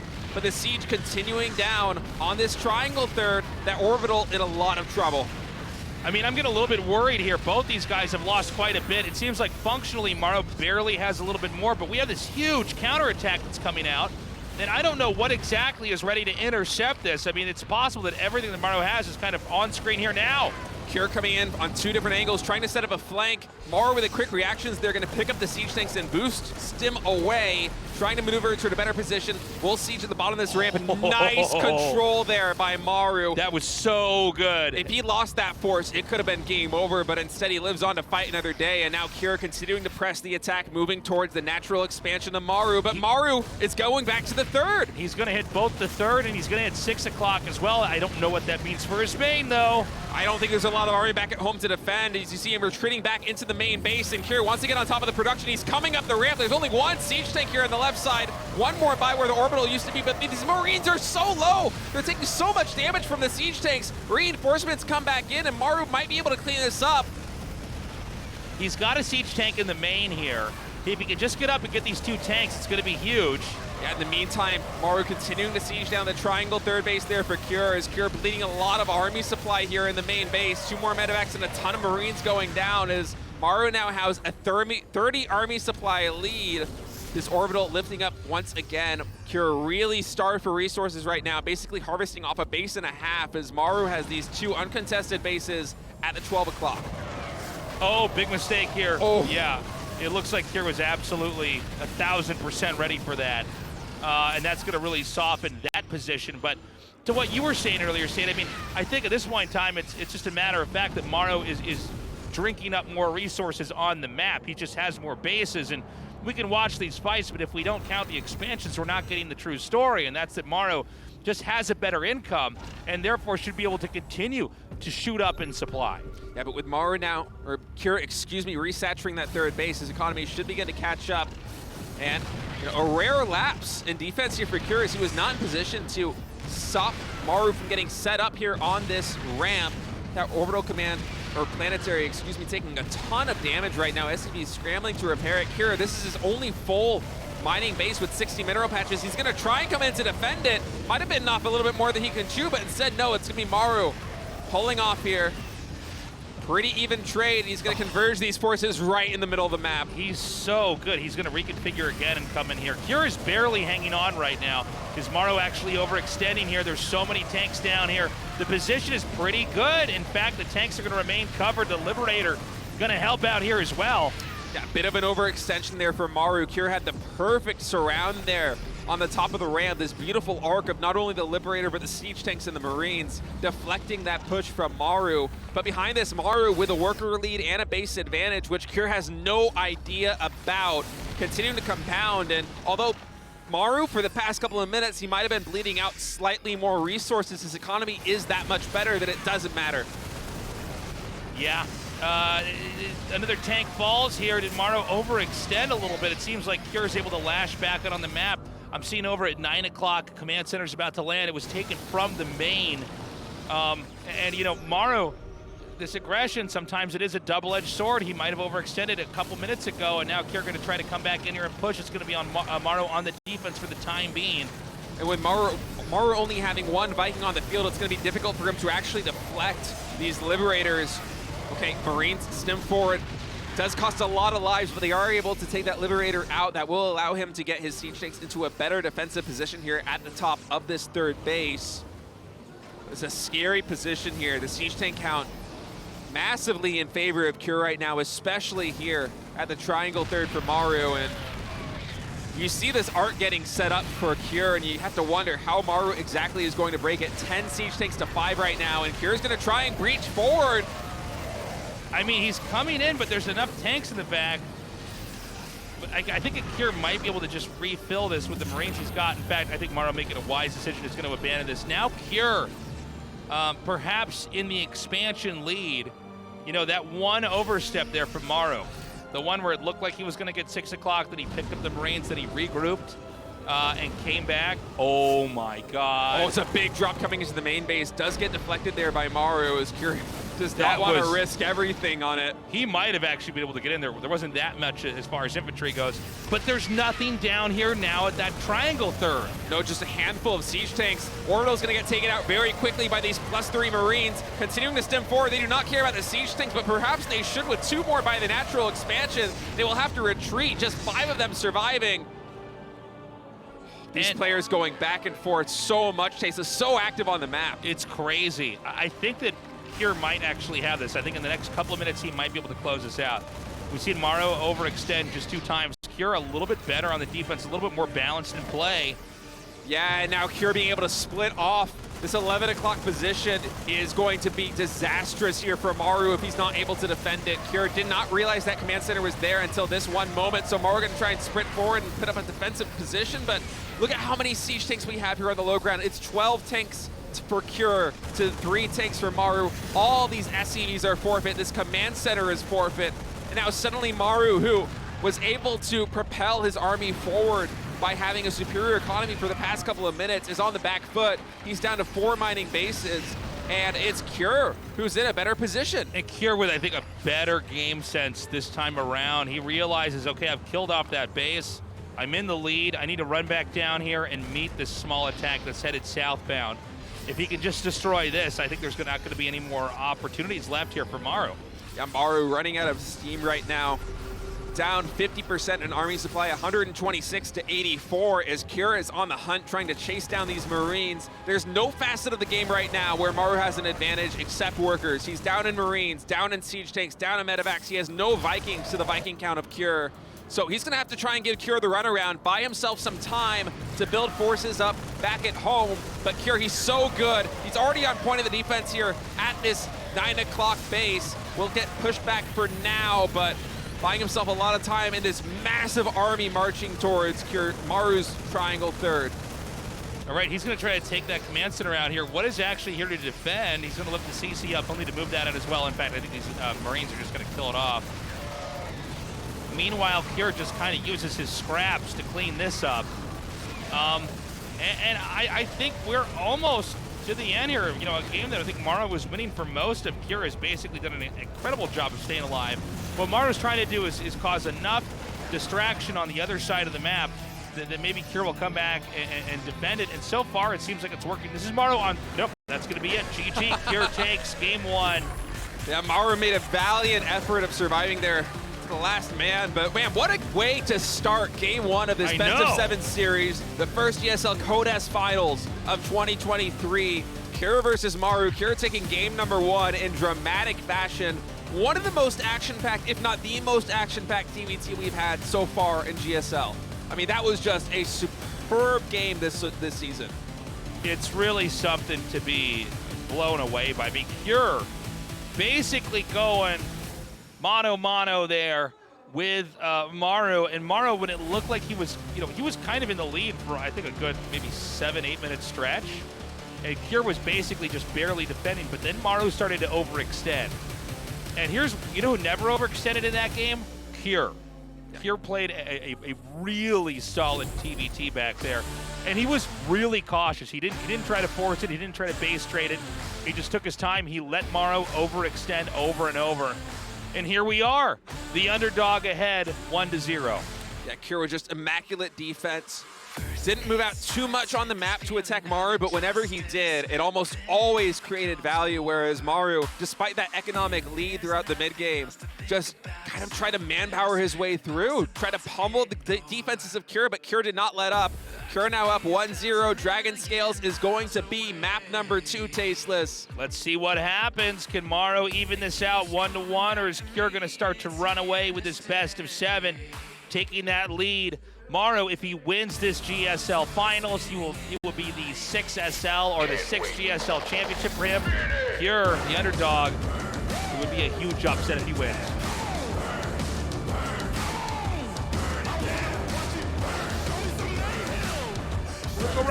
SCV, look out!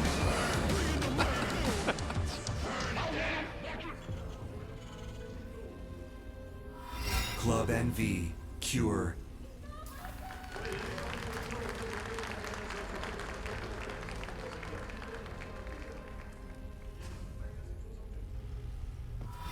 On-site Gaming, Maru.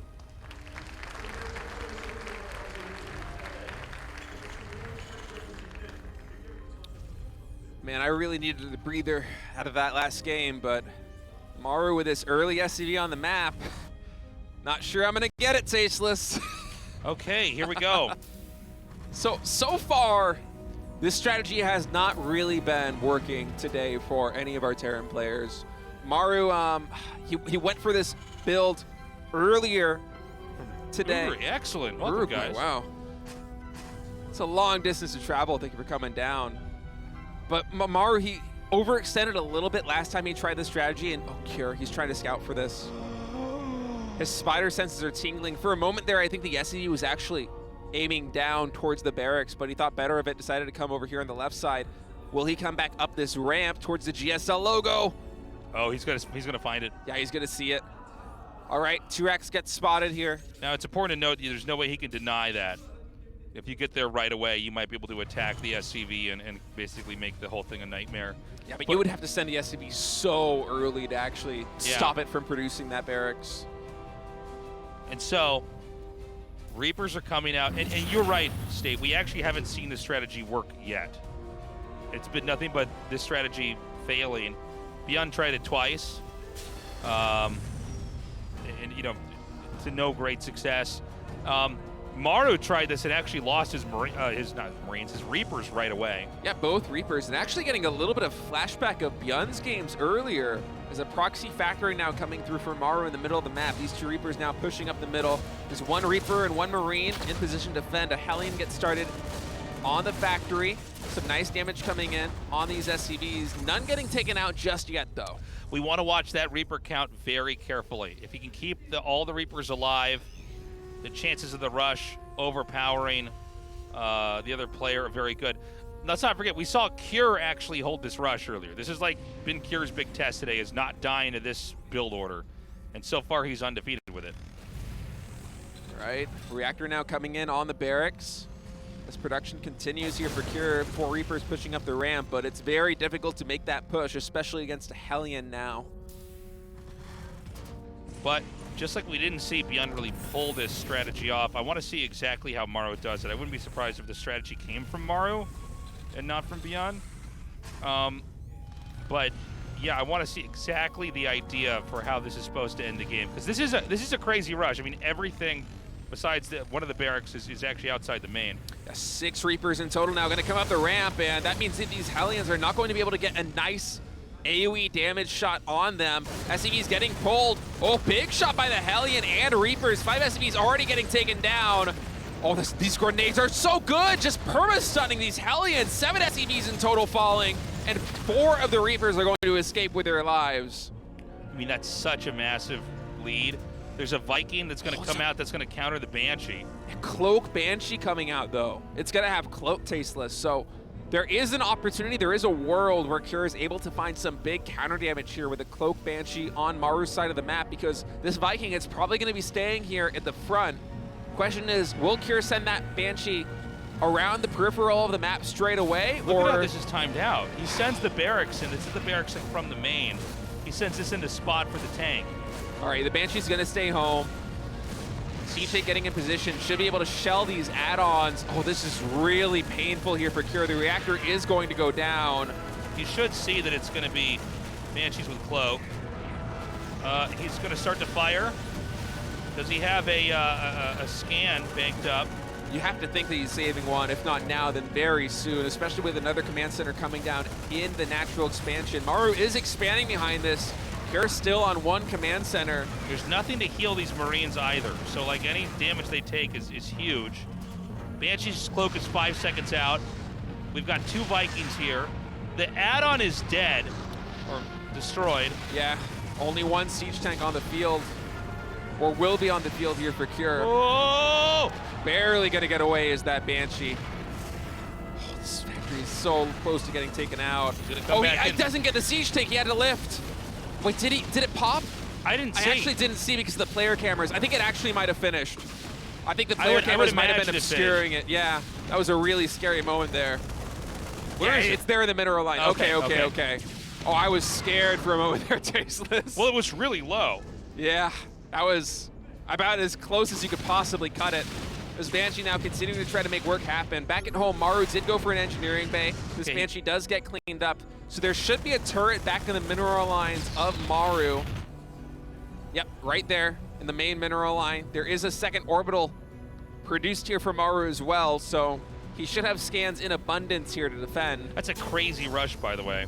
This has been The way a that's crazy set up, game. This has just been like a totally different game. And I'm glad we're finally getting to see like the full scope of what the rush is intended to do. Banshee now coming into the main base. That turret, although it's able to defend most of the mineral line, cannot protect the geysers. It cannot protect these barracks. So Maru, watch out for those minerals to start to float a little bit because he is slowing down on his production just a bit. Well, you know, here's the thing. I mean, he does kill that off. He's still got his Vikings. Another Banshee's going to come. These Banshees can, like, buy time, and maybe you get a natural setup. Ideally, he'd want to push that infrastructure as well. But it's possible that Maru just has, like, a little bit more to work with as far as the units he's developed this game. Yeah, another Banshee going to come in. Should be able to pick off a couple of SCVs before he gets taken out here by the Raven and Vikings. And yeah, we're just going to sack it. We'll get 4, maybe 5. Does get the 5th SCV. So 31 workers now to the 24 for Cure. Cure desperately needed to try and close that gap a little bit. But although the factory and the starport have lifted and gone back home, keep in mind that Maru was able to produce 2 Ravens out of that starport. So they're going to be building energy this entire time. And Cure only just now throwing down that natural CC. It's only about halfway done. And this is starting to remind me a little bit about the game that he played against ByuN, where yes, he was able to defend the early aggression, this is but so funny. Oh, all these man. damaged SCVs now just get killed off a lot more easily later on. It's just, yeah. If you don't have a medevac that healed those at some point in time, not that that's like the way to play, but you know, it's like any damage that happened is basically permanent. So Stim's on the way. Did we get Stim for Cure? This is such a weird game. I'm not actually sure if we got it. I assume that we have it because nothing's being researched right now, Yeah, but this could be some insanely crazy situation. I mean, keep in mind he lost so many SCVs early. Yeah. And I almost feel like he's got to go all in with this. 22, 23 SCVs Well, now. he might be trying to get in there before the Stim is done as well on that side. And by the way, the counterattack is really good because this is just really slowing everything down. I don't blame him the for trying to go back. Vikings. Vikings are actually MVPs right here.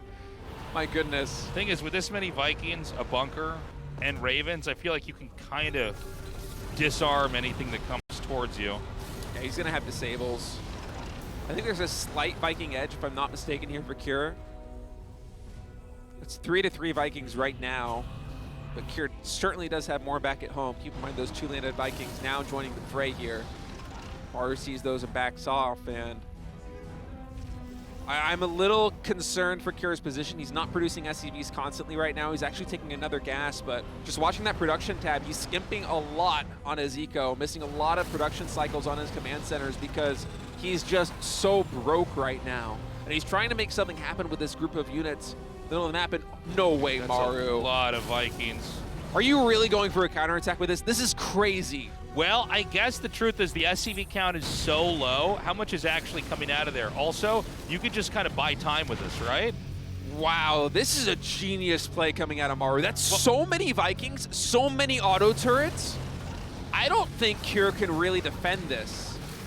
I don't know exactly what the setup is at home, but this is a very scary situation, and Cure's aware of it now. All these Vikings landing auto turret as well as the mineral line getting dispatched, and Cure's going to see if he can try and breach into the natural expansion here for Maru. More turrets getting thrown down in the main base. There's basically no economy for Cure back at home. Yeah, I think Cure's dead. He's just going to hunt down these SCVs. You don't see fights like this every day. Yeah, I know. We're finally seeing the Vikings the way that Dustin Browder wanted them to be used. Yeah. It's like, yo, they could fly, but they could also just like land in a fight.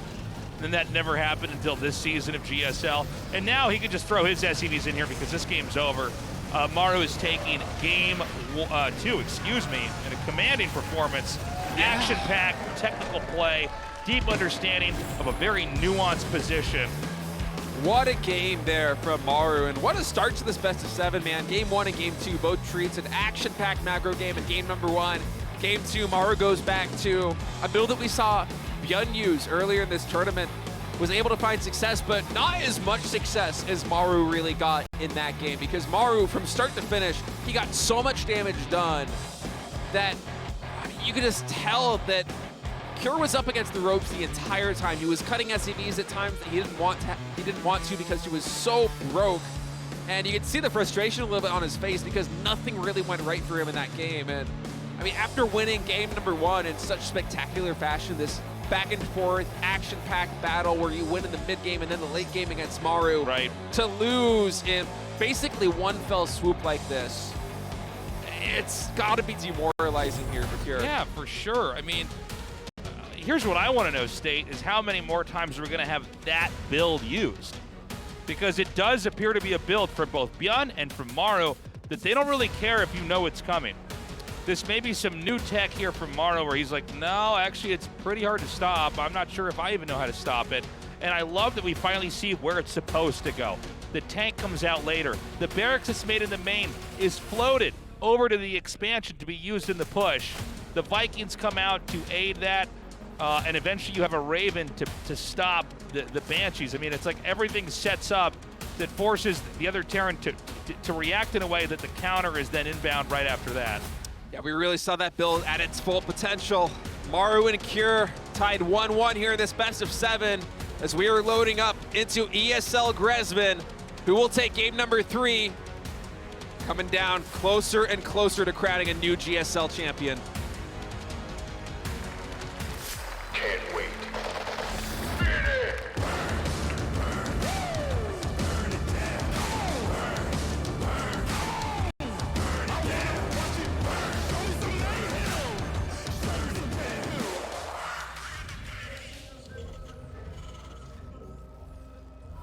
Club NV, Cure.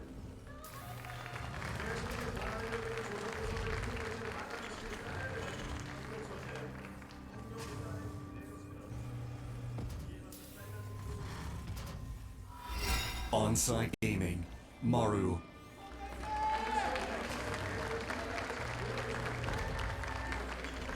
Is it gas before barracks? Yeah, gas first for Maru. Barracks racks for Cure.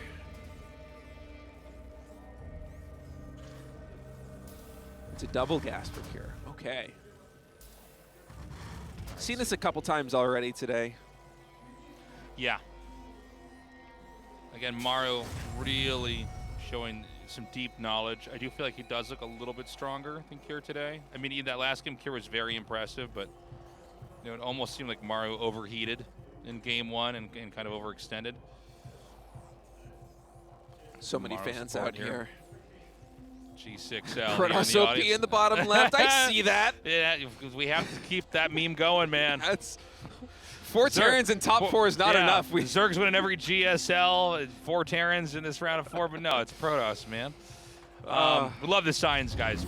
Oh, okay. So Maru had the resources to throw down the command center straight away, but he saw the SCV scout coming in from Cure, and so what he opted to do instead was to go for the SCV, building a depot there at the natural ramp, and that's going to prevent Cure from coming into the main base and confirming this. And usually when you see a 2 depot build like this, you're thinking it's going to be factory and then command center, at least from the PBT point of view. I'm not sure exactly how it shakes out in TBT, but I imagine it's kind of similar. So Maru playing a little bit suboptimally in terms of build, just to play the mind games a little bit here.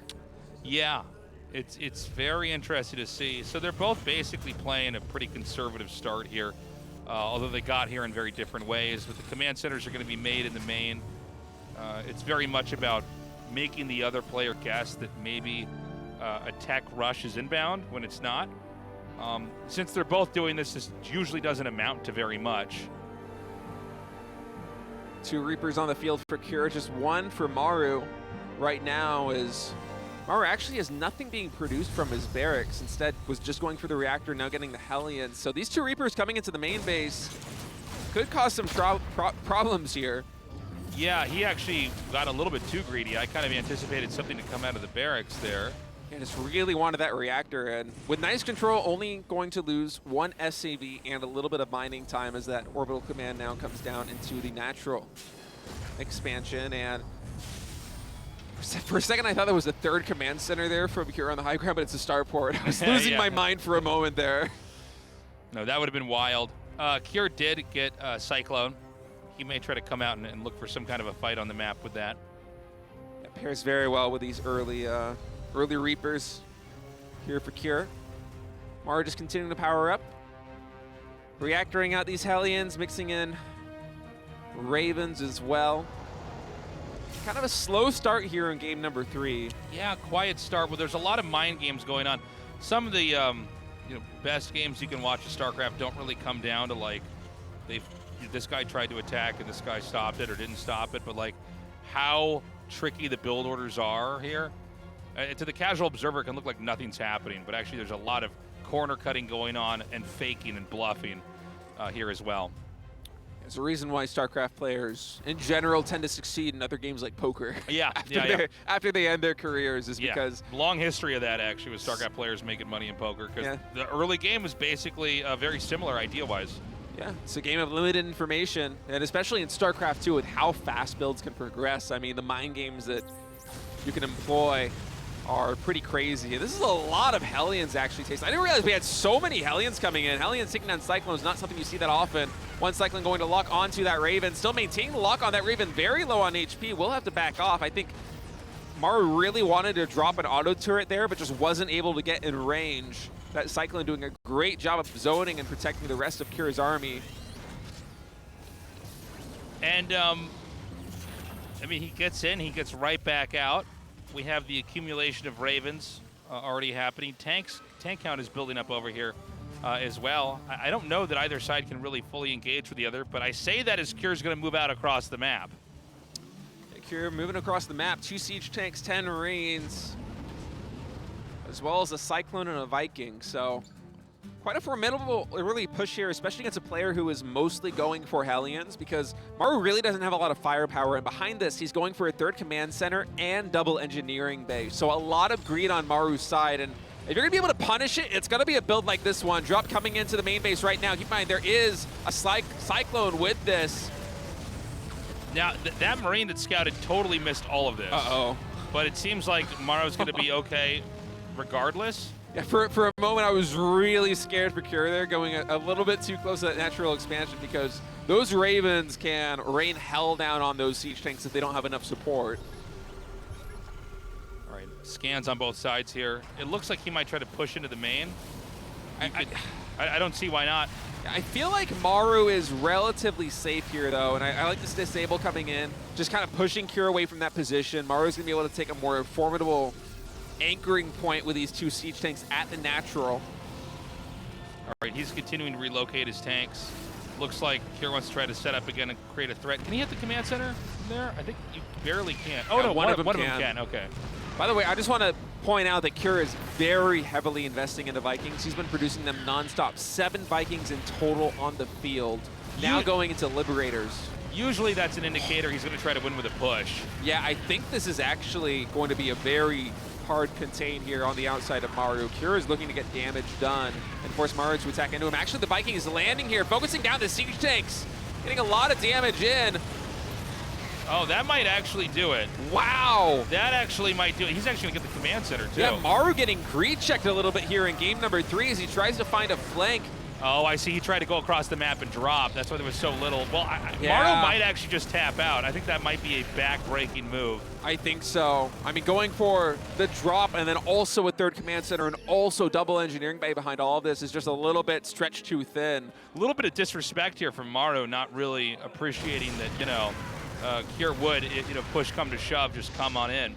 And perhaps just didn't anticipate him coming for such a killing blow here. Is Maru going to try this counterattack? Oh my God, this tank lives. But I would not be surprised to see Maru tap out very shortly here as the pressure just continues to ramp up here in the natural expansion. I mean, Maru literally on 1 mining base. Yes, he does have a 2nd orbital, but there's very little he can get done here. But he is a GSL champion, a G5L champion for a reason. He fights tooth and nail, Tasteless. He's going to He's going to make Cure work for it as best he can. Well, I think this is a smart move. He's just going to try to get as much value out of this position that he's fought into as possible. And you know what? Honestly, this is like a lot of damage. I think he should be pretty happy with this. This is looking very, very grim right now for Maru. He does have a second orbital because that was supposed to be his third orbital. But, I mean, what is Cure really built up into here? I mean, his army is considerably bigger. He has double the workers right now. Has the third command center up already. Probably going to be lifting that to the third base very soon. No doubt. Maru does have at least 1-1, but I mean, that's a very small price to pay for Cure to be one upgrade behind and just completely hamstring your opponent's not only army but economy. So looks like Maru is just going to try and set up for basically one Hail Mary play. If you look at the production tab, he's not even producing SDVs at this point, just pumping Marines and siege tanks as best he can. And he's going to try and work some magic here, but I would love to hype this up. I feel like it's going to be very difficult for Maru to get basically anything done. I mean, Cure kind of knows what he needs to do, and it's not the most exciting thing in the world, but it's just to kind of seal himself off and make sure he can't take any damage, you know, and it's on two bases, which is, you know, one of the more doable things to go for here. The drop's going to come in. He's going to commit up into the main. What do we have here to defend? We have one siege tank, and the Vikings are going to come in here. The Vikings will actually trap the medevacs in, so this may be the final death throes of Maru in this game. Yeah, it's attack failing here. Maru back at home, slowly incrementing out SCVs, but just too far behind. 113 supply to 51, and Maru's going to tap out, and Cure takes a 2-1 lead. Impressive. Cure does it. And I'll tell you, when is the last time you, in your memory, have seen Maru die on two bases to a push? Because he basically died long before that attack actually at the very end there happened. I mean, Cure came in there, he pushed, he sieged up, he started to damage the command center, he looked around, he said, you don't have any Marines, and lands the Vikings and gets that kill. Yeah, it doesn't happen that often. I actually can't, from my surface memory, really recall a game where Maru just got dismantled like that. But you know, Maru has been making a lot of greedy plays so far, not just in this tournament, but today. He's been going for a fast third CC a lot. He's been really trying to play the upgrade advantage to the best of his ability, and Cure's like, I'm not even going to play catch up. I'll delay my double engineering bay. I'm just going to go attack you as best I can. Short break, guys. We'll be right back with the finals continuing on. Don't go anywhere.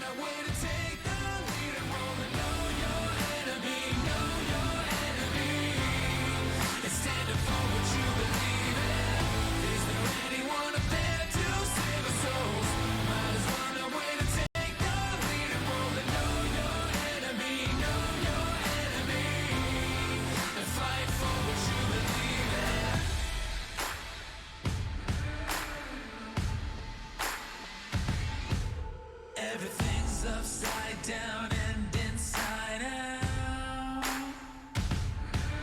It's a new world that takes away all my doubts. I won't back down, giving a lower my eyes. Now it's never say die till I hit that bullseye. Is there anyone up there to save our souls? Might as well not wait to take the lead and roll to know your enemy, and stand up for what you believe in.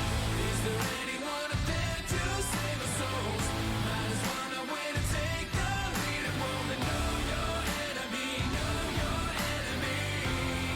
and fight for what you believe in.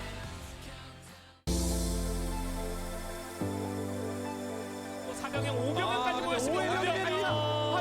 건설로 컨트롤이 너무 좋은데 컨트롤이 너무 좋아요. 지옥불 조기적으로 업그레이드가 됐고 아이고 좁아요.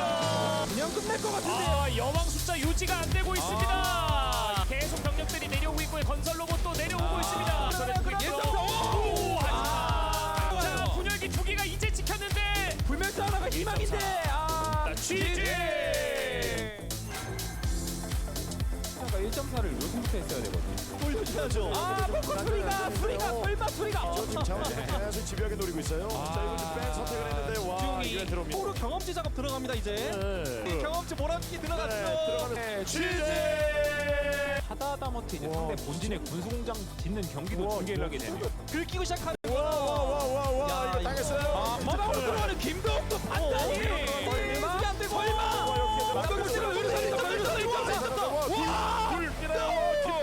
노동주에게 밀리지 않으면서 그렇죠. 김대호는 네, 쭉쭉 취재. 바깥쪽에 터졌고요. 6시에서 본진 들어가는 게 엄청 커요. 자, 여기 내렸습니다. 이거 근데 이쪽도 크기네요. 서로 업그레이드 있어요. 네. 근데 여기서 해병 너무 많이. 네. 공방 사업이 깨지면서 무기고까지 깨졌어요. 네, 지금 다 터지고 있어요. 해방선으로 휴거 세이브 한번 보거든요. 네, 저 여기서 하나가 여기서 버튼에 입고 계동하고 있어요. 잘못 들이받으면 변수가 생겼는데. 네, 위에 잘 들이받았네요. 네. 한병영 싸움을 말도 안 되게 이긴다면 바로 갑니다.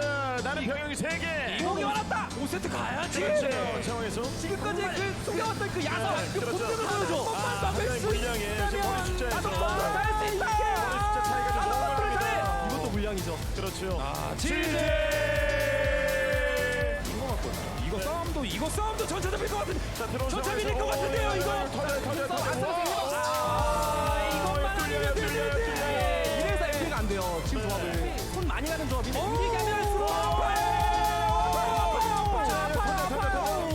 여기서 한 번에 밀리는 것만 아니면 돼요. 버티스만 있으면 돼요. 버티스가 있어 보이는데요. 수비. 아니 가두리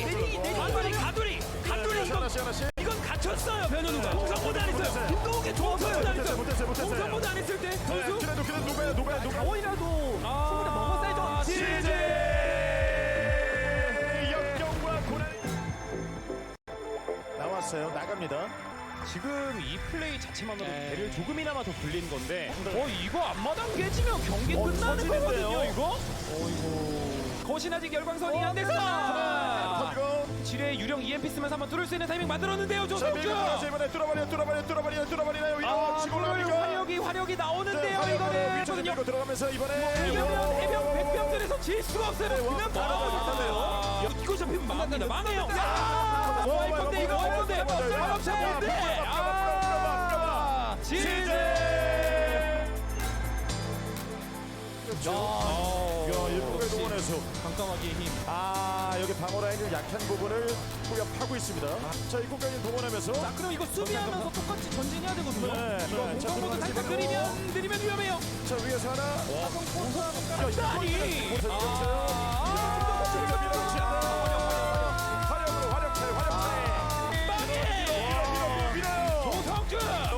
조성주 진짜 통곡의 벽인데요. 그렇죠. 천정이면 천정. 지제. 지게로봇 제거인데. 상황에서 하나 지금 묶어놨고요. 들게 만들었습니다. 변수가 이재 선수가 경영을 일단 쉬어서 방해 매트릭스 역으로 들어가면 뚫릴 수도 있어요. 대장갑. 자, 위로 들어가서 지금 여기까지. 자, 오른쪽으로 갈수 있나요? 이거 설마 한 번에 1합에 끝내버리나요? 아니 이재선이 초반에 그렇게 공격적으로 해서 포인트 조금씩 땄는데 위에서 지금 있는 병력까지도. 자, 추가면 또 옵니다. 달려들어요. 앞으로. 기회가 보이면 절대로 놓치지 않죠. 버티는 겁니다. 굳이 움직이지 않아요. 뒤로 들어가서 네. 반가방이 공격 도망가. 자, 위에서 불러서네요. 와, 이걸 조성주 돈이 진짜 잘하는데 이제 문제 흥성에서 얼마나 버텨주냐. 행동 쓰리. 이거 한번 버티게 해줘. 이거 한번 행성에서만 때릴 수 있게. 이게 결정적이죠. 이게 모든 걸 투자하고 있을 때 조성주의 무게중심은 어느샌가 중앙지역 쪽으로 그렇죠.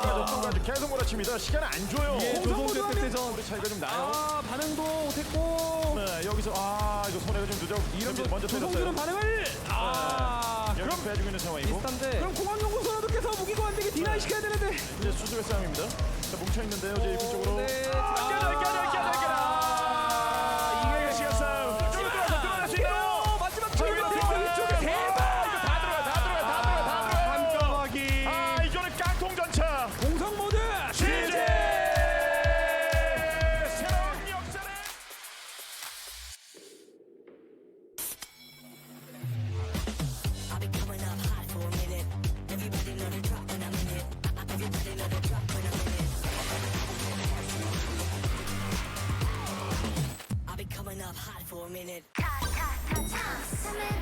새로운 걸 참해봐 짜릿한 걸 담을수록 더 새로운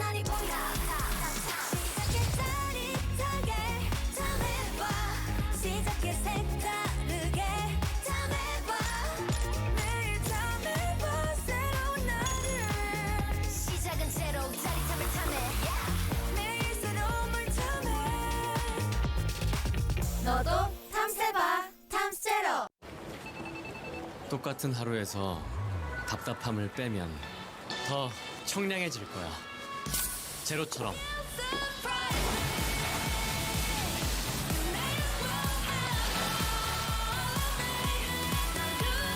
우리 없어도 되는 건 빼고 살자.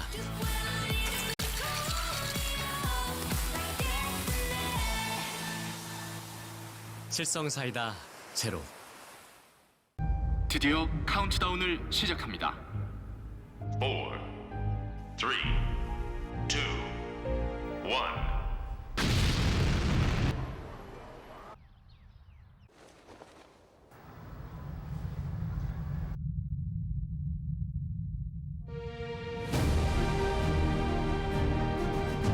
떴다. 제로 칼로리로 기분까지 가볍게. 밀키스 제로. Final match. Pure. Maru.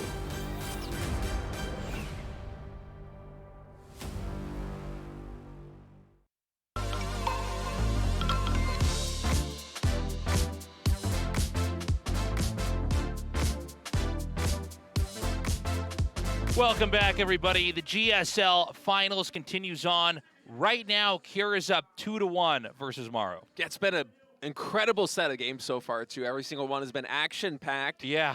I mean, game number one, back and forth, macro game, nonstop action. Cure getting the edge over Maru, who I feel like is probably one of the best, if not the best, mid and late game TBT player in the world right now. And then, you know, game two, game three, just some pretty fast action. A lot of really fun plays. Some crazy stuff happening. And Cure actually basically beating Maru with a two-base push. Maru a little bit too greedy.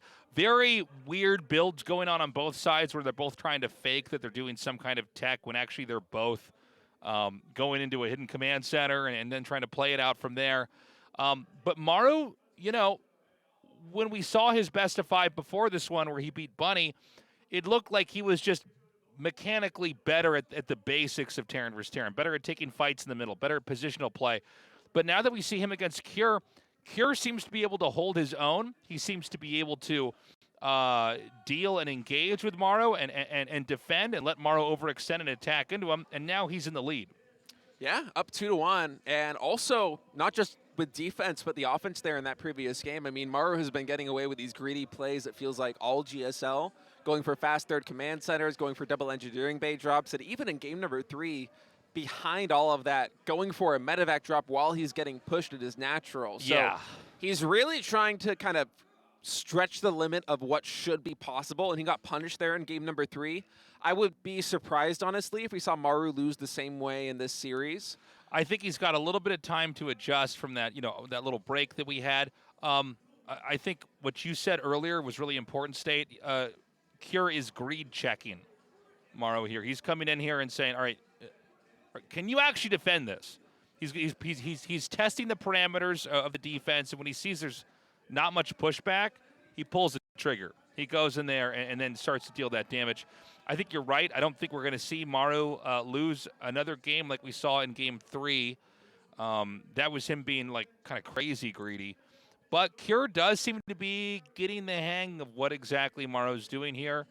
And look, he's halfway there. If he gets 2 more wins, he's moving on to be our finalist champion. Yeah, would be an incredible moment. Would be an incredible upset even to have Cure defeat Maru, the greatest of all time GSL competitor. That trophy, a beautiful trophy. I love the colors on it, just waiting for one of these gamers to lift it up over their head as a champion. And who's he going to be? I mean, before I came into the studio today, I thought probably Maru, right? I mean, you know, it's happened before. It's happened 5 times already. But yeah, right now it's Cure up in the lead. This is going to be a very important map because there's only 2 possible outcomes. Either Maru ties it up 2-2 and we're dead even, or Cure pulls out a massive lead 3-1, very difficult to recover from. We're now going into Babylon. Let's continue this finals on as we get one step closer to crowning a GSL Code S champion.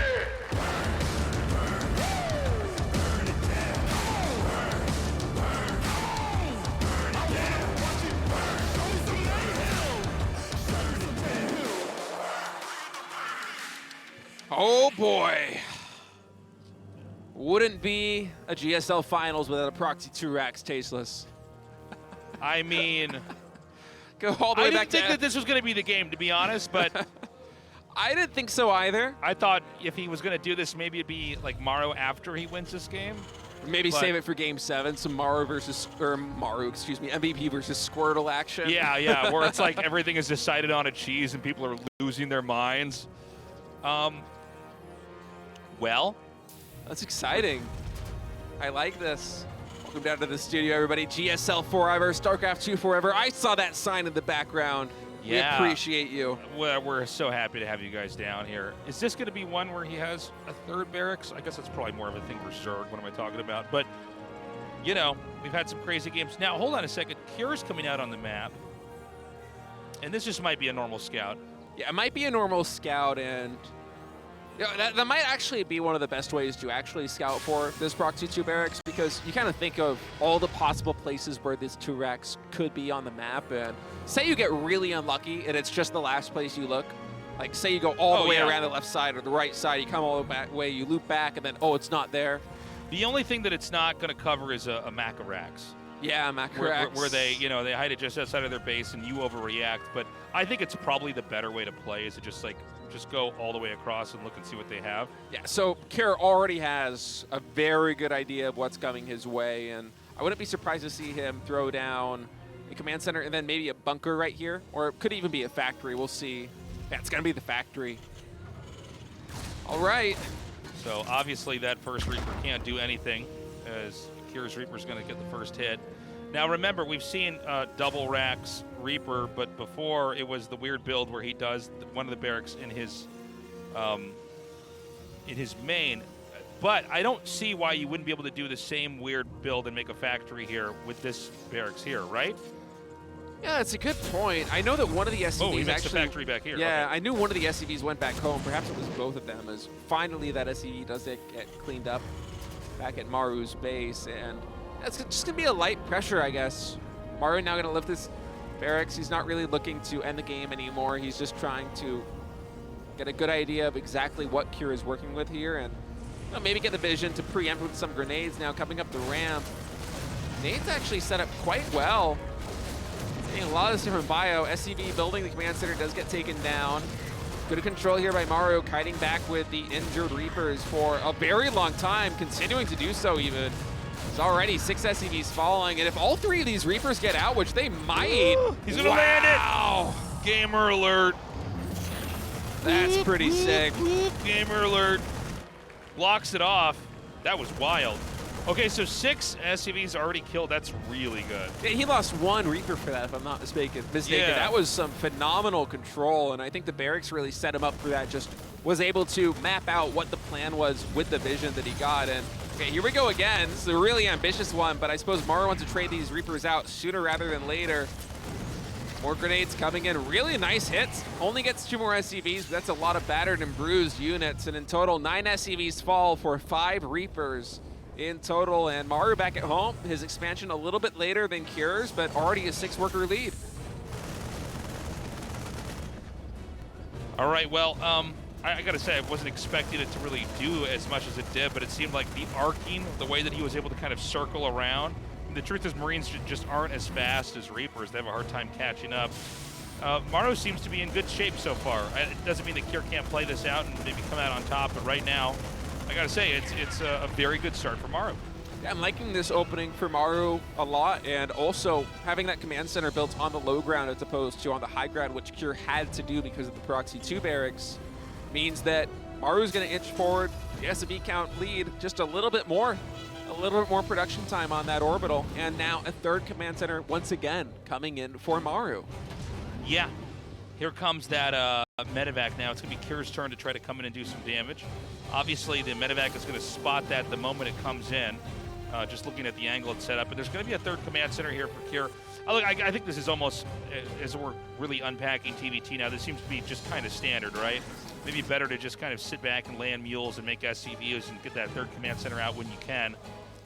Not trying to commit on any kind of 2-basing. It feels like with the Cyclone, a handful of Marines, 1 siege tank and a Raven, you can kind of hold off most early game aggression here. So Yeah, the third CC seems to be quite safe as Hellion drop does come in, picks off 4 SCVs. Actually, he's going to get 2 more there with 6. Maru not pulling those ones back. Even 7, he's going to get 8. Not quite 8, but that's kind of a shocking nice. number of SCV kills, to be honest. Yeah, when I saw that drop come in, I almost wrote it off as like, okay, this will be minimal. We'll get 2 or 3 same. SCVs and then continue on. I looked at that and I'm like, all right, well, whatever. I mean, I guess you got to use the Hellions, right? And like they actually get that many worker kills. Yeah, that Not equalizes it. Here actually now with a worker lead. I mean, albeit it's only 1 worker and only for just a moment, but you will take that any day of the week if you can equalize from that traumatic early game Reaper harassment. You're going to be feeling a lot better about your position in this game. Now, getting that medevac means you have 1 less Raven. We know Maru likes to get about 3 Ravens out and then try to be active on the map with that. So let's see what he can actually find here.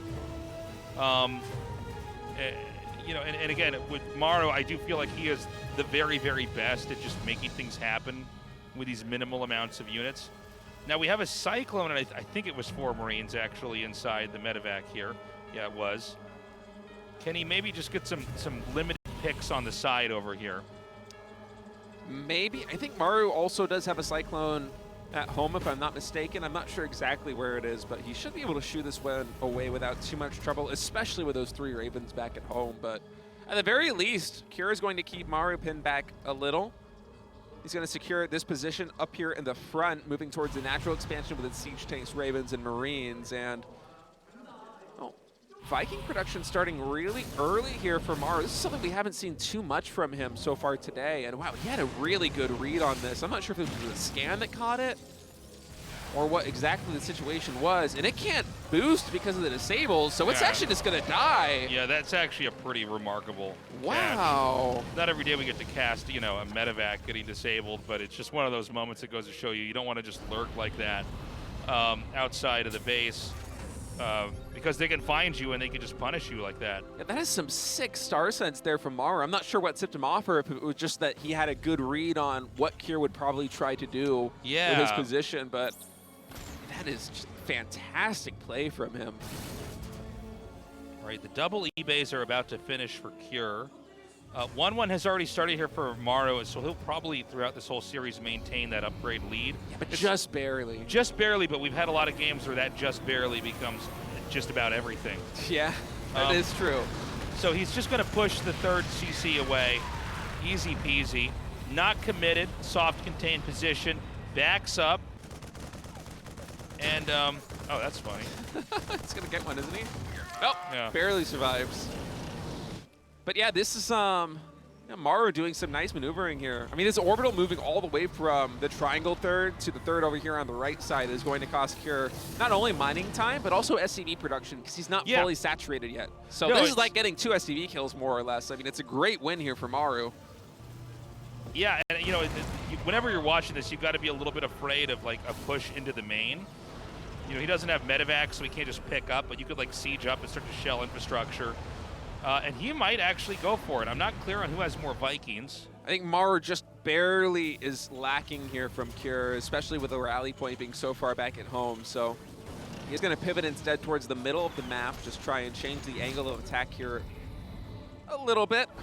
Cure going to see if he can try and catch him. I think he's caught wind of this, so for a moment I was wondering whether he would just try to siege up in a spot that was barely out of vision and get some cheap shots off, but instead just going to play it nice and safe. Continue to rove around between the natural and the 3rd base. And already the armory coming in now for Maru. Kira, keep in mind, I mean, the upgrade differential in 1-1 is minimal between these 2 players, but if Maru gets that armory and the +2/2 started, you know, significantly faster than Kira, then that is where the window will be created. Yeah, looks like it's actually a little bit closer than I thought with the upgrades. I thought for some reason it was more like a 10, 15, 20-second thing. Well, now it is because of the armories. Yeah. Okay, well, that is going to be there after all. Excuse me. It came full circle. You're right now. I was wrong before, now I'm right this time. Maru fishing for a fight here, opening up these parts of the map so that he can circulate and reposition as much as he needs to. Big armor shredding missile coming in right now. So these Vikings getting extra value here with these hits. Some Ravens falling. Yeah, really bad engages with Maru's Vikings versus everything that Kier had. He like barely killed a Raven and then barely killed another Raven, and by then he had lost most of his Vikings. Yeah. Bit of a misread there for Maru, I think, is perhaps he thought he had enough to one-shot the Raven and instead just lacking in Vikings a tad, but now I think it's something like double-digit Vikings to maybe 3 here for Maru, so it's not the best situation overall. If you're trying to play the air game, you really want to be able to contest it. The worst possible scenario is that you invest in Vikings, you invest in Ravens, you invest in all of these air units, and then you lose air control. Right. Because sometimes we'll see players like ByuN just be like, okay, I do not care about this. I'm going to pump triple-digit Marines and find my value that way. But if you're Maru and you're losing Viking trades like that, then suddenly not only do you not have air control, but when you actually do get into engagements with siege tanks, you need to drop down a ton of scans to actually maintain vision, so it really indirectly also hurts your economy. All right, he's going to start the push into the main. I'm not clear on what he actually has in the main. Okay, so this is actually really bad for Kier. There's a lot of infrastructure, a lot of stuff is going to get shelled here. He can just maneuver these Marines down a little bit further. There's a counterattack over here up at 12 o'clock. I don't know if this is going to go into the main or if he's going to... Oh, well, he's got Vikings ready. Yeah, siege tanks as well there at the third base, so he is safe for now. And Maru with basically no air units over here on this side of the map. They're all just back at home, slowly building back up, and he is going to come in and try and catch this. Might be able to get a medevac. Does get one. Infantry, weapons, and armor. 2-2 now finishing here for Maru as, you know, despite that kind of unfortunate exchange of Vikings and Ravens that happened earlier in the game, the army supply is still very even. Maru actually ahead a little bit, as he's been getting the better end of a number of these trades. And keep in mind, he is the only player with a Raven on the field right now, so disables are still in the cards here. Instead, it's going to be an armor-shredding missile coming down the Vikings, and Maru's going to try and breach this position as best that he can. Vikings engaging here. Liberator does get focus fire down. Siege tanks coming in as well. And overall, it seems a relatively even trade. Yeah, it looks like the Viking count starting to thin out, though, now for Kier. A healthy number of tanks. Maru continuing to remain very liquid on the map here, able to relocate whenever he needs to. And the next couple, maybe the next minute or so, are going to be very important because Maru's looking to try to dislodge this fourth base. And if he can dislodge it, if he can punt the command center to another location, it's going to be a massive boost here. But if Maru overextends, which we know he has done before, it could be bad. So he's actually going to mix it up. He's going to pull back. He's going to relocate. He's going to look for another opportunity. I think that basically Kier is ready to meet him in every pass, though. Yeah, sieging down over here on the low ground, and Kier also has that sensor tower by the fourth base, so he has a good idea of where Maru's army is positioning. But keep in mind, Maru, during all of this action, he is expanding across the map. He's taking the bottom left base. That will bring him up to 5 bases in total. +3 weapons now starting for Kier. No +3 armor just yet. Maru already pumping both of those, about a third of the way done. So we'll be able to retain this upgrade lead throughout the rest of the game, at least until that 3-3 finishes there for Kier. So another potential window, maybe a minute and a half down the line here for Maru. We'll see if he's able to find an avenue of attack to actually take advantage of it. And I kind of feel like he's trying to set up for some plays like that as he kills the sensor tower, and then I guess, of course, Kier just immediately throws down another one. Yeah.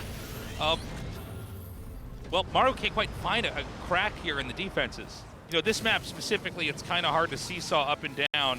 You know, we've already seen this kind of back and forth a couple times, and it's really difficult to actually find that opening. Well, hold on a second. He's going to back up once more.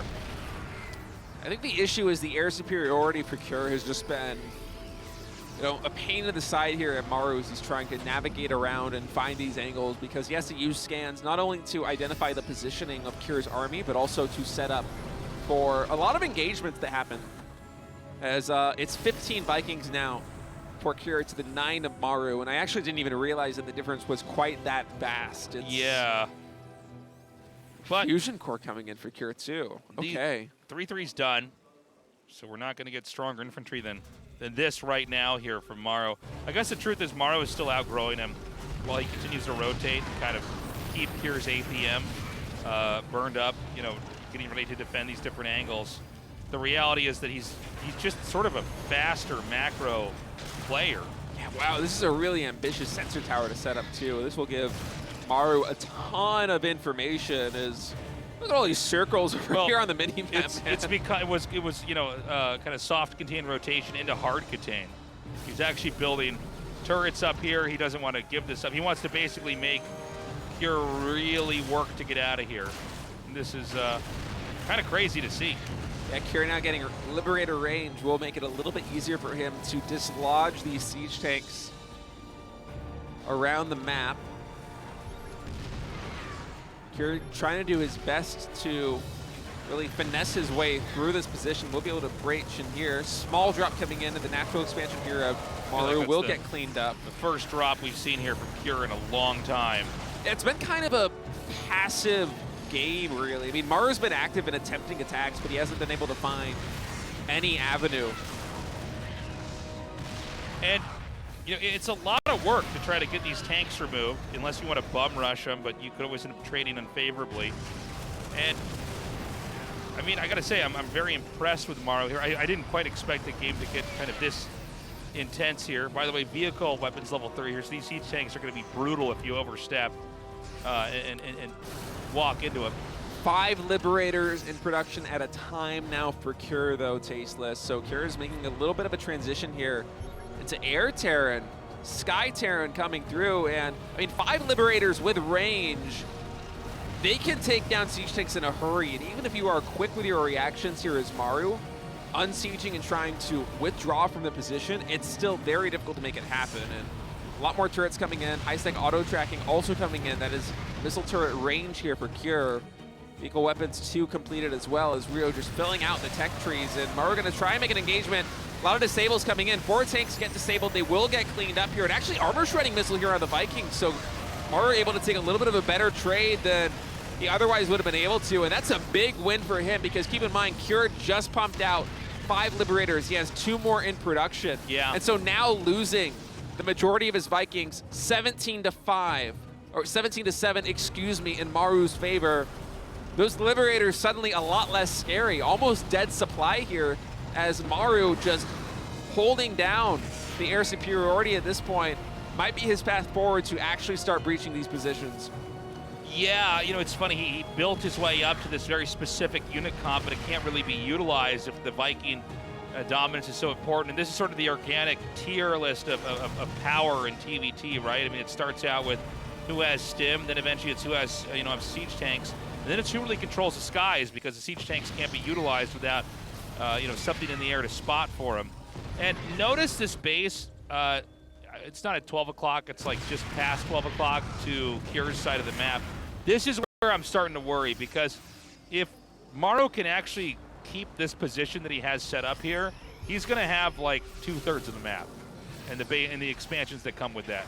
Yeah, this contained is going to be very hard to breach. And so Liberators are sieging up here. Another armor shredding missile. A lot of Ravens here for Maru. Would not be surprised to see him drop down some auto turrets, but instead just going to opt for his Vikings, making the best trades possible here, as he's also now mixing in Liberators, and a bit of a trade there with ship weapons now getting researched by both players. And Maru just really controlling basically all of the map.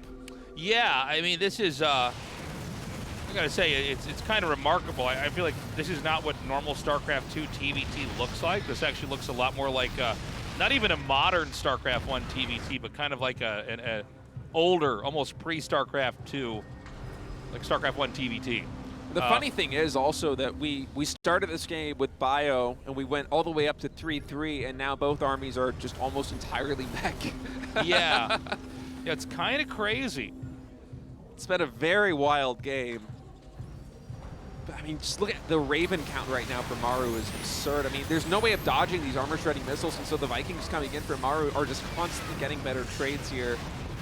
And even Liberators, if they enter the fray and start doing their AoE damage, I mean, if you couple that in with armor shredding missiles, they could actually start to pack a little bit of a punch here. And I know their supplies are even, but I do feel like actually it is Maru who's basically getting the upper hand in every one of these fights. Like, he's got the Liberators, he can actually push the tanks back now.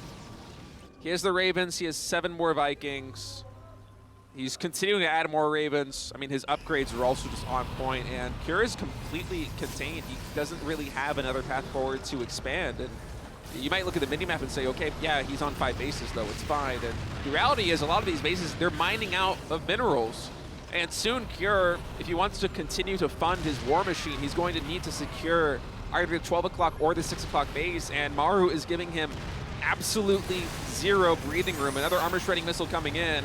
More trades. Maru has slightly less Vikings overall, but... Yeah, we got to get the auto turret spam out here. That should even out this number. And, you know, Maru's actually fought all the way back to this location here at the top right. And... Oh, wow, I didn't even notice the siege tanks actually laying siege. Oh, I actually didn't know. I didn't see it either, man, because, here. you know, there's all this flying stuff over it.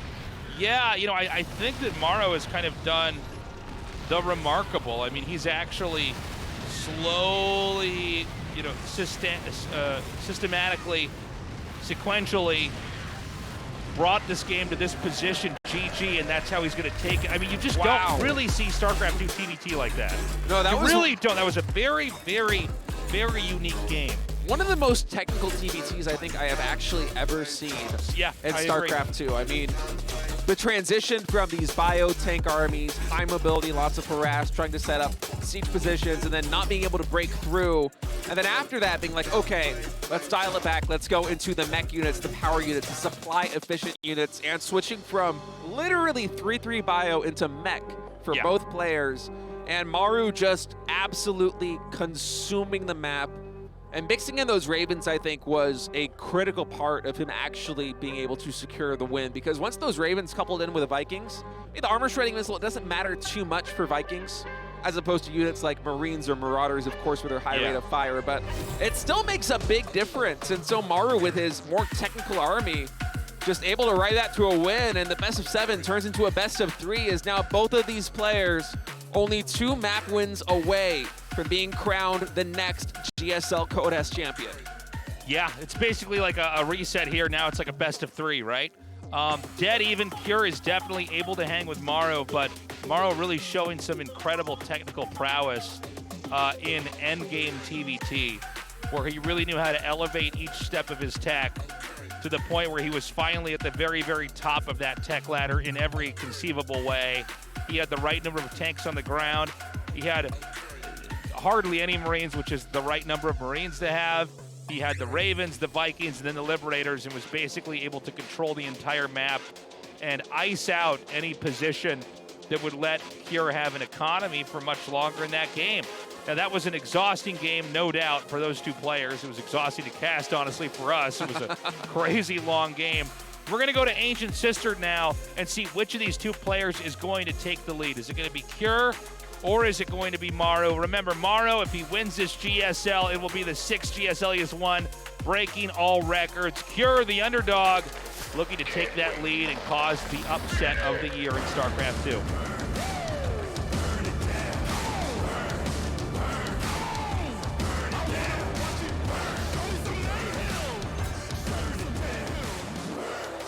Oop, here we go again. Whoop.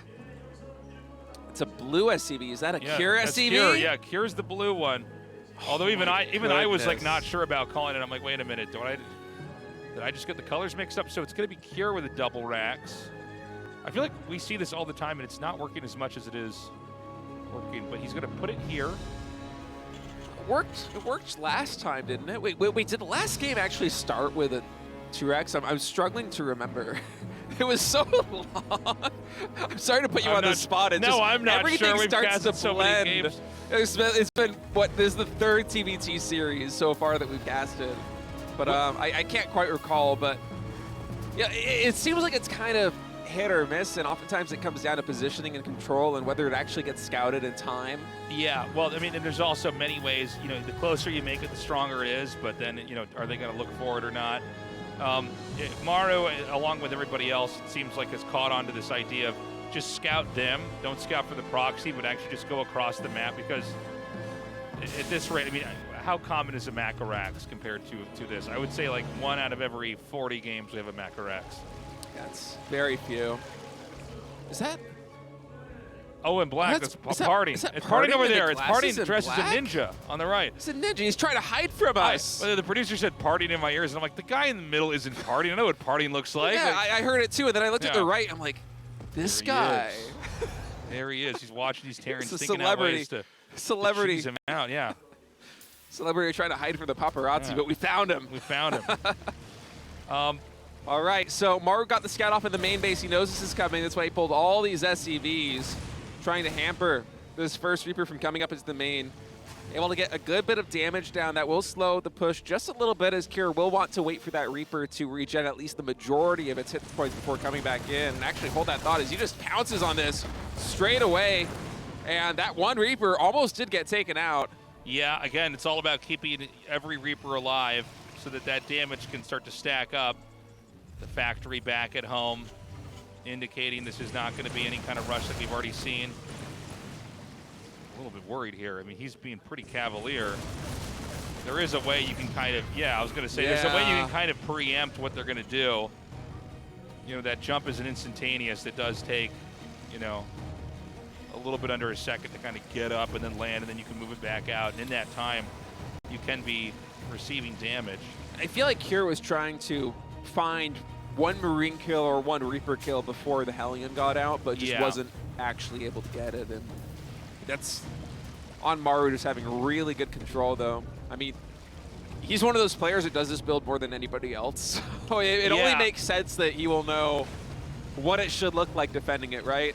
I'm excited to see how Maru's going to play this, too, because, like, you know, if you're losing to a build on ladder a whole lot, one of the best things you can do is just do that build to somebody who's really good and see how they stop it. All right, now he actually got in here with a good angling. A little bit of a misclick. Yeah, these are some massive grenades, too. That's a lot of AoE damage on these SCVs. Look at how low HP they are. 7 SCVs already going down. Will it be 8? Just barely not. Oh, he actually does get one, so that's a very good trade there for Kira. I've got to say, that's better than I was expecting. And also keep in mind that he lost one of those Reapers straight from the get-go. It's just, those grenades were so clutch. They got so much AoE damage in that it was like every single SCV was in the red. Crazy moment back there. Ultimately was a success. And now, I mean, this is a substantial worker lead here. One more Reaper, I think, has snuck its way into the main base as those SCVs are actually frantically trying. They're huddling to repair each other. They don't want to fall to yet another Reaper, and it's kind of a feels bad man there for Maru. Is you do not want to spend all of these resources repairing your SCVs instead of mining. I mean, it's just not what you want your units to be doing. But the reality of the situation is they're all so low because those grenades from Cure were so solid that if you don't do it, you run the risk of Hellions coming in or 1 or 2 more Reapers coming in, and suddenly everything's getting 1-shot or 2-shot. If they don't repair, that damage is permanent, basically. You know, it's and that can be brutal.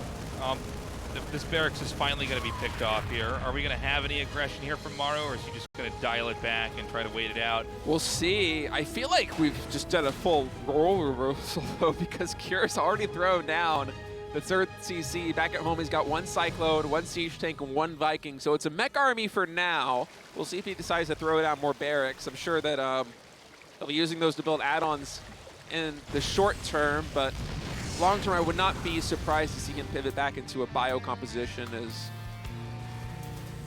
it would be wild to have more mech come in. Yeah, let's see what he's got in store for us here. Oh, just sending an empty medevac out. It's like a hallucinated oracle. It's just like, scare you. Yeah, just a hallucinated phoenix. I'm not sure what the plan is with this. Well, maybe I'm trying to think about what the plan might be, and if it doesn't die, it's cheaper than a scan. So maybe he's trying just to like move in there, take a little bit of hull damage, and see if there's an orbital or something. Yeah, I guess so. I mean, a lot of times we see that orbital's over on the side, but kind of a weird move. Or maybe he thought it was full for a second and it wasn't. I'm not totally sure. Yeah, because if he was trying to pretend like it was aggression, I would imagine. Maybe trying to fake a drop or something like, oh, look at me, I've got, you know, a Cyclone in here and I'm going to try to harass you. I think that's actually it, because now looking at the mini-map, we haven't gotten a shot of it on screen, but I believe Maru actually has a 3rd command center and is going to eBay. So he's just trying to feign like he has the units to go for the aggression earlier than you should. Yeah, maybe he'll keep that command center in his main a little bit longer when in fact he has no intention of attacking. Yeah, it makes sense. We're so good. We're so good. We get to figure all this stuff it's out. Like Sherlock over here, man. Like, suddenly the game slows down. And Every Terran player watching at home is just face palming. That guy is just 101. They've already muted us. Is what's happened. Like they have no idea what we're saying anymore. They're like, "Whew, that's better." So Stim is coming along now for Cure, and I mean Maru, you know, in pretty good shape. It was kind of an explosive start, but things have slowed down a little bit in what can occasionally be a little bit of a dry early to mid game. Yeah, and as things are shaping up, it seems like Maru is going to have about a 15 or 20 second lead in his infantry weapons overall, and both players throwing down more barracks. I was wondering if we might see something a little bit more mech heavy coming out of Cure just because of how much idle time he had on the barracks, using them to build add-ons and just mostly focusing on the siege tanks, the Vikings, and the Cyclones. But he is going into ByuN. He's got a couple barracks out already, adding 2 more now, +1 infantry weapons as well, of course. And now I think the real aggression is going to start coming out here from Maru. Yeah. He's going to start to roam with these medevacs. He's going to look for any openings. We do have the Ravens lagging behind just slightly, these medevacs. Yeah, they're not as quick. Yeah, can you imagine if Ravens had boost, though? Don't give them any Auto ideas. turret comes in and just runs right back out. I think there is potential for this to get a good bit of damage done, and man, just barely skirting around. Yeah, man, hug those corners if The you're checking. turret also only just now starting, so Oh, Cure's going to gosh. stim and try and stop this, but we're going to have turrets dropped immediately here. He can 3 get the already. upgrades. Dude, He is going to get the upgrades. Look at that. Can he get the other one? I would be surprised with the siege tanks here, but I think you just take the win right there. I mean, you lost like, what, 3 Marines, some Raven energy. It was like 3 or 4 turrets at most, and you stop +1 armor. Yeah, and I mean, to be honest with you, having the armor upgrade delayed that much, I mean, that is huge. It's a really big deal. Especially in infantry versus infantry. Yeah, it's going to matter a lot in the Marine versus Marine fights. Now, if you're trying to go and break a position where there's a lot of siege tanks that are garrisoned without support, I mean, it's not too much of an issue having that -1 armor, but in all other cases, it's an issue. So Maru going to be compounding that upgrade advantage that he already had now by taking out the engineering bay. I mean, +1 armor just so far behind here for Cure, and here come the sieges. Sable comes in. I think for a second, Cure actually might have thought that the siege tank was in range, and and the shoe's on the other foot. Yeah. Nice trade. I guess he gets a sensor tower there as well. I don't think Maru's going to stick to this, though. He's pretty good at like taking what he can and then just packing it up and trying to reconfigure. Yeah, he's very good at sharking around in the middle of the map with Marine tank and kind of keeping the other player at least relocating tanks and repositioning. And every time he does this, he takes the 4th base. He does it very well. He takes the 4th base, usually on location. I think we're seeing that develop here on the mini map at 6 o'clock, and kind of keeps the other player just, you know, trying to figure out what's going on. Yep. Another command center coming down here for Cure as he's starting to power up a little bit back at home. These tanks will siege. Maru does have a scan on that, and uh-oh. It's a little bit of a bad split off there. Medvac's going to have to scurry away into the corner. Most of these Marines will be able to get away, and you know, with a lot of back and forth, it's still a very even game, all things considered. Maru a little bit ahead in workers, Cure a little bit ahead in army.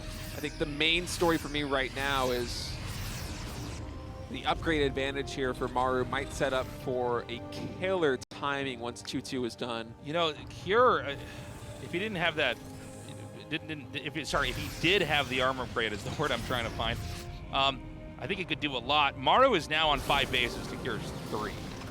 So like, oh, that's right. Positionally, Cure might be able to do a lot here because this is a pretty wide spread, but like, this is looking really bad long term here.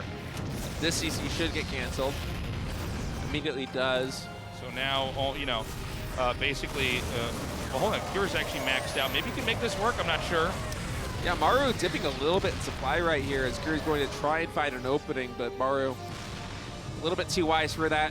Does retreat back to the 3rd base and is able to defend it, and now Cure with the rest of his army trying to pivot towards that top 4th base here for Maru.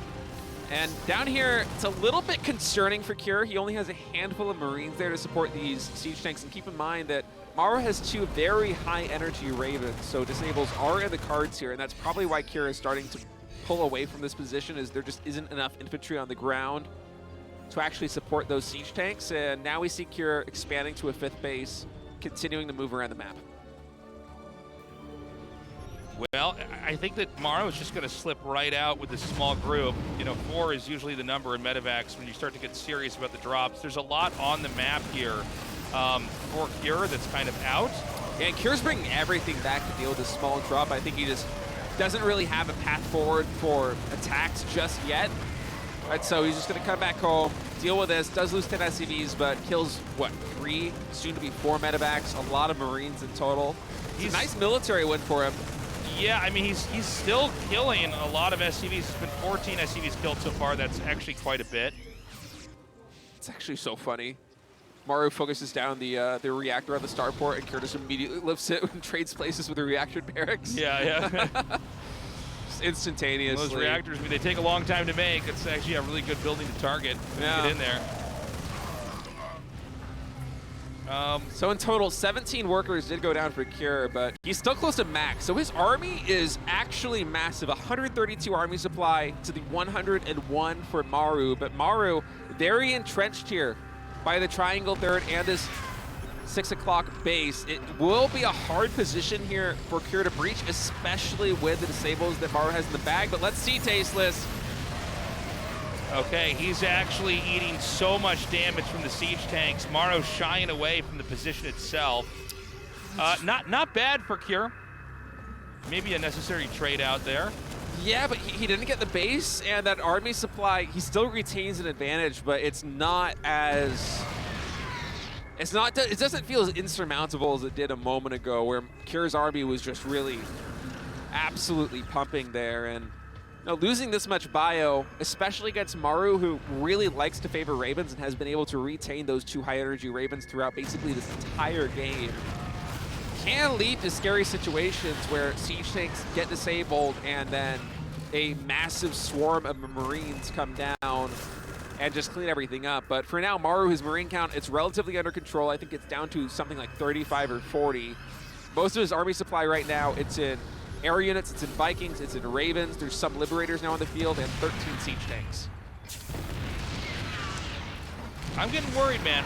I think Cure's kind of starting to win in a long game of tank, infantry, Liberator, Viking versus each other. He seems to be he has 2 big army positions, and he's ready at any moment to strike, where he feels that Maru is going to be weaker on one side. And whenever you see this kind of setup from Cure, you know he's going to also be able to take another base as soon as he has the moment to give his attention to that. Yeah, I hear what you're saying, but at the same time, I feel like this is kind of Maru's comfort zone. If it was a lesser Terran player, then certainly I would feel much more comfortable with Cure just consuming the map, taking map control like this, and expanding all across, the top side and the bottom side. But Maru, his defense has just been so impeccable, and keep in mind, he was a lot faster with his Stargate transition. So here you see him just continuously try to breach positions like this. Disables come through on these forward siege tanks. That's going to allow Maru to move all the way up. These siege tanks are dead in the water. And I feel like Maru is just kind of building this ultimate army. And I think this might be basically all of his Marines here coming in for a counterattack. I think you're probably right. He's going to go right onto these SCVs and then target the command center. Get the entry, get +3 armor again. Yeah, Why not? You get +3 armor, 1 more. Yeah, that's so funny. Yeah, there it is. That gets denied. And now Maru's ready to move out. Yeah, so the supply is still favoring Cure, but the economy here for Maru, it is solid. And unless there's some missteps, I mean, even with all these Marines stimming forward, he's going to be able to shave off a couple of these siege tanks, but not too many going down. And the siege tank count's still very healthy here for Maru. Keep in mind that he has had his starports up, these extra starports, much earlier than Cure. So the Raven count is higher. The Viking count is higher. He has 2 Liberators to none there for Cure. And as we saw in the previous game, usually it is that Sky Terran that is going to reign supreme should we go to a split map scenario. And the way this one is going, it kind of feels like we are starting to tread down that path. So I'm wondering now whether Cure is going to be able to find an opening at any of these ulterior bases here for Maru, or if Maru's defense is just going to get tighter and tighter, and he's going to reign supreme in the sky and eventually be able to eke out a win that way because it worked for him in the previous map. Yeah, it really did. He's going to stim and run by with these few Marines. Notice he's not even making medevacs here. It's like, just send the Marines out. They're Zerglings. That's what they are. They These really are are. Zerglings. Just get what you can find. Medevac, good. When they slow down, stim them again and keep running. There really is a situation here. It's funny to think about it like that. Like sensor tower, sure, yeah, trade these for gas units. This is the stage in the game where gas is starting to become a more contested commodity for all these Terran players because the units they want to make. Oh, we have battle cruisers actually coming up for Maru. This is so cool. That's very interesting. Really going into the supreme Sky Terran here. This is so funny. This game and the last game have started to kind of go into these weird directions. They look like old StarCraft 1 TVTs. Not even really modern StarCraft 1 TVTs, by the way. Like we had a lot, you know, split map with tanks and kind of a hard no man's land drawn across the map.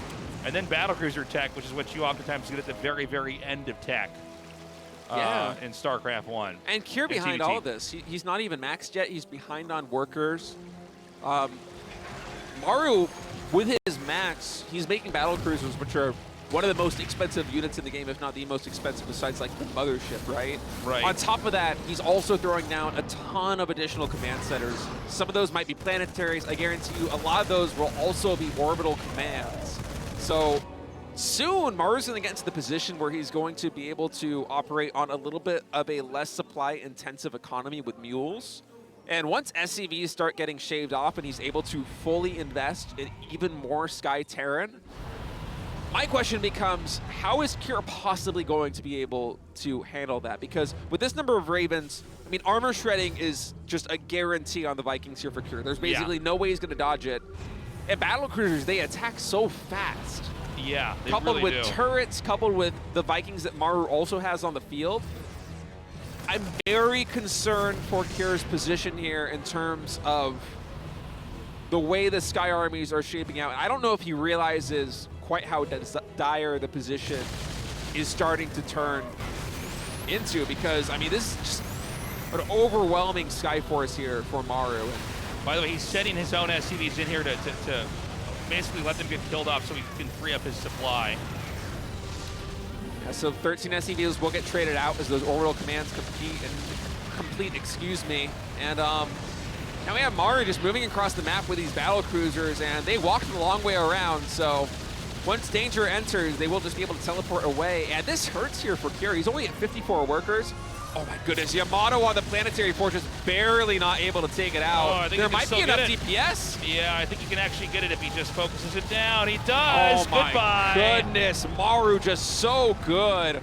You know, teleporting back, almost full HP, barely even needs to repair those things. And now Kier, I mean, he's such a high tank count, but the tanks are obsolete. He has got this crazy composition. He could probably roam and find another base and take it out as well. I think Kier's going to have to try to take a fight. Is he going to have enough to actually do that, though? I don't know, man. Because Maru basically has something set up where he can systematically move out, kill a base, get back, and pretty much do it unscathed. Kier has a handful more Vikings, but the Raven count and the battlecruiser count obviously supporting Maru here makes me think that Zerglings. Zerglings, man. He's just going to send this small group of Marines and just he's even got a flying queen. Kamikaze it in there. And got a little flying queen to transfuse these Zerglings too. So funny. All right, he's going to just go for this tank now. This also has to be so annoying for Kier because, yes, it is only 3 Marines in a medevac, but you still actually have to deal with it. You have to send stuff back, and it can't be just like your own 3 Marines in a medevac. It has to be like enough that like you can basically just wipe it out. Yeah, like what are you gonna do? Like patrol Vikings back at home to deny the three Marines in a medevac? It's such an awkward situation, and it's times like this I wish we could see the army supply split between land army and air army, because I feel like, I mean, for Maru, just the air superiority, it is unbelievable here. Even this turret doing work. I'm surprised the tanks are taking so long to take it out. Maru just on another level right now, it feels like, in these late games. All right, armor shreds are going to come down, and they go down first, connecting on top of Kier's army. So now he can just come in here and destroy all these tanks. I mean, this is insane. Dude, if I was Maru, I would just teleport my battle cruisers on top of those Vikings, man. Yeah. I mean, He might still do that. Yeah, he might. These Vikings, they have to land. Here we go. There it is. Coming in are the battle cruisers. The Vikings on land trying to run away, doing the little waddle, but they cannot get away. Now you have Matos also coming in. Oh my and God, Maru GG, what an ending. flexing his late game TBT muscles. What? As I gotta say, Taze, this has been one of the best TBT finals I think I have ever seen here at GSL. It's right up there with Maru versus TY. I mean, this has been so much fun. I feel like this might even be better, honestly. Like, the way that some of these games are ending is insane. Oh my God. What a great game there from Maru. Really, the last two matches just playing to perfection, and you can see the grin on his face, man. That is his comfort zone. That is where he thrives, is these extreme late game scenarios. And you can just tell, I mean, that's 2 games in a row where he did this against his opponent, and he just did it so much better. Well, that was like late game TBT, like we just didn't even know how deep the rabbit hole of the matchup goes. Yeah, pretty much. And you can see Kier's like, what? Like, what is happening right now? Yep. He's just not going to attack me, and he's just going to keep making Vikings. Then eventually he has battle cruisers. He can harass with that and then escape back out. And then eventually it's like, you can see, especially with tanks, right? Like, it's not like Marines you can just stim and run in, or SCVs where you just send them out and get rid of them. It's like, okay, well, let me try to do something with these tanks, and everything falls apart. Yeah, Maru just with a perfect spread on defense there was unbreakable, and this is something that we didn't really see throughout this GSL at all, unless I'm mistaken. This extreme late game TBT gameplay. We've had a lot of what I called late game TBT, which was, you know, before battle cruisers came into play. I mean, I've casted all this many times before, but the BC play is very interesting. It also shows that Maru has an approach to an extremely long game where he knows how to kind of like halt the back and forth. And he has 2 different solutions. One was where he actually just kind of pushed out with the turrets. This is probably mostly map dependent. And then kind of just carves out the map, gets enough liberators, gets the right number of tanks, and just sort of makes it so that you're just not going to have enough bases long term, and it's too costly to try to push out. And then we had this like mass battlecruiser style, which is just, it's fresh to me. I'm not used to it. That's fresh to me too, man. TBT is one of those matchups that I feel like I'm learning every single time that I watch it, every single time that I cast it, and of all days today. This is what we were talking about beforehand, is like, we're going to have a deep dive of TBT. We're going to really figure out who's the best at the matchup, what are the strongest ideas at play. I mean, we've had this kind of double racks, then proxy, factory, starport play, these unusual pushes. We've seen just straight up Reaper Rush, kind of like a little bit cheesy play. We've had Maru showing some of the craziest late game. We've had Kier showing some of the most robust mid game. We're really getting a taste of everything. Maru's now in the lead. It's 3-2. Either Kier can tie this up 3-3. That would be the dream. Or Maru is about to win his his 6th GSL. I was going to say his 4th map win. Only one map away, man. Could be the G6L, the 6SL, however you want to phrase it, the champion. A fitting map name here, Royal Blood, as we see what Kier has in store, his tournament life on the line. He's made it this far, but he's against the best in the business. Maru ready to make history one more time. Let's find out if it happens. This is game 6.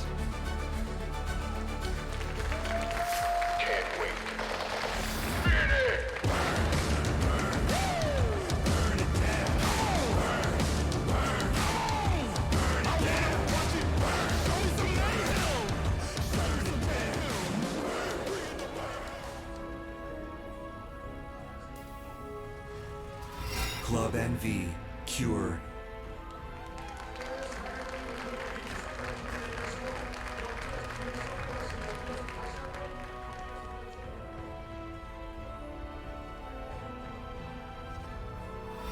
Onside Gaming, Maru. So just to talk for a second about everything that we've really seen here. Look, we've definitely had some proxies. We've definitely, like we're having in this game, we've definitely had some pretty epic mid games. But what's been fascinating to me is that Maru has had more success with aggression and less success in mid game into kind of a normal late game. It's actually kind of weird, right? I think normally we would expect a different, something different to happen. Cure seems to be better at kind of having tanks and Marines and controlling the map and doing that back and forth. And so what Maru's showing us is just a more extended version of the matchup where he can drag it out and then bring a new tech and win that way. And that's very cool to see, is that Cure might have a better mastery. Like, he beat Maru on it with a 2-base push. He has not really died to a lot. You know, you look at the way that Bunny died and then compare that to Maru. It's crazy. Cure has a much better handle on that in the matchup. But Maru really is showing some of the most insane late game in any matchup I've ever seen. Yeah, Maru's just playing out of his mind right now, giving us a taste of everything. And even the mind games here in game number 6 on match point, throwing down the SCV, the timing, that he'd be building a low ground command center, trying to feign that he's not going for this 2-Rax proxy again. And this is the same build that we saw ByuN do earlier in his best of 5 in the semifinals against Cure of all people. It's what we're seeing Maru do now. This proxy barracks, the proxy factory, 2 Reapers now coming up the ramp. Cure a little bit unprepared for this, takes a lot of damage there on that Marine. Not as many SCVs pulled, and okay, this time the SCV comes back, is going to be able to delay the factory. That's very important. This factory, not only, you know, every factory that comes out of that's delayed, but the starport itself is delayed. And I also want to dial this back a little bit, because we've seen this build a couple of times now with the factory and without the factory. And oftentimes the way this one ends up going is, yes, there is aggression, they trade. One player, usually the defender, is going to lose a healthy number of SCVs, maybe 5, maybe 6, sometimes more. But generally speaking, everybody so far today has been pretty good at navigating themselves out of this position into a longer macro game with one player having a slight edge. So there is an avenue towards normalizing, and if I'm not mistaken... Dude, I think he's completely pulling out of the build. Yeah, Maru is just... I mean, we were talking about mind games. This is so cool. So Cure's overreacting and making a bunker. There is no command center. And exactly, and with Maru expanding, basically Cure is bracing for impact. He's now, that doesn't mean that, like, for instance, this rush is going to come in. That's one thing, right? But it's totally different from the siege tank push that we saw Maru do earlier. And so, luckily for Cure, he is going to send these 2 Hellions across the map. We'll see if he actually gets any damage done. Oh, I'm sorry. He is going to make the tank, but not push with it. He's going to make the tank and send it all the way back to home. Again, very weird build, but he's actually forced Cure to overreact. Yeah, and the Cure's command center starts when Maru's orbital command starts. So a full CC ahead is Maru. A lot of these units, though, they are on this side of the map here. So these 2 Hellions, only a handful of Marines in position to defend. SCVs will fall. The question is how many? Oh, that one Hellion gets kind of stuck on the other SCVs. We've got 3 kills so far. If he can get a 4th, these Hellions have at least paid for themselves. He does manage to get that. You're going to see this Hellion come down towards the natural, and Cure's going to realize he's in a very different game than what he was preparing for, as he sees that already Maru is going to drink up the resources from the second base, and I think Cure, in a moment of panic, is basically leaving his base saying, oh god, can I attack you at least? Can I get any value out of this situation? And that's what we're waiting to see for. Yeah, Cure's going to see if he can try and find some damage. 4 Reapers kiting Marines in the middle of the map, taking a little bit of damage there. Landed Vikings are able to kill one of them as grenades also pop. There's 2 siege tanks. So Maru back at home, he does have that Raven. He has the siege tank positioned at his natural expansion as well. Not Ravens, the Reapers are going to try to come in here and kill SCVs, and I mean, I don't think that really Cure had accounted for this. He is going to be able to have some rallies. The siege tank just popping and 2 Marines right behind it, but I'm wondering whether Maru is going to be able to break out of this very easily, because with the 2 Vikings here, it's tough. Well, he's going to commit.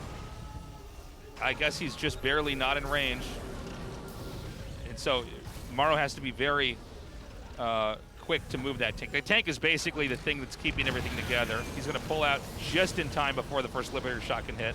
That's going to allow Cure to move up an inch closer, and now he's in shelling distance of the command center, and Maru once again sending the Raven around. He might try to get a wraparound behind this, getting a couple more SCV kills back in the natural expansion there for Cure. It looks like he might be gunning to drop. Wait. Or he's going to come from the side. He's going to flank it. Yeah, I was wondering whether he was going to drop on the tanks or if he was going to come from the side. It looks like it will be the side play as Maru now getting in position. Raven with a he's hefty gonna number be of in energy. range. What am I watching? I don't know that he can. I think that actually Kier might just be able to take this. It's possible. SCV's now coming in, trying to make their way into the main base. 11 kills. 11 kills there. Yeah, he's gonna go for the counter. Just gonna have to go for the counter attack right now. I don't think. I think Kier might have just taken this. But hold on. He could. No, he could disable the tanks. Hold on a second. I'm jumping the gun myself here. He's going to scan. There's another tank in the main base. A lot of reinforcements here. Okay, Stim is done. Stim's going to come in. Orbital gets lifted now. Tank gets immediately focus fire down. And that siege tank there in the main base, it repositions into a more defensive position. Oh, hold on a second. I think Kier has enough Marines to just kind of wipe this out. It's actually even in workers. So that was 17 SCVs killed. 23 to 22. Wow. Very, very tense game here. Yeah, I think I still have to give the advantage to Kier right now. I mean, he's just continuously getting closer and closer to breaching this position, and the Viking count just continues to grow. And also, look at the positioning here of the orbital commands. The siege tanks, they're going to pop out on the left side. Oh, yeah, that's a good point. Yeah, I mean, the thing that Kier has going from, he actually has a push that has momentum. I don't see a way that Maru's going to be able to stop this. 3 siege tanks. He's going to stim forward now, coming in with the medevacs from the backside as he does get the full surround. He gets the last, no, he does not get that, finally gets the last tank. Wow, okay, I guess that's how you do it then for Maru as the reinforcements come back home and clean this up. And this is a crazy game, by the way. I'm on the edge of my seat. I can't believe how intense this is. This is wild, and you know, at the end of the day, it's going to be almost even army supplies. Kier up 4 workers overall. The Stim's not done for Kier.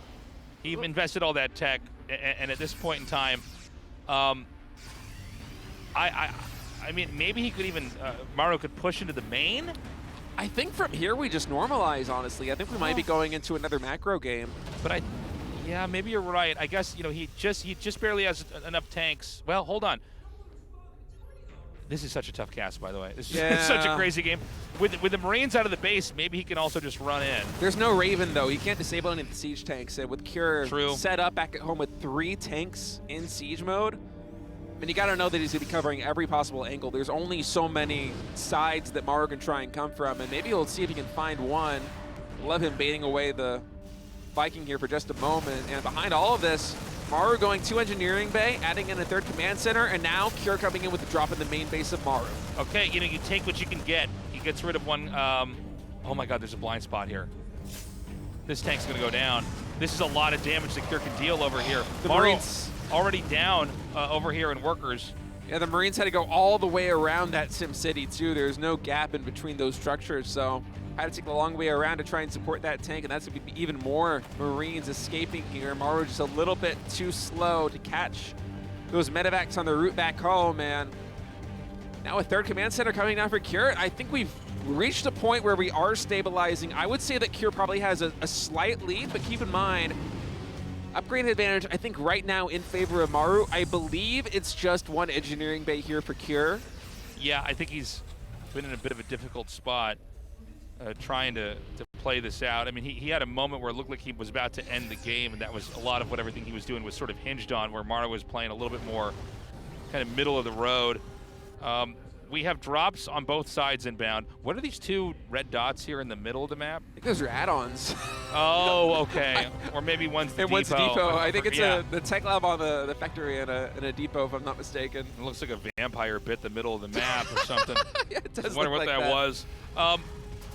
Yeah, you're right, though. It's just that +1 attack upgrade here for Kier. I mean, if you don't get armor, it's hard to be competitive in a long game. And I think it's possible. Well, Kier's going to just be expanding a little bit later here as well. The orbital's already done. Yeah, Maru in a nice defensive position back at home, and we have seen time and time again Maru leverage this upgrade advantage into highly favorable trades throughout the mid game. We'll see if he's able to do the same thing now as Armory is going down for Kier. There's no way that he thinks he's on 2 engineering bays right now, right? Because I'm surprised, like, okay, now just adding the 2nd engineering base. So just, it was a choice to opt for +1 infantry weapons before anything else. He'll be going for +2 and +1 once that engineering bay completes. So he will be 1 upgrade behind Maru for the foreseeable future. And the way things are shaping up now, I really do think we're getting back into that position where it's going to be difficult for either player to really break, especially with no Ravens on the field right now. We don't have that same kind of position-breaking play available to either player. Yeah. Yeah, I mean, I think this game just normalizes. Cure, as far as math is concerned, is just ahead in every metric, but the upgrades are going to be better long-term for Maru, which, you know, with how good these guys are at control, it may matter the most. So the third CC is landed over here. Development is pretty even. Even resources lost is relatively even. Cure just a little bit more resources gathered in total. Sensor towers come up almost at the exact same time. And Maru looks like he's already pumping out a lot of Vikings. He has 5 on the field right now already. Excuse me, as 2 more entering the fray here for Cure. And I wonder whether we're going to see a second starport sooner rather than later. Okay, Cure, so instead of adding a second starport, he's going to be going for another factory, so wants to play a little bit more siege tank heavy with his style. Perhaps as a response to how good Maru's late game has been, if you get a significant enough siege tank lead, sometimes you truly can just bust down a single position, right? It is true. This is kind of a weird moment. He had just killed the command center. I mean, I guess he got it. So I feel like I never see Maru make targeting decisions like that. Yeah, it was an interesting play. It was also funny, like, Cure had pretty much every single siege tank right there on the command he's like, center. what? You can't possibly. Oh, he's going to get the full medevac. Oh, he's not! Oh, just psych. Barely escaping. With a game as even as this one is right now, I mean, those are the kind of plays that can really change the dynamic of a game. No, I mean, that's a really scary moment if they, well. He is going to get it. I can't believe he didn't just go straight up to the top. Yeah, I'm surprised got every single medevac, in fact. So that's like 25 supply going down there for Maru. Yeah, I mean, that's a huge drop in supply. It's not the end of the world, but it is pretty bad. Yeah, I think that's more than anything else, that basically kind of forces Maru into a position where now he has to play defense. He can't really be roaming around the map as much, at least not for the next couple of minutes, unless Cure comes in with some really unfavorable trade, because losing that many units in kind of one fell swoop for really no. It wasn't a trade. trade-off. I mean, it just got killed. He canceled a command center. It was a third of the way done, and then all the medevacs died halfway across the map. And now Cure's going to try and lay siege down on this position. Viking counts tied 9-9. Siege King counts 10-10. Cure with the lead in Marines, though, doubling the count right now of Maru. So a little bit more flexibility here for his army. And it's actually Cure that's adding in the Ravens first. Liberators being added now for Maru.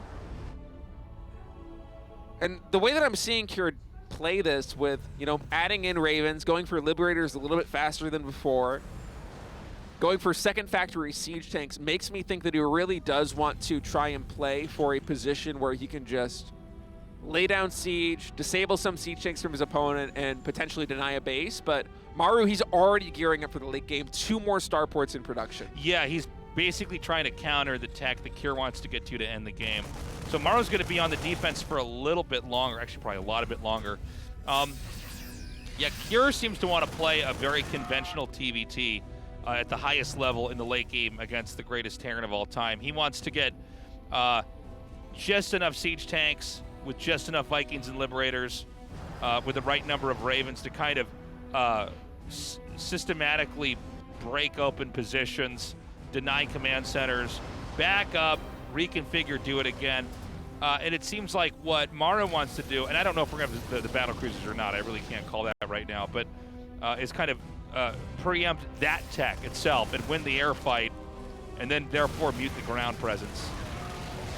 Sensor tower gets taken out here by Cure as he's just trying to poke and prod a little bit and get an idea of where Maru's at, and this is now going to be a point of contention here. This 5th base here for Maru, armor shredding turret coming down on the Vikings here. This time in Cure's favor is Maru taking a bad trade. We'll have to lift that command center with this many Vikings and might get taken out.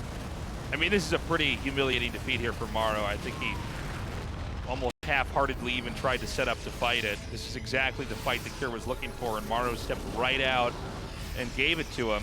You know, what I want to say right now is I bet if we hit the player colors, if we hit their names, and you came into this Game 6, having watched the previous 2 games, you would think that right now Kure is Maru, and Maru is Kure. It's been a role reversal in the way that they're navigating their unit compositions. This time it's Kure that's faster with the Liberators. He's faster adding in the Ravens.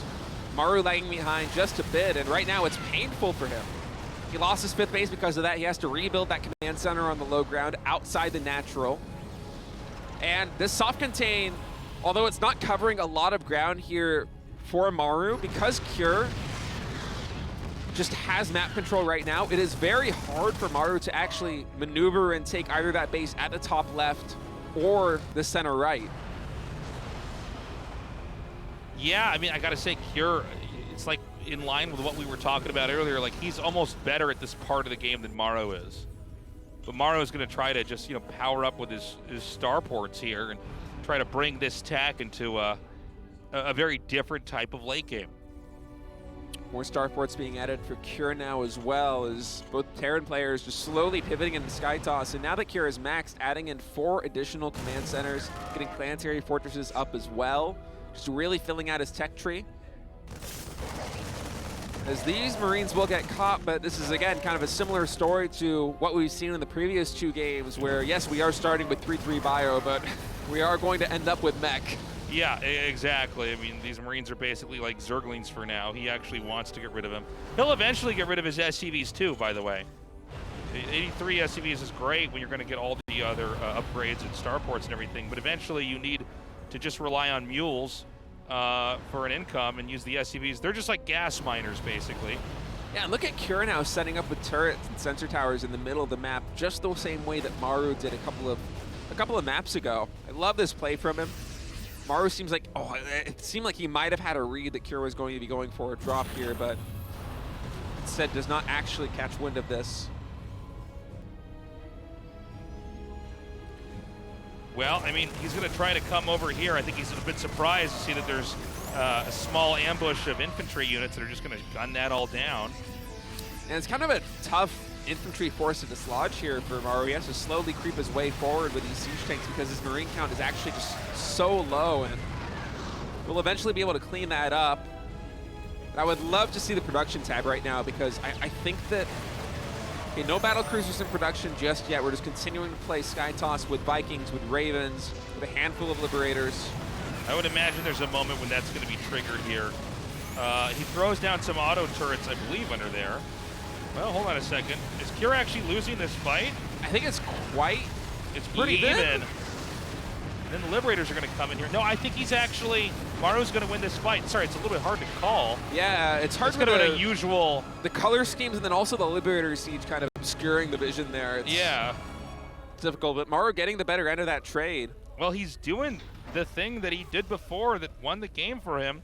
He has reached out and grabbed another base. Note that Kure has spent all of his savings, which is like what he needs to do, but the point is he doesn't have this massive mineral gas cushion. Maru, of course, has done the same, but Maru is I guess you could say, teched above Kure.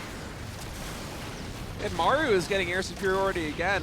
Kure is pumping out Vikings 6 at a time to try and close the distance. And it's the funniest thing. It's like, you know, it's a game where Kure surrounds him and then nothing happens for a while, and then Maru suddenly comes out and is making big advances on the map. He's going to take another base right away after this.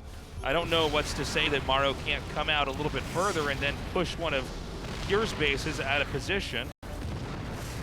It's almost bewildering that Maru has been able to rebound from what was a not very good middle game position into what is slowly turning into basically even ground. Now that big flood of Vikings that Kure made just a moment ago now coming to fruition here, we'll be able to snipe that command center and get a handful of Ravens as well. So here's what I'm talking about. He doesn't want these SCVs. It's so strange. These are all very, very old, early StarCraft ideas about TVT. And even including getting rid of the SCVs when you get far enough along where it's like, all right, we don't want that many workers. It's a little difficult to follow exactly what, well, I mean, the game plan if you boil it down to just trying to navigate yourself to a Sky Terran army as best as possible, is quite simple, but the small tactics that both players are continuously employing to try and get there makes it so hard to follow. I mean, just the way that they're navigating the map with these sensor towers, with missile turrets, by setting up these kind of lines of siege tanks and just fortifying these positions. I mean, it's really wild to watch. Like, Maru even doing a mild bio transition here just to break this position because he knows he has enough Ravens. Yeah, he can actually fight through. He's fluctuating between these different techs depending on what is appropriate to disarm this given situation.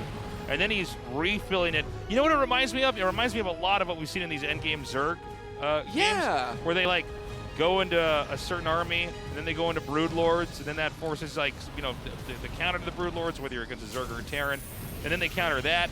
He's kind of doing the Terran version of that, only in a mirror matchup. It does feel that way, because notice he hasn't really made any Vikings to try and contest the Viking count here for Cure. Instead, he's just been pumping Ravens and he's been pumping Marines. So he's splitting his minerals and his gas that way. And, you know, if Cure doesn't have a healthy number of siege tanks on the ground, there really is nothing to zone away the Marines from just stimming forward and taking care of these Vikings, right? Yeah. So, yeah, it's a very intricate dance that they're doing with their unit compositions, and I feel like, I mean, Maru is just so good at this in general. Is a little bit of a, I want to say a misclick there, as I don't think the army was intended to go in that direction. But it's so interesting to watch these army compositions just continue to develop and evolve as the game progresses and see exactly what triggers what transition. Yeah, I mean, this has been quite a wild ride. Though, I have to say, I think that in the last couple of minutes, Maru has, like, led off quite a lot of his tanks. Well, hold on a second. He's now going to come in here. He's disabled all the tanks. We have like a 180-degree arc of tanks up here. Yeah, only 4 siege tanks behind these Vikings, though, and so Maru's going to kite back. And, man, this one Thor has been alive for so long, but it's actually doing an excellent job of zoning out all of these Vikings, all of these Ravens here for Cure. There's this one long-range anti-air unit that you just kind of rely on, and that more Ravens getting taken down now. And look at these disables coming in, Tasteless. Maru is breaching this position with pure Marines. There's nothing that can fight the Marines on the ground. It's just auto turrets, and all these high-tech units for Cure are getting mopped up. It's like another kind of tech here. It's like just Marine auto turret to force a win there. Now the tanks can move in. Suddenly, Maru is just on top of Cure. Cure seeming to be almost paralyzed to what Maru is teching into here.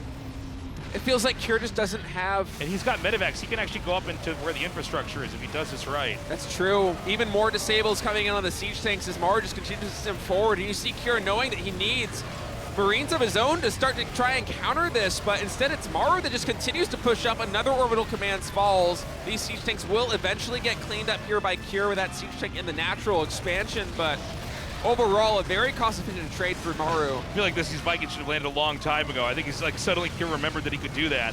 Yeah, the one concerning thing there for Maru is, although the first engagement went very well, the follow-up was not quite as spectacular. A lot of the Ravens died.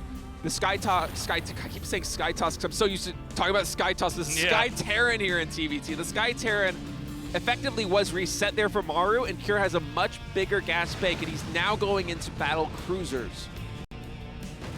And behind all this, wild, man. Look at the map as well. Cure's been expanding despite all of this aggression. So his economy also firing on all cylinders here, but neither player able to reach a maxed army. That's right. Cure has an ungodly amount of gas. I mean, that is a very important factor here.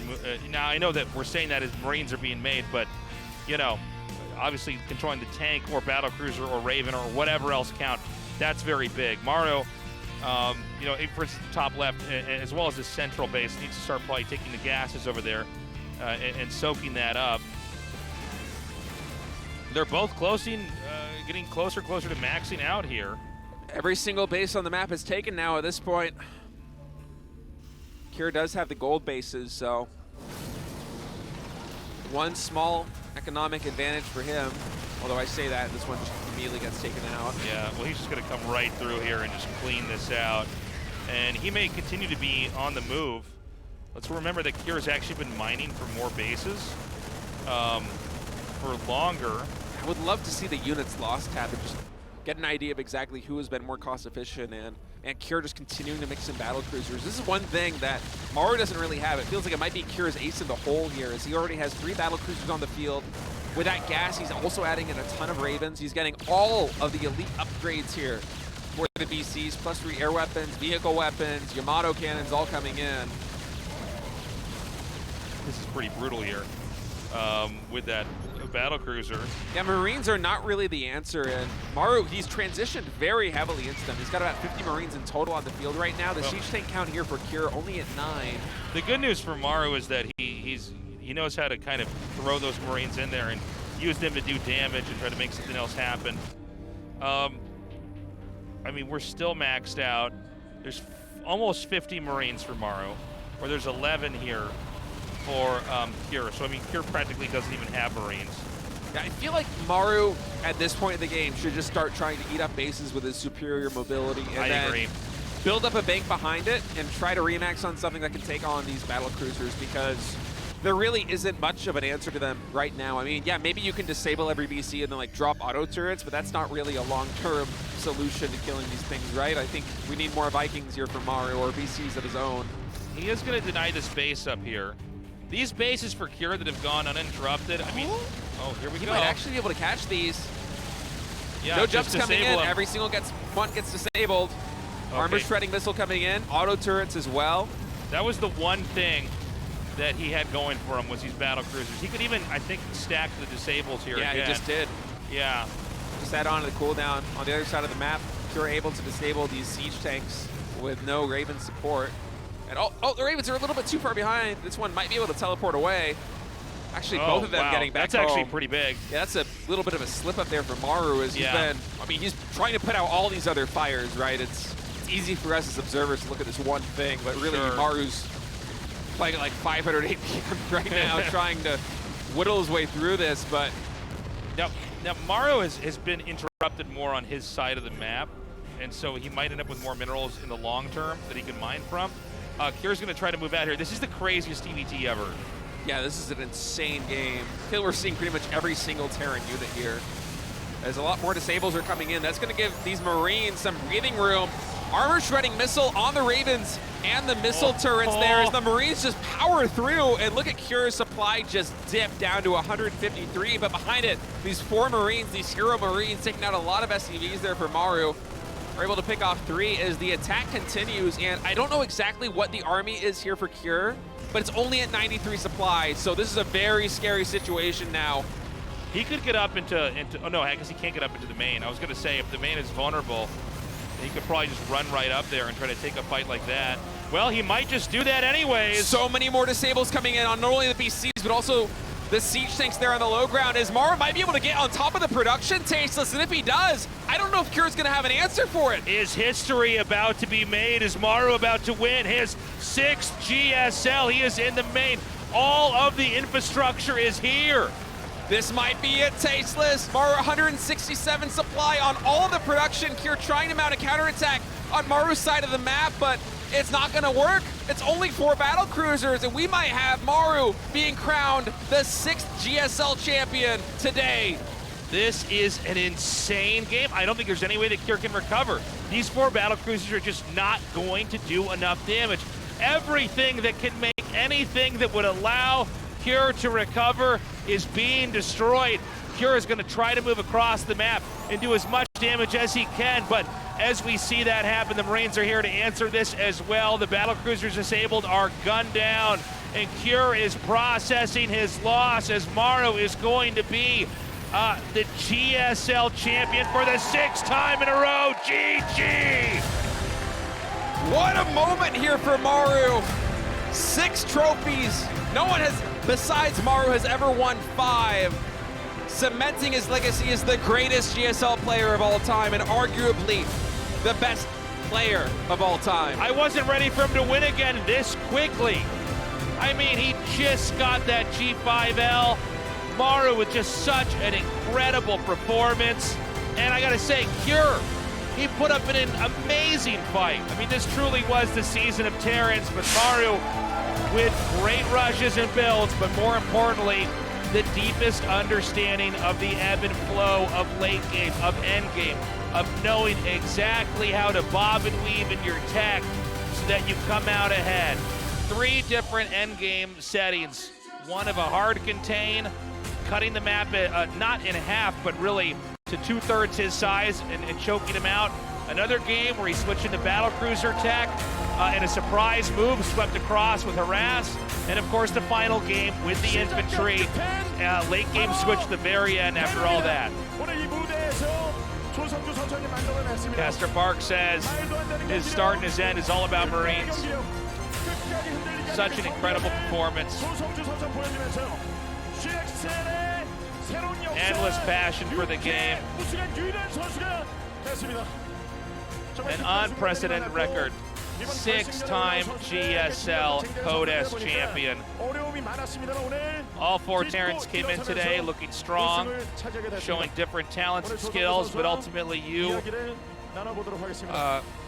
were the one walking away with the trophy. Wow.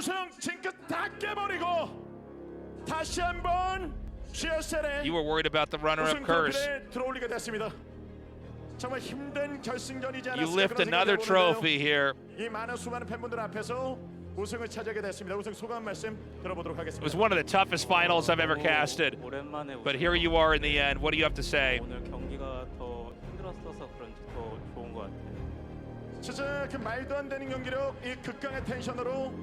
Today's final series was so hard. I'm happier than ever. You must have felt a lot of pressure.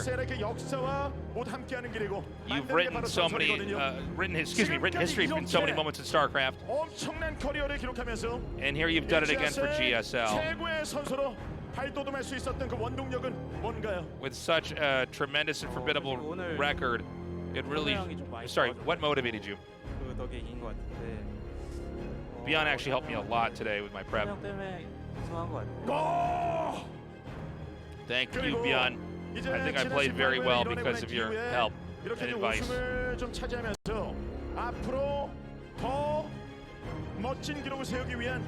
Along with last season, it's yet another championship for you.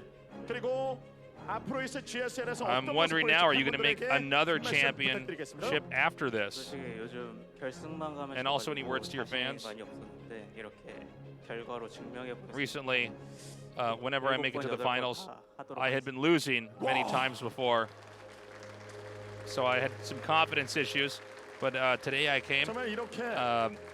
I think I've regained that confidence. I'm happy to grab another trophy, and I'm going to keep doing my very best to bring you guys great games.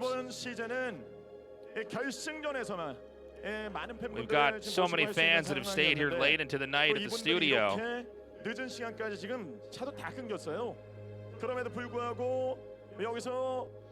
the last train's gone and people are still here. They stayed here to see you become the champion, as well as the foreign fans here. Up until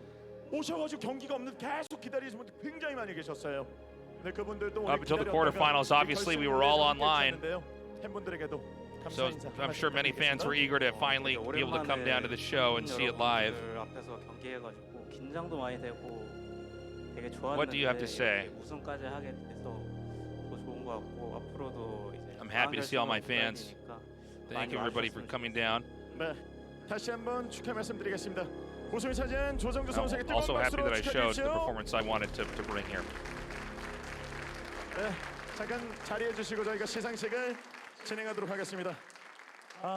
Okay, we're going to go to the award ceremony. And I'll bet you, with our budget cuts, we don't have a special trophy for him. I think it was just the same one.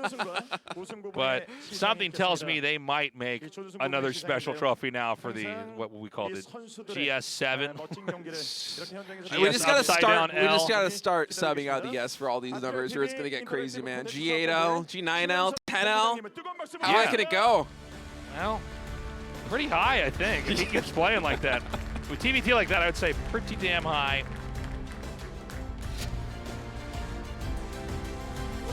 right. We have our interactive content director here from Africa TV to give the prize away.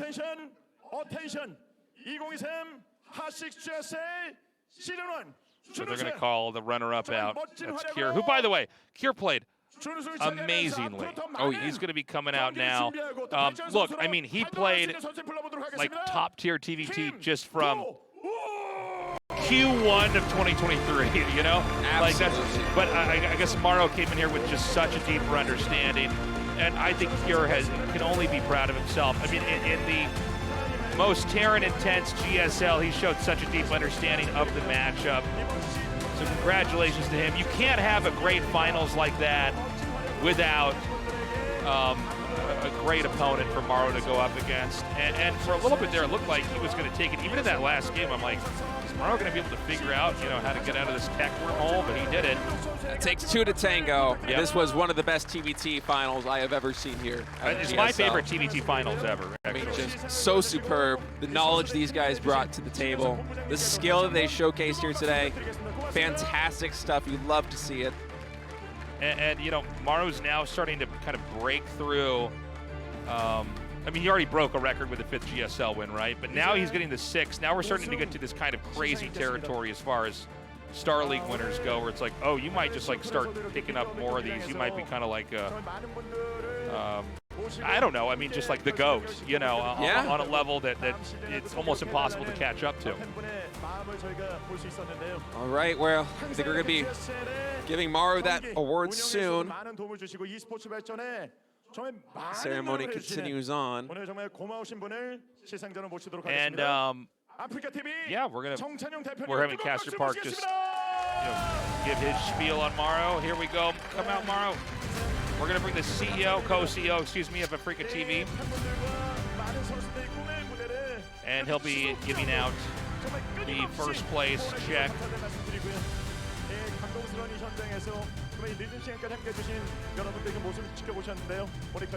Maru in the front row. How do you feel after watching the finals? Well, firstly, what an incredible night. One of my favorite finals I've ever watched. Not only the finalists, the semifinals, what a bunch of great games tonight. We have so many foreign fans here at the studio. I want to say thank you all so much for coming down. I hope you enjoyed yourselves. We know that it's not been an easy year here for GSL. We've been reduced in size.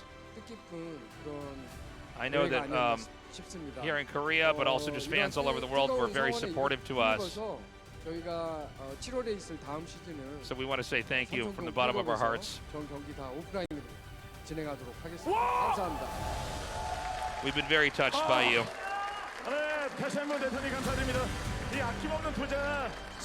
So next season GSL will be offline at the studio. Let's go! We're back. All matches will be held offline. Oh, that's news to me, baby. I love that.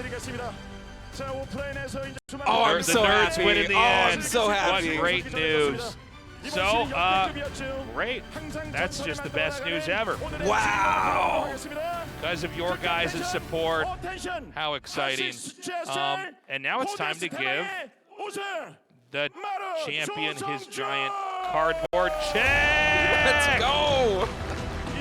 All right, give it up for Maru. 6th GSL championship, just unbelievable stuff. Another pin. Another pin. How many more pins can a shirt take? I mean, this is crazy. He is looking like one of those Banana Republic dictators with all the medals on his you know, he got. Eventually this can get too heavy. You won't be able to game with all those pins on, man. It's dangerous, man. All right, there it is. Yeah. Plus, it's the surprise, plus the crowdfunding.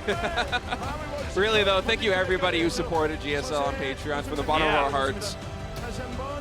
Yeah, what a brilliant appreciate moment. it, and isn't this great? We're going to be back in the studio. We'll have more information on, I assume it's the original studio we're working out of, but there's so many studios now, we want to just make sure. But that's exciting to hear. And yeah, man, stay excellent. A full season of GSL. You did a great job. It was a treat to cast with you. I know you had some big shoes to fill, but your casting is top tier. You were a blast to work with, and I don't know, I'm just in a great mood. What a great a season, a weird season too. Yeah. This weird like Terran top heaviness, but it turned out to be really fun as well. And history has been made today. Maru has won a 6th GSL. Oh my God. Yeah, I mean, coming into the semifinals today, I was thinking, okay, it's maybe not going to be the best. It's 3 TVTs in a row, but wow, like the game's really delivered. That's one of the best GSL finals I've seen in a very long time, and Maru getting his 6th win. And now that we're going back offline, I'm glad that we had like a minute before we were back on camera because I was grinning like a fool. GSL Season 2 is back on July 4th, Tuesday. 4th. The day America became free. Of course. For the foreigners. For the American casters, of course. Of course it comes back like that. 6:30 p.m. I was just confirmed it is in the Freak Up studio. That's the one at Samsung Station. If you've been attending GSLs for a long time, it's the same one that we've been in before. There is a surprise video at the end after the credits, so do not turn off the show. But we're going to go. We love you. We'll see you in Season 2. Bye-bye.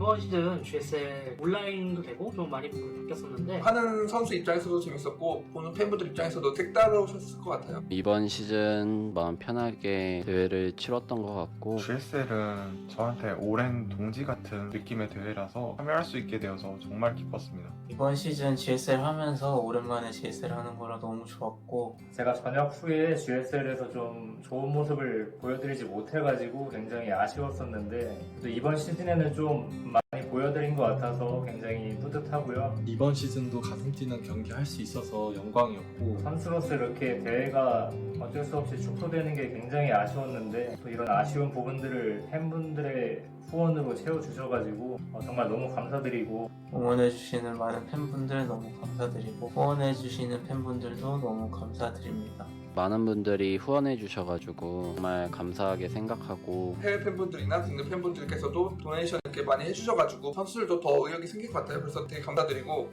정말 많은 분들이 힘을 써주셔서 감동을 받은 시즌이 아닌가. 열정을 유지한 채로 경기에 임할 수 있었던 것 같아서 후원해주신 모든 분들께 감사하다고 말씀 전해드리고 싶습니다. 솔직히 열정이 그렇게 크게 많이 처음에는 있지 않았어요. 회사가 거듭될수록 도네이션도 되게 많이 해주시고 스타도 되게 많이 사랑해주시는 것 같고 하면 할수록 열정이 더 생겨서 할수록 더 열심히 준비한 것 같고 도네이션으로 상금 후원해주신 분들 정말 감사드립니다. 하며 팬 여러분들에게 보답을 할 수 있을까라는 생각을 좀 하는데 재밌는 경기, 좋은 경기 할 수 있도록 노력하고 있으니까요. 앞으로도 더 많이 지켜봐 주시고 선수들이 열심히 해서 좋은 경기로 보답해야 된다고 생각을 하고 저도 다음 시즌에 열심히 준비해서 좋은 경기, 재밌는 경기로 찾아뵙도록 하겠습니다. 많은 관심 가져주시면 감사하겠고 다음 시즌에도 좋은 모습 보여드리도록 노력하겠습니다. 모든 선수들이 다 지금 열심히 하고 있으니까 많이 응원해 주셨으면 좋겠습니다. 다음 시즌에도 이렇게 많이 후원해 주시면 사토 선수를 계속 열정 있게 할 수 있을 것 같아요. 감사합니다. 네. 인사 한번 하죠. 바이바이.